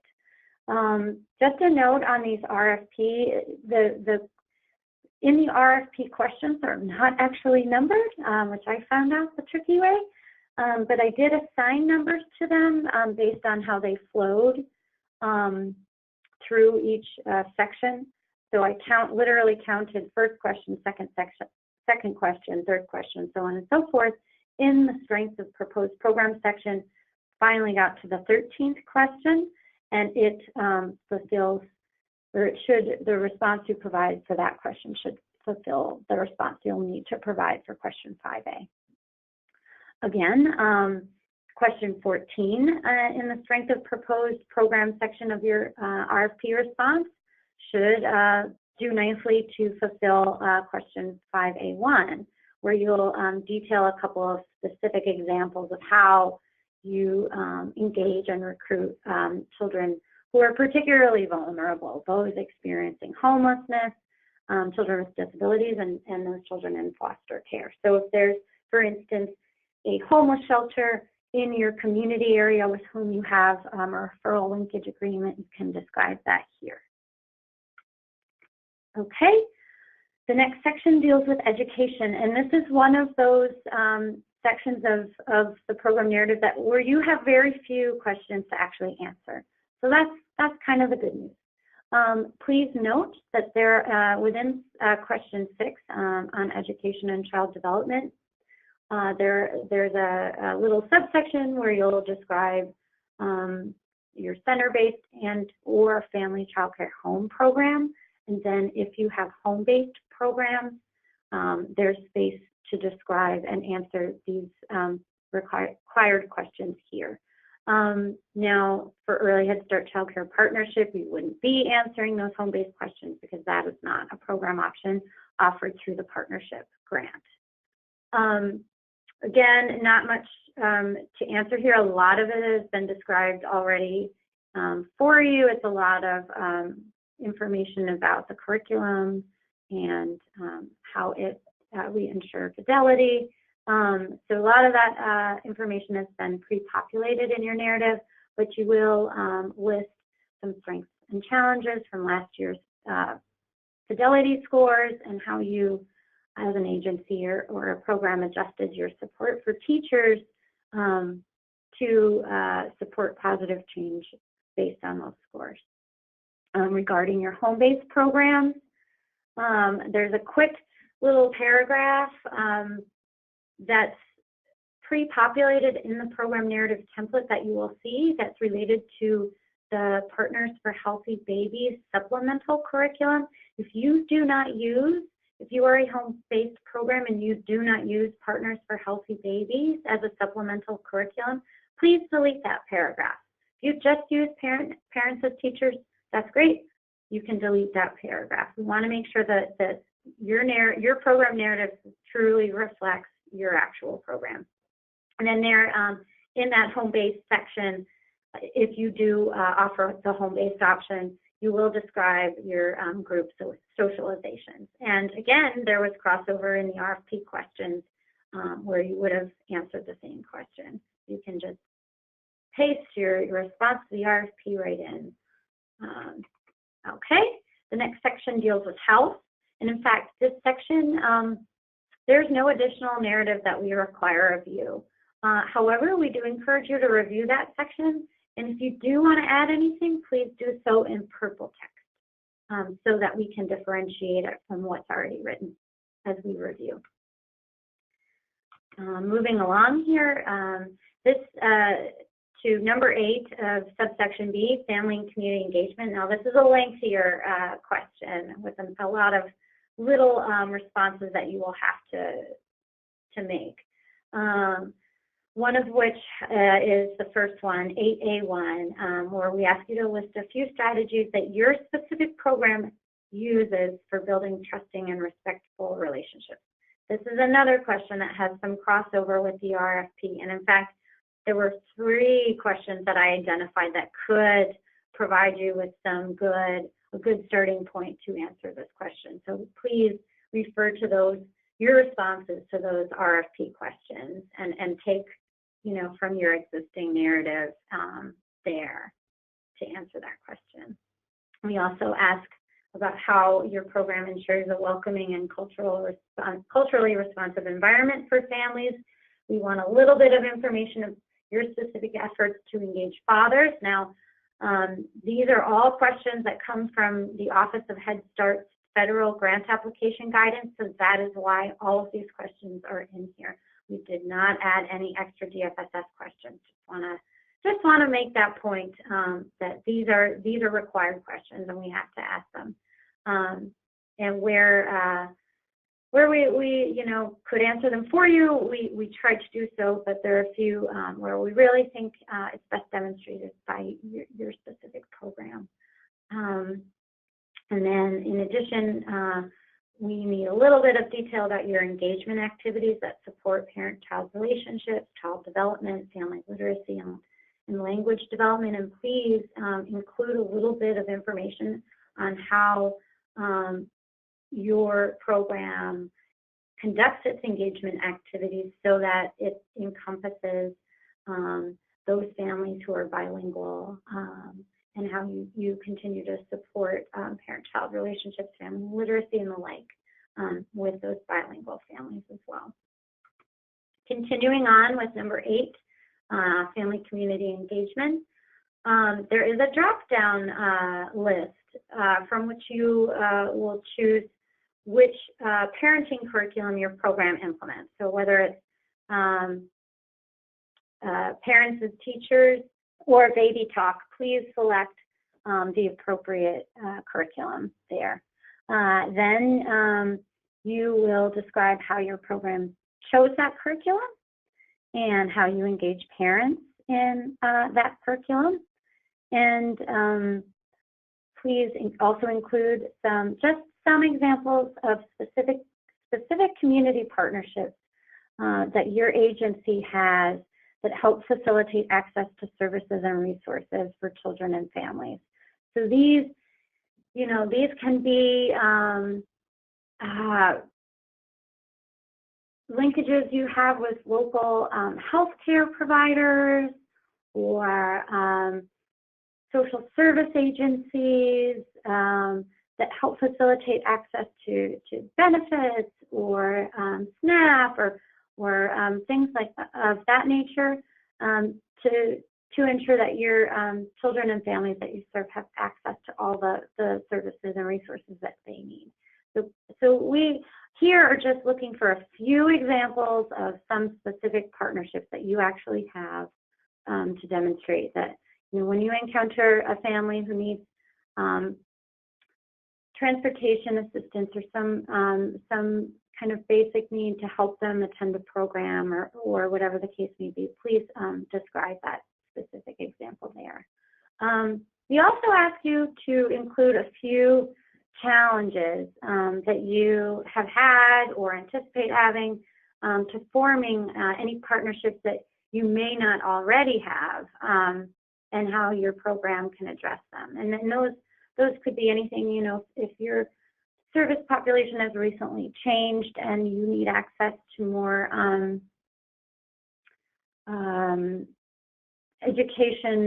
adult education programs, please include that type of information here. Okay, moving along.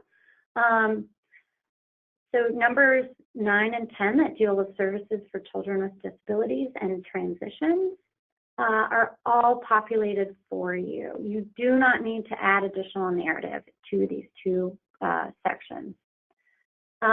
However, if there's something that you would really like to include that's specific to your program, that your program does particularly well in these areas, that you feel is missing from the existing narrative, please feel free to do that. Just be sure to use the purple text. Great. Okay. Number 11 is a question that deals with services to enrolled pregnant women. Now, this is only applicable to certain early Head Start programs. If you reserve slots for pregnant women, please be sure to pay attention to this question. If not, state that it's not applicable to your program. There's not a ton of extra response that we need in this question. We just ask in 8B that you enter in the little text box provided the title of the staff person who works with enrolled pregnant mothers for your program. Transportation is very quick. We don't do tons of transportation or regular transportation, so please feel free to not add anything to that. Okay, and that brings us to subsection C. This is the final piece of your program narrative where you'll describe mainly your systems, so your governance, organizational management structures, and how you maintain oversight of your program. This begins on page 17 of the instruction manual. And here you will describe your governance structure. There's a table that's been populated there for you. Please include information about the members on your board who have fiscal, early childhood, and legal expertise that serve on your board. this is just a question about your board, just to be clear. And as required by the Head Start performance standards, we all, as Head Start providers, must have this particular makeup on our board. So please describe each person's credentials, name, and so on and so forth. You will see in Table 7 there for that one. You'll also describe the makeup of your agency's parent policy committee and how your program ensures each of the program options that your agency provides, how those are represented equally on your parent policy committee. So if you do a home-based program and you also do family child care home and you do center-based, you want to make sure that there's representation for all of those program options on your parent policy committee. You'll also discuss your program's governance processes, in this section. So here, and this is not tons of agencies, but if you are one of those agencies that does delegate any responsibilities of its board to perhaps an advisory committee, please describe that here. And note that as part of Section 3, which we're not there yet, but we'll get to, this will be a required attachment that you'll have to provide if you're an agency that does delegate any decision-making responsibilities of the board. Okay. There are a few sections here where we're not requiring any additional narrative. However, please review the narrative that is there and feel free to add if you feel that that's appropriate for your specific agency's program. But please, again, do so in the purple text. These questions deal with parent policy committees as well as parent committees. Okay, moving along. Here you will briefly describe the relationship between your governing body and your parent policy committee. It's really important that these two bodies have a mechanism for consultation around the decisions that they both have to make. So here is where you'll describe how your program ensures that there's a mechanism for them to do so. Oftentimes, this is a reserved seat for the parent policy committee chair on your board or something like that. That's the type of information we're looking for here. Okay, the next question deals with HR, the management of your human resources system. So here you'll describe how your staffing structure supports your program. Please include how your staffing structure does also support any partner sites or family child care homes as applicable to your program. So please, throughout your narrative, if you're an agency that does have partners and family child care homes, please ensure that you're describing your full program and including how your partner sites fit into the entire system. Again, there's a corresponding RFP question here in the organizational capacity section that might help you out with this question. So please refer to that. You're also going to quickly describe any orientations that you provide to new staff. Please include those provided to volunteers, consultants as well, across all of your program sites. Number, I believe it's actually 3D in the instructions. This may have been a typo, but there is a drop-down menu here where you'll choose the practice-based coaching model your program implements.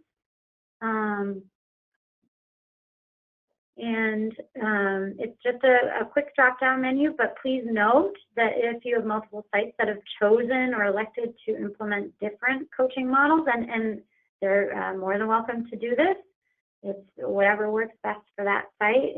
It's here at DFSS and CSD, it was called the site-based site-based coaching. So we want to make sure that we're capturing any variances across sites. If there are different models being implemented, please just describe this. We also ask for a specific example of how your agency supports your staff to implement the curriculum to fidelity. And again, please consider your partners or your family child care home sites if that's applicable to your program as well. Or HR is number 2. Okay, so this is the final question of the program narrative. So we're getting there. Okay, and this question deals with your program management structure and how you ensure continuous quality improvement. And there are just a few questions that you have to answer in this section. One, the first question here is only applicable to those agencies who have partners and/or family child care homes.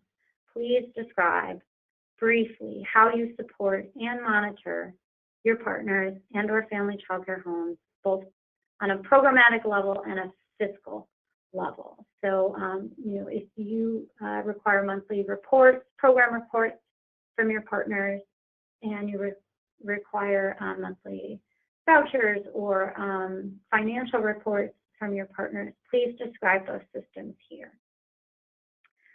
We also ask all agencies to describe how you ensure quality data collection, data entry, aggregation of and analysis of data, and how you report outcomes. So we really want to understand your approach to making sure your data that you collect is of high quality and it's usable, so that you can do ongoing quality improvement based on your program data. Again, if you have partners or family child care homes, please include your approach for program data coming out of those sites as well. There is a corresponding question from the RFP in the program performance outcomes and quality section that might help you to approach your response to question 3B1. Next, we ask you to please describe your process for engaging staff in reflective supervision. This again was another one of those questions that you had to respond to in the RFP. So please refer to your response for that question and how you answer this one. Okay, now I'm going to very quickly show you the program narrative template itself. I know we've covered a lot of information of what needs to go into the program narrative. Now I want to show you what it looks like and how to use it. So let's switch over here. Okay, and again, this was a document that was emailed to, that will be emailed to you with your funding letter and your grant application package. And it was also posted via CSD update last week in July. But here it is. As you can see, it's already a 19-page document. So there's a lot already there for you. And what you'll see, and please use your instruction manual as you go through this, but what you will see is a number of little text boxes into which you will type your responses.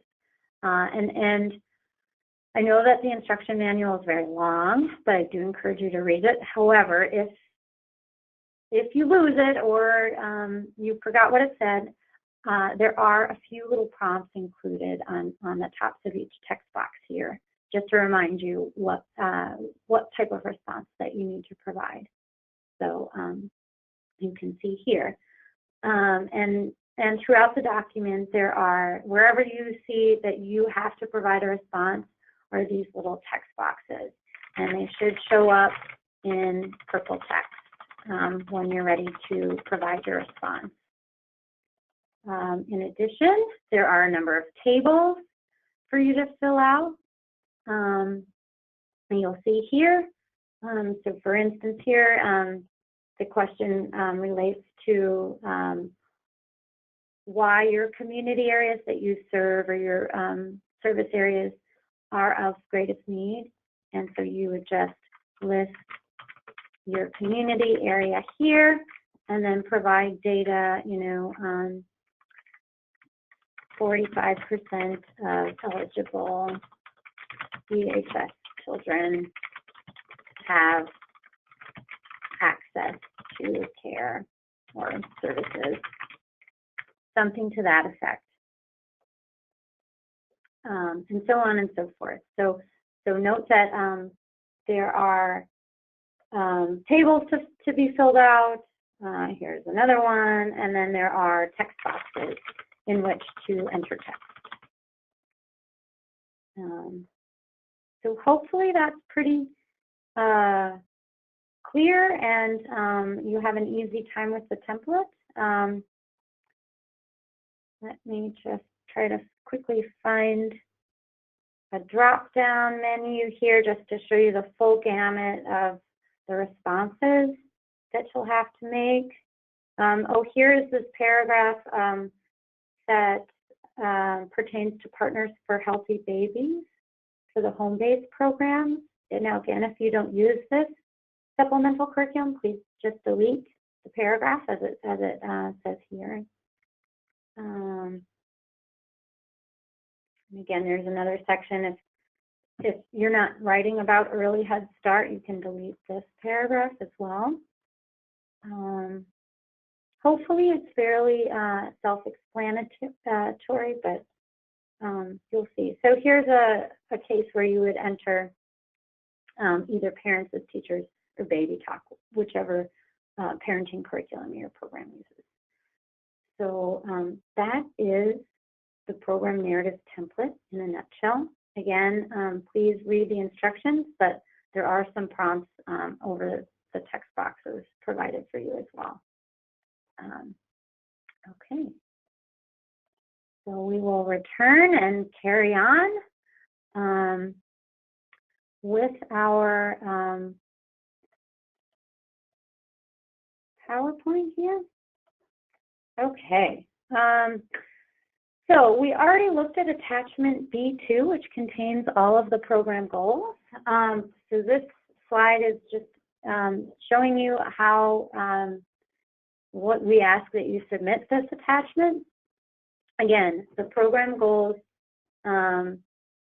attachment is part of a larger document, an Excel file that contains a few of the required attachments, specifically B2, B3, and B7. So when you're ready to go and you've completed your program goals, make sure, and in fact, your program goals, your site allocation, which I'll go over in just 1 minute, and your program schedule. Please make sure you use the naming conventions that are listed in the instructions. Remember to complete the cells that are shaded in purple on the program goals. And when it's all said and done, again, use the naming convention, you'll email it to the correct email address. Attachment B3 is a site allocation sheet. This is basically just a spreadsheet where you will detail some information about your site. So please include each site that you're in which you're operating Head Start, Early Head Start, and or CCP. This is part of that larger Excel file that contains the program goals. And so again, it's got this naming convention. I'm quickly going to demonstrate the site allocation sheet just so you know what it looks like and how to use it. It's really straightforward, so this won't take long. All right, so this is back to our attachments B2, B3, and B7. We're just going to toggle here to a site allocation tab. Now, please note there are separate site allocation tabs for each program. This is one of these attachments that cannot be combined. You must complete a separate tab for each program. So Head Start, Early Head Start, Early Head Start Child Care Partnership. And it's very simple. Here you would just list the name of your site. Site A, you'd select which community area the site falls within. And if it's a little murky and it crosses borders, just use your best judgment. Put the address, the name of the site director. I can't type my own name. The phone number. You get the idea. Email address. The number of slots that this site has, whether it's Head Start, Early Head Start Child Care Partnership, whether this site is directly operated or partner operated, and what program options you provide at this site. Oh, and one important thing, though there are separate tabs for each site allocation, for each program, there is a drop-down menu up here as well, so you can remind yourself which program you're detailing your sites for. Again, there's one for Early Head Start, and the site allocation tab for Early Head Start Child Care Partnership. So please make sure to pay attention to that. All right, that is the site allocation sheet. We will go back to our presentation here. Okay, another required attachment that we need to be submitted with the grant application is your current selection criteria. So this can be your list of criteria with the points assigned, whatever works best for you, that demonstrates how you do your selection criteria and how you prioritize for enrollment. You can use whatever format works best. Just please PDF it and use the correct naming convention. This is one of those attachments that if it's the same, please feel free to submit one document for Head Start and Early Head Start. However, if there are differences due to the program being Head Start versus Early Head Start, for instance, please then go ahead and submit 2 different selection criteria. Okay, we also ask that you please attach your plan for training for the coming year. Now, these are not trainings that DFSS does. These are trainings that are done by your very own agency. Please include any trainings that you intend to do for staff, partner staff, family child care home staff, your board, your parent policy committees, and parents throughout the year for the budget period of fiscal year 2020, December 1st through November 30th. And please use this naming convention. Again, if it's for Head Start and Early Head Start, note that in the naming convention, or if it's for CCP, please put EHS CCP. Another required attachment is a current organizational chart. We do ask that if you have vacancies, please note those in your org chart. We need an up-to-date version of your organizational chart. And again, please use the naming convention as appropriate to the program, Head Start or Early Head Start, Head Start and Early Head Start, or CCP. Okay, the program schedule.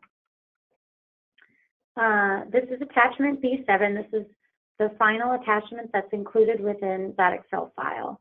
And this is where you will detail information on how the duration of your program,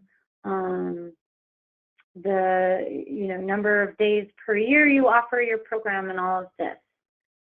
This is another attachment that must be filled out separately for each program. So you must do one for Head Start, you must do one for Early Head Start, and you must do one for CCP.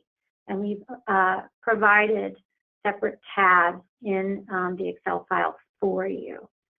Please, again, keep with the naming convention. Maybe not this one because it looks like it's missing NB3, so I apologize for that. But there are further instructions on how to complete the program schedule in the manual that begin on page 20. So you'll need a couple of things when you go to fill out your program schedule. We'll go through a demonstration in just a moment. One of those items is the page of your instruction manual. I believe it's page 21, where you will see the program options table. And this is from the Chicago Early Learning Standards. These are the minimums for your program in terms of how, by program option, how many hours per day, days per week, days per year for each age group. So please, as you begin to fill out your program schedules for your various, Head Start, Early Head Start, CCP programs, please reference this table in your instruction manual to ensure that your program is at least hitting the minimums laid out in the cells. So each program is listed here. I won't belabor the point, but please use this as a tool as you go to fill out your program schedules. Now I will very quickly demonstrate how to fill out the program schedule.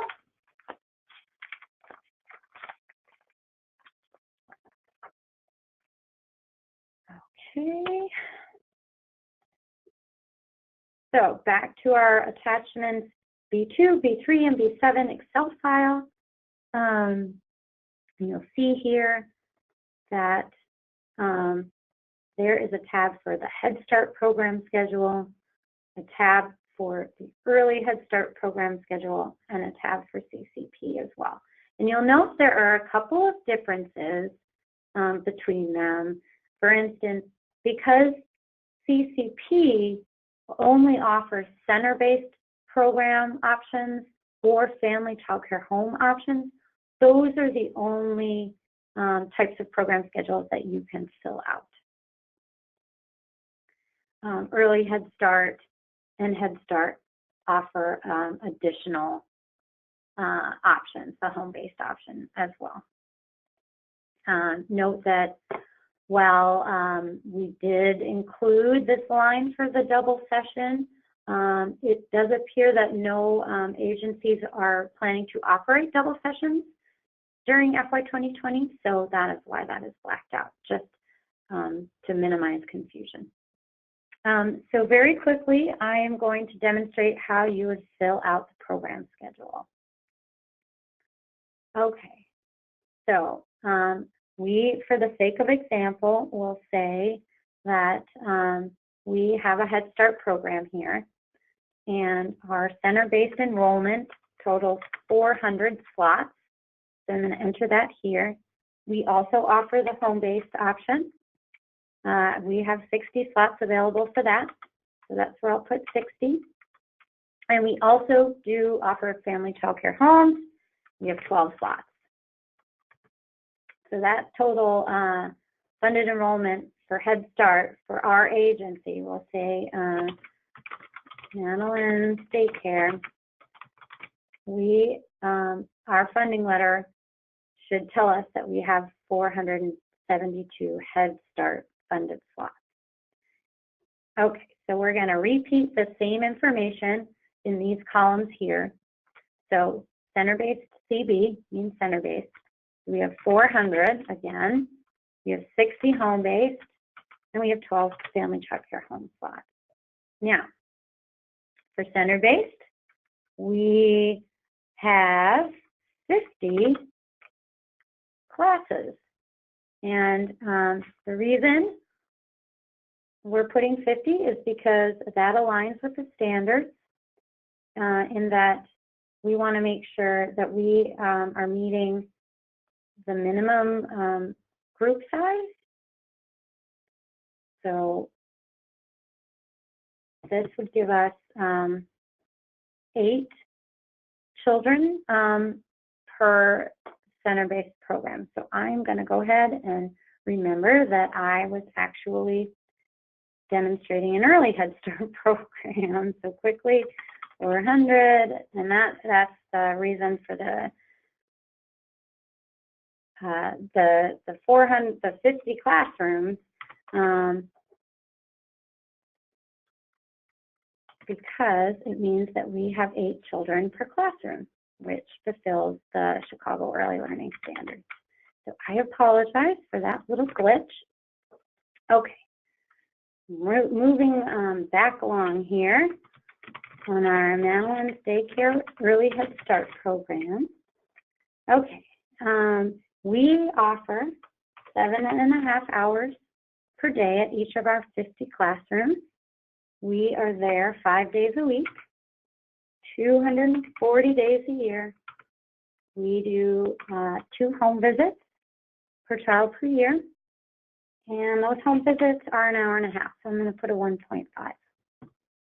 Now, we also do 60 home-based slots. So none of this information is applicable, because as you can see here, it's only for center-based options or family child care home. So here is where we'll put our home-based program information. So we have 46 home visits. Those home visits are an hour and a half, 1.5. We do 24 socializations per year, and those socializations are at least an hour and a half. Okay, we also operate 12 family child care home slots. So we have 2 of those because we ensure the group size is just 6 for our age group. And we offer that at 10 hours per day, 5 days a week. Now again, just to remind ourselves, the family child care home minimum number of hours is 7.5.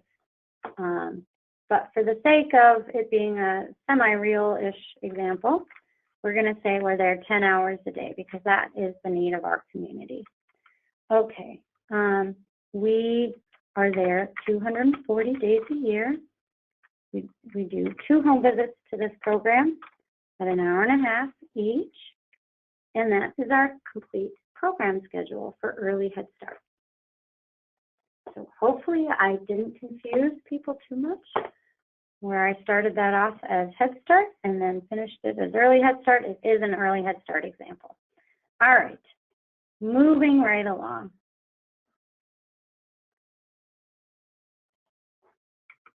Okay, so we've demonstrated our program schedule. And now we're getting ready to submit our draft.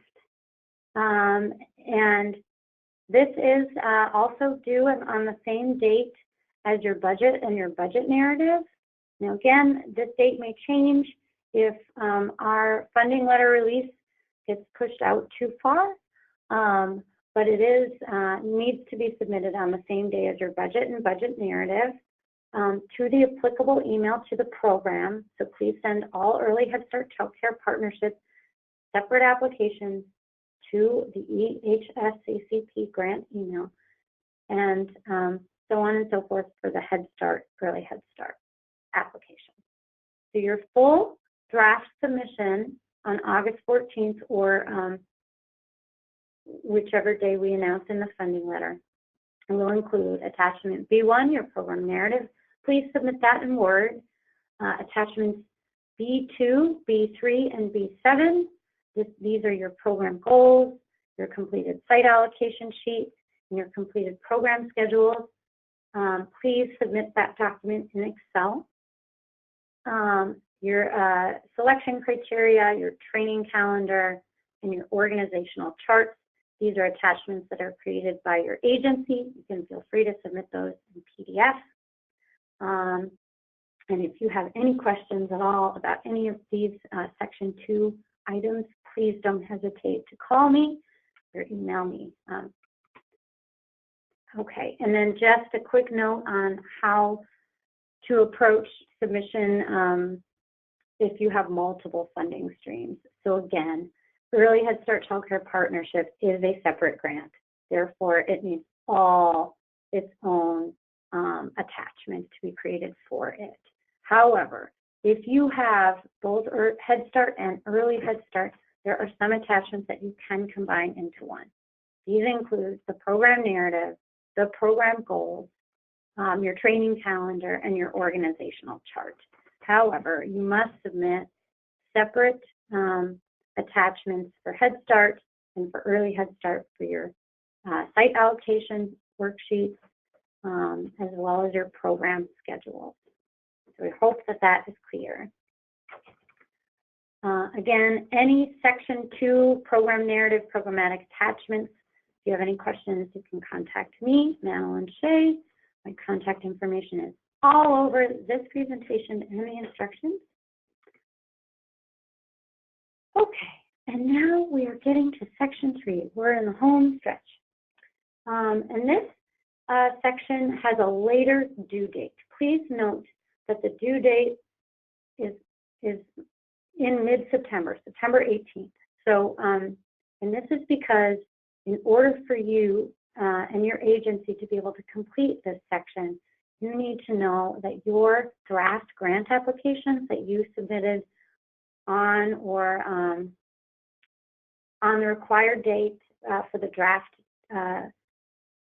deadline for the budget and program narrative, we have here at DFSS have to go through the process of reviewing and reaching back out to you if we need to fix anything or change anything, and then let you know that okay, we finally finalized your draft grant applications. Please go forth, get them approved by your board and your parent policy committee. Only then can you start to complete Section 3. So that's very important, and that's why it has a much later due date than the draft application date. Okay, I just want to point out, especially for agencies who have been around since last year, there are some differences with Section 3 from last year. As the program narrative for Head Start and Early Head Start, if you have both, you only need to submit one approval package for both Head Start and Early Head Start. You do not need to submit one for Head Start and a separate one for Early Head Start. You can combine them. But if you're going to do that, and we encourage you to do that, please make sure that all the language in your template says Head Start / Early Head Start, Head Start and Early Head Start. However you want to do it, make sure that both programs are called out in your approval documents so that it's clear that both programs are being approved. Again, Early Head Start Childcare Partnership is a separate grant and it must be approved separately. So you must do a whole separate approval package for that one. There are some additional documents that we have to include this year. These are requests from our Region 5 Office of Head Start.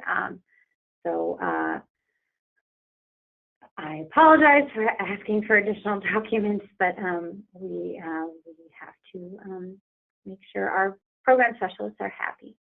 So these additional documents include copies of pages from your bylaws, from both your board and your parent policy committees that document how many members need to be present in order for a quorum to be met. So we need that page.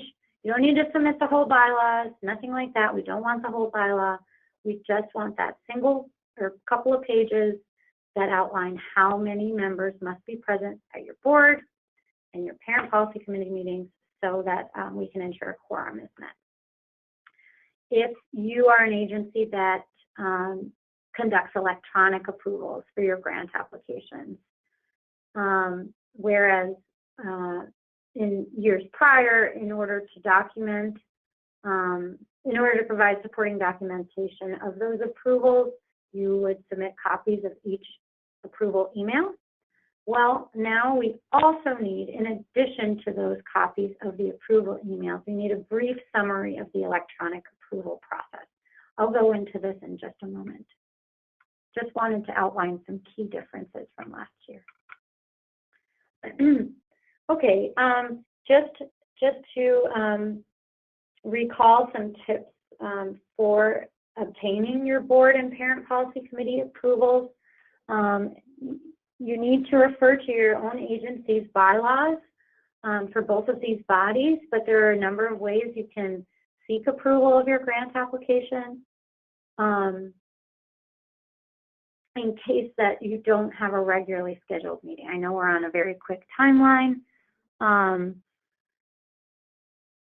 so we need to, it may necessitate calling special meetings. So just want to call out some options that may be available to you, but again, it depends on your agency's bylaws. So you may have a program or executive committee that can be called together very quickly to approve the grant application on behalf of a larger body. If your bylaws say that that's okay, then that's okay. If your bylaws allow you to do a conference call for approvals or approvals by email, you can also do that. If none of these are an option, you might have to call an emergency meeting. Okay, so we're moving along in our Section 3 required attachments. The first attachment, C1, refers to the SF424 form. And now this is something that Ken described in his demonstration. This is a tab in attachment A1, the budget and budget narrative template. And this is only to be completed when you have gotten your final okay from DFSS. After your budget narrative has been reviewed and approved by DFSS, only then would you fill out attachment C1 in its entirety, print it out, get it signed by your board chair and your parent policy committee chair. So that's all you need to do. Again, that page is pre-populated from your cover page of your budget. And so it just needs to be printed out and signed when your budget and budget narrative has been deemed final. This is just a screenshot of what that looks like, but as Ken showed you, you already know. All of this will already be populated for you, and you will just need to make sure that this section down here about your board chair and your parent policy committee chair is filled out, and your budget has been determined final, and then you would print it out and get your signatures as you're seeking approval from your governing bodies. Attachment C2. Now this is where you will refer to the second Word document that was emailed to you with your funding letter, attachment C. This is a Word document that contains various templates for your approvals. So this attachment C2, certification of executive compensation, you already have a template there for you in attachment C. All you have to do is grab that information, put your agency's letterhead on there, or if you don't want to put your agency's letterhead, that's okay too. Just make sure that you use the required template that's provided for C2. This is a document that must be signed and dated by your board chair. You can follow the instructions for this attachment on page 23. This basically certifies that no one in your grant budget for Head Start, Early Head Start, or CCP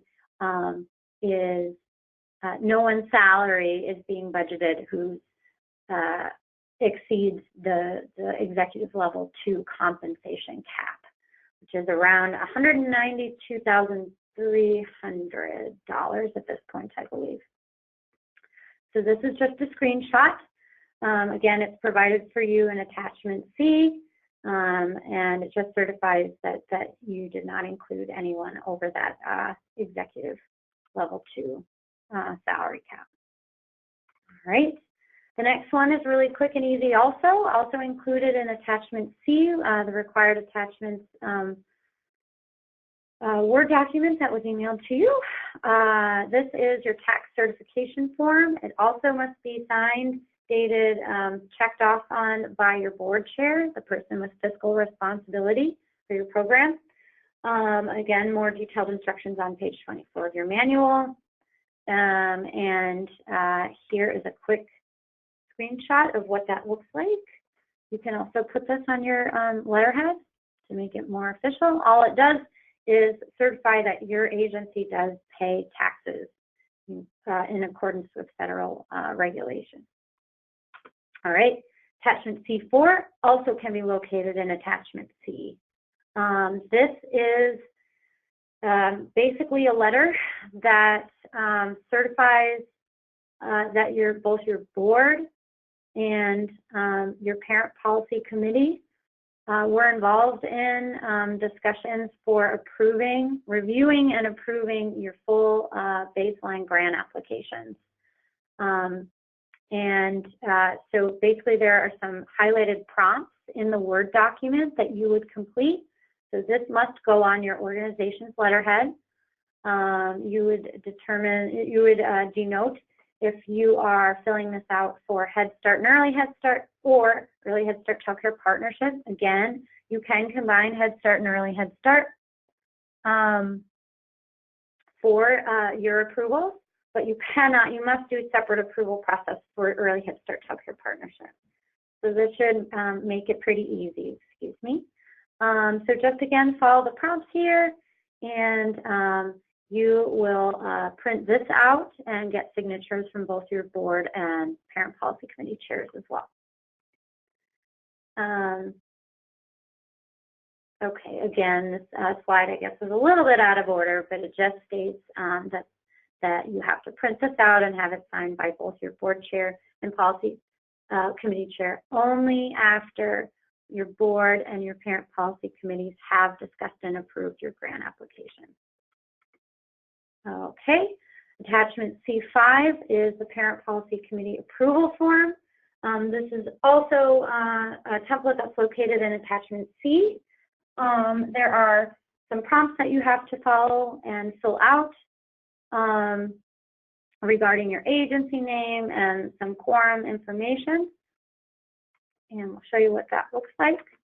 So basically, the parent policy committee approval form serves to provide a space for each member of your parent policy committee who voted to approve your grant application for them to sign and list their name as an approving member of the committee of the grant application. So we ask that you please update any information here as applicable to your program if you're doing Head Start and Early Head Start, or if you're doing CCP approvals.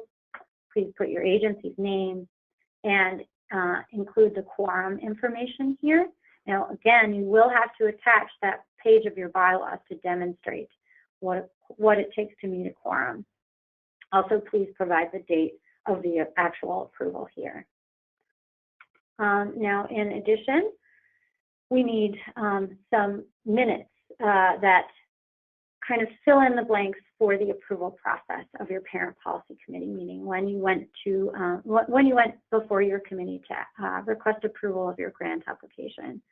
So there's no template provided for this one. Attachment C6 is something that your agency provides, and you are free to develop that based on your agency's own standards. But we do have a few requirements. The minutes must document that the grant application was discussed and approved. Please name the grant application, the FY20 Head Start and Early Head Start grant application, or Early Head Start Child Care Partnership grant application. And just a quick note, because we understand this is a very quick turnaround, it may be the case for you that the minutes were not yet approved, because oftentimes minutes aren't in fact approved until the next meeting. That's okay. You can submit a draft version of your minutes. If your agency doesn't allow for that, we need a summary that basically serves as a stand-in for your minutes, stating that they're pending and they'll be submitted as soon as they are final. Now, again, back to the point earlier about various methods of obtaining approval.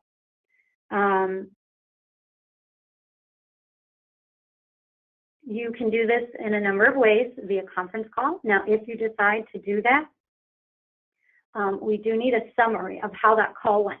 And in this summary, please include any questions that were fielded, who called the vote to question, how many people voted to approve, whether or not the measure passed, please include all those details in your summary of the call meeting, just like a regular meeting minute type of situation. Same now goes for approvals via email.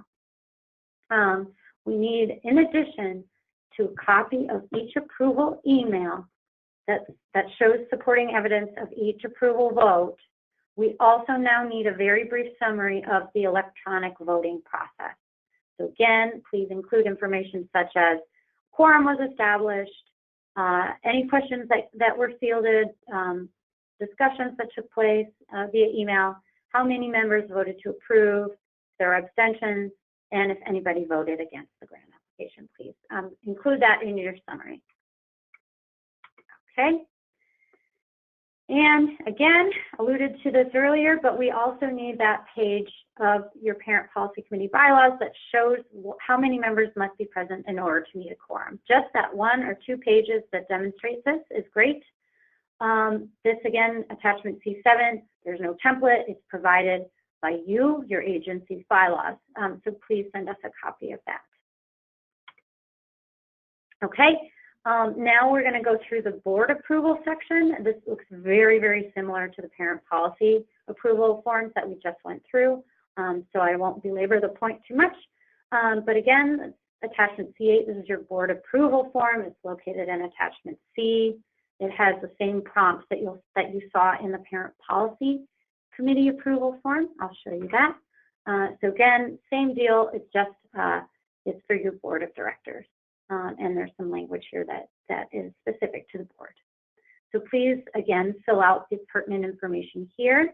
Be sure to fill all of this information out, because if there are blanks and I don't catch it, our Office of Head Start Program Specialist will, and we'll have to redo. So please make sure that you're careful when filling these out. Okay, just like the parent policy approval process, we do need the documentation of the approval process via board meeting minutes as well. Again, there's no template provided because this is something that your agency generates.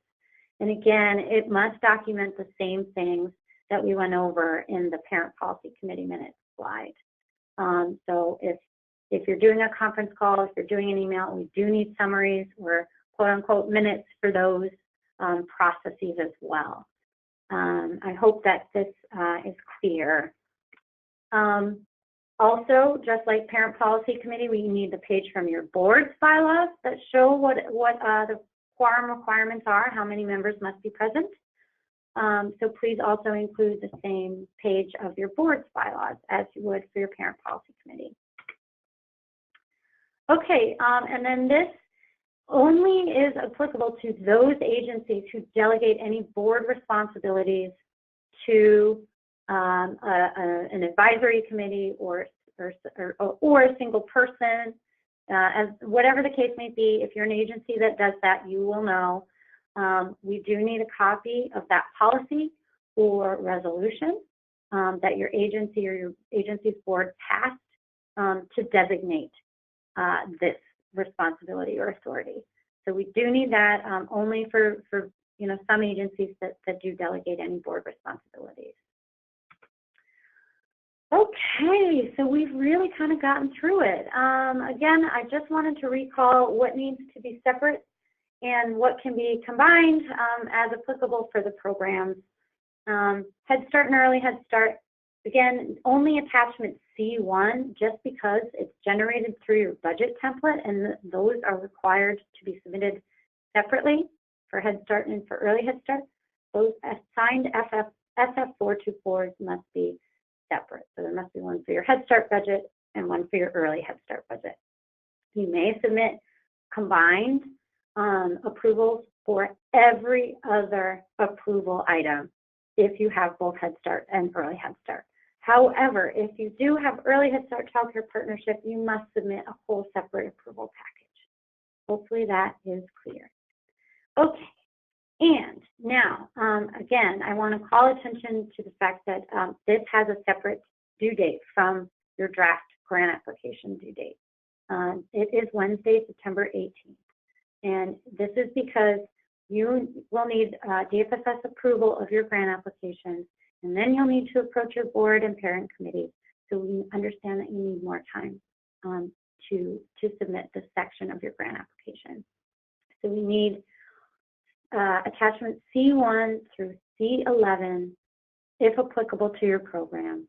If not, C1 through C10, submitted either via full color scan. Hopefully those of you who will be scanning can do it in full color scan to either the Head Start Early Head Start Grant email or the EHS-CCP email as applicable to the program, or you may mail or deliver an original hard copy to my attention here at DFSS. So again, if you're able to do a full color scan of those documents, that's great. Please then just email, so you don't even have to leave your desk, or feel free to deliver or mail. And if you have questions about anything in Section 3, please don't hesitate to reach out. Final note here, included on the very back page of your instruction manual is the grant application checklist. This is the full picture of your required grant application with the due dates. It's on page 26, the very back page. And please print this out as you're getting ready to submit each iteration of this grant application or grant applications.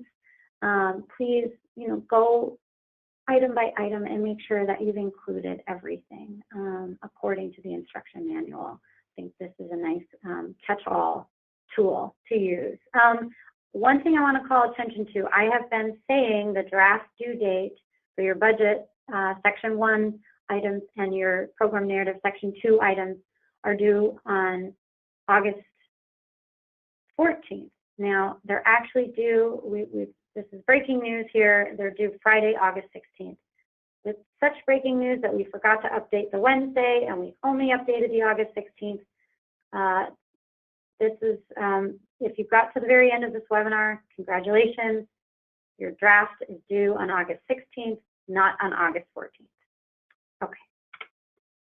Now, last note, we will have in-person one-on-one technical assistance sessions available. Here are the locations for these. Please feel free to drop in. We're happy to have you. We're happy to walk you through anything, be it the budget narrative, the program narrative, any of the documents that are required as part of this very lengthy, complex grant application. Please don't hesitate to ask for help. That's why we're here. So here are the dates, times, locations for these TA sessions. So some note that tomorrow, Friday, is going to be Friday, August 9th. We'll be at Malcolm X in room 6000 on the 6th floor. It's a computer lab. And then on Monday and Tuesday, the 12th and the 13th, we have reserved room 160, which is a computer lab here at DFSS. And of course, anytime by phone or email before the due date, please feel free to reach out. Again, here is the contact information for the various sections of the grant application. Don't hesitate, we're happy to help. And again, if there are questions, we hope to field those in person, on the phone, in TA sessions, but I understand that I am here alone in a room doing this by myself, so no one's going to ask me a question at the moment. So I want to take the time to thank everyone for bearing with us. This has been a really tight turnaround, a really long webinar. So thank you. Thanks in advance for your cooperation and your collaboration.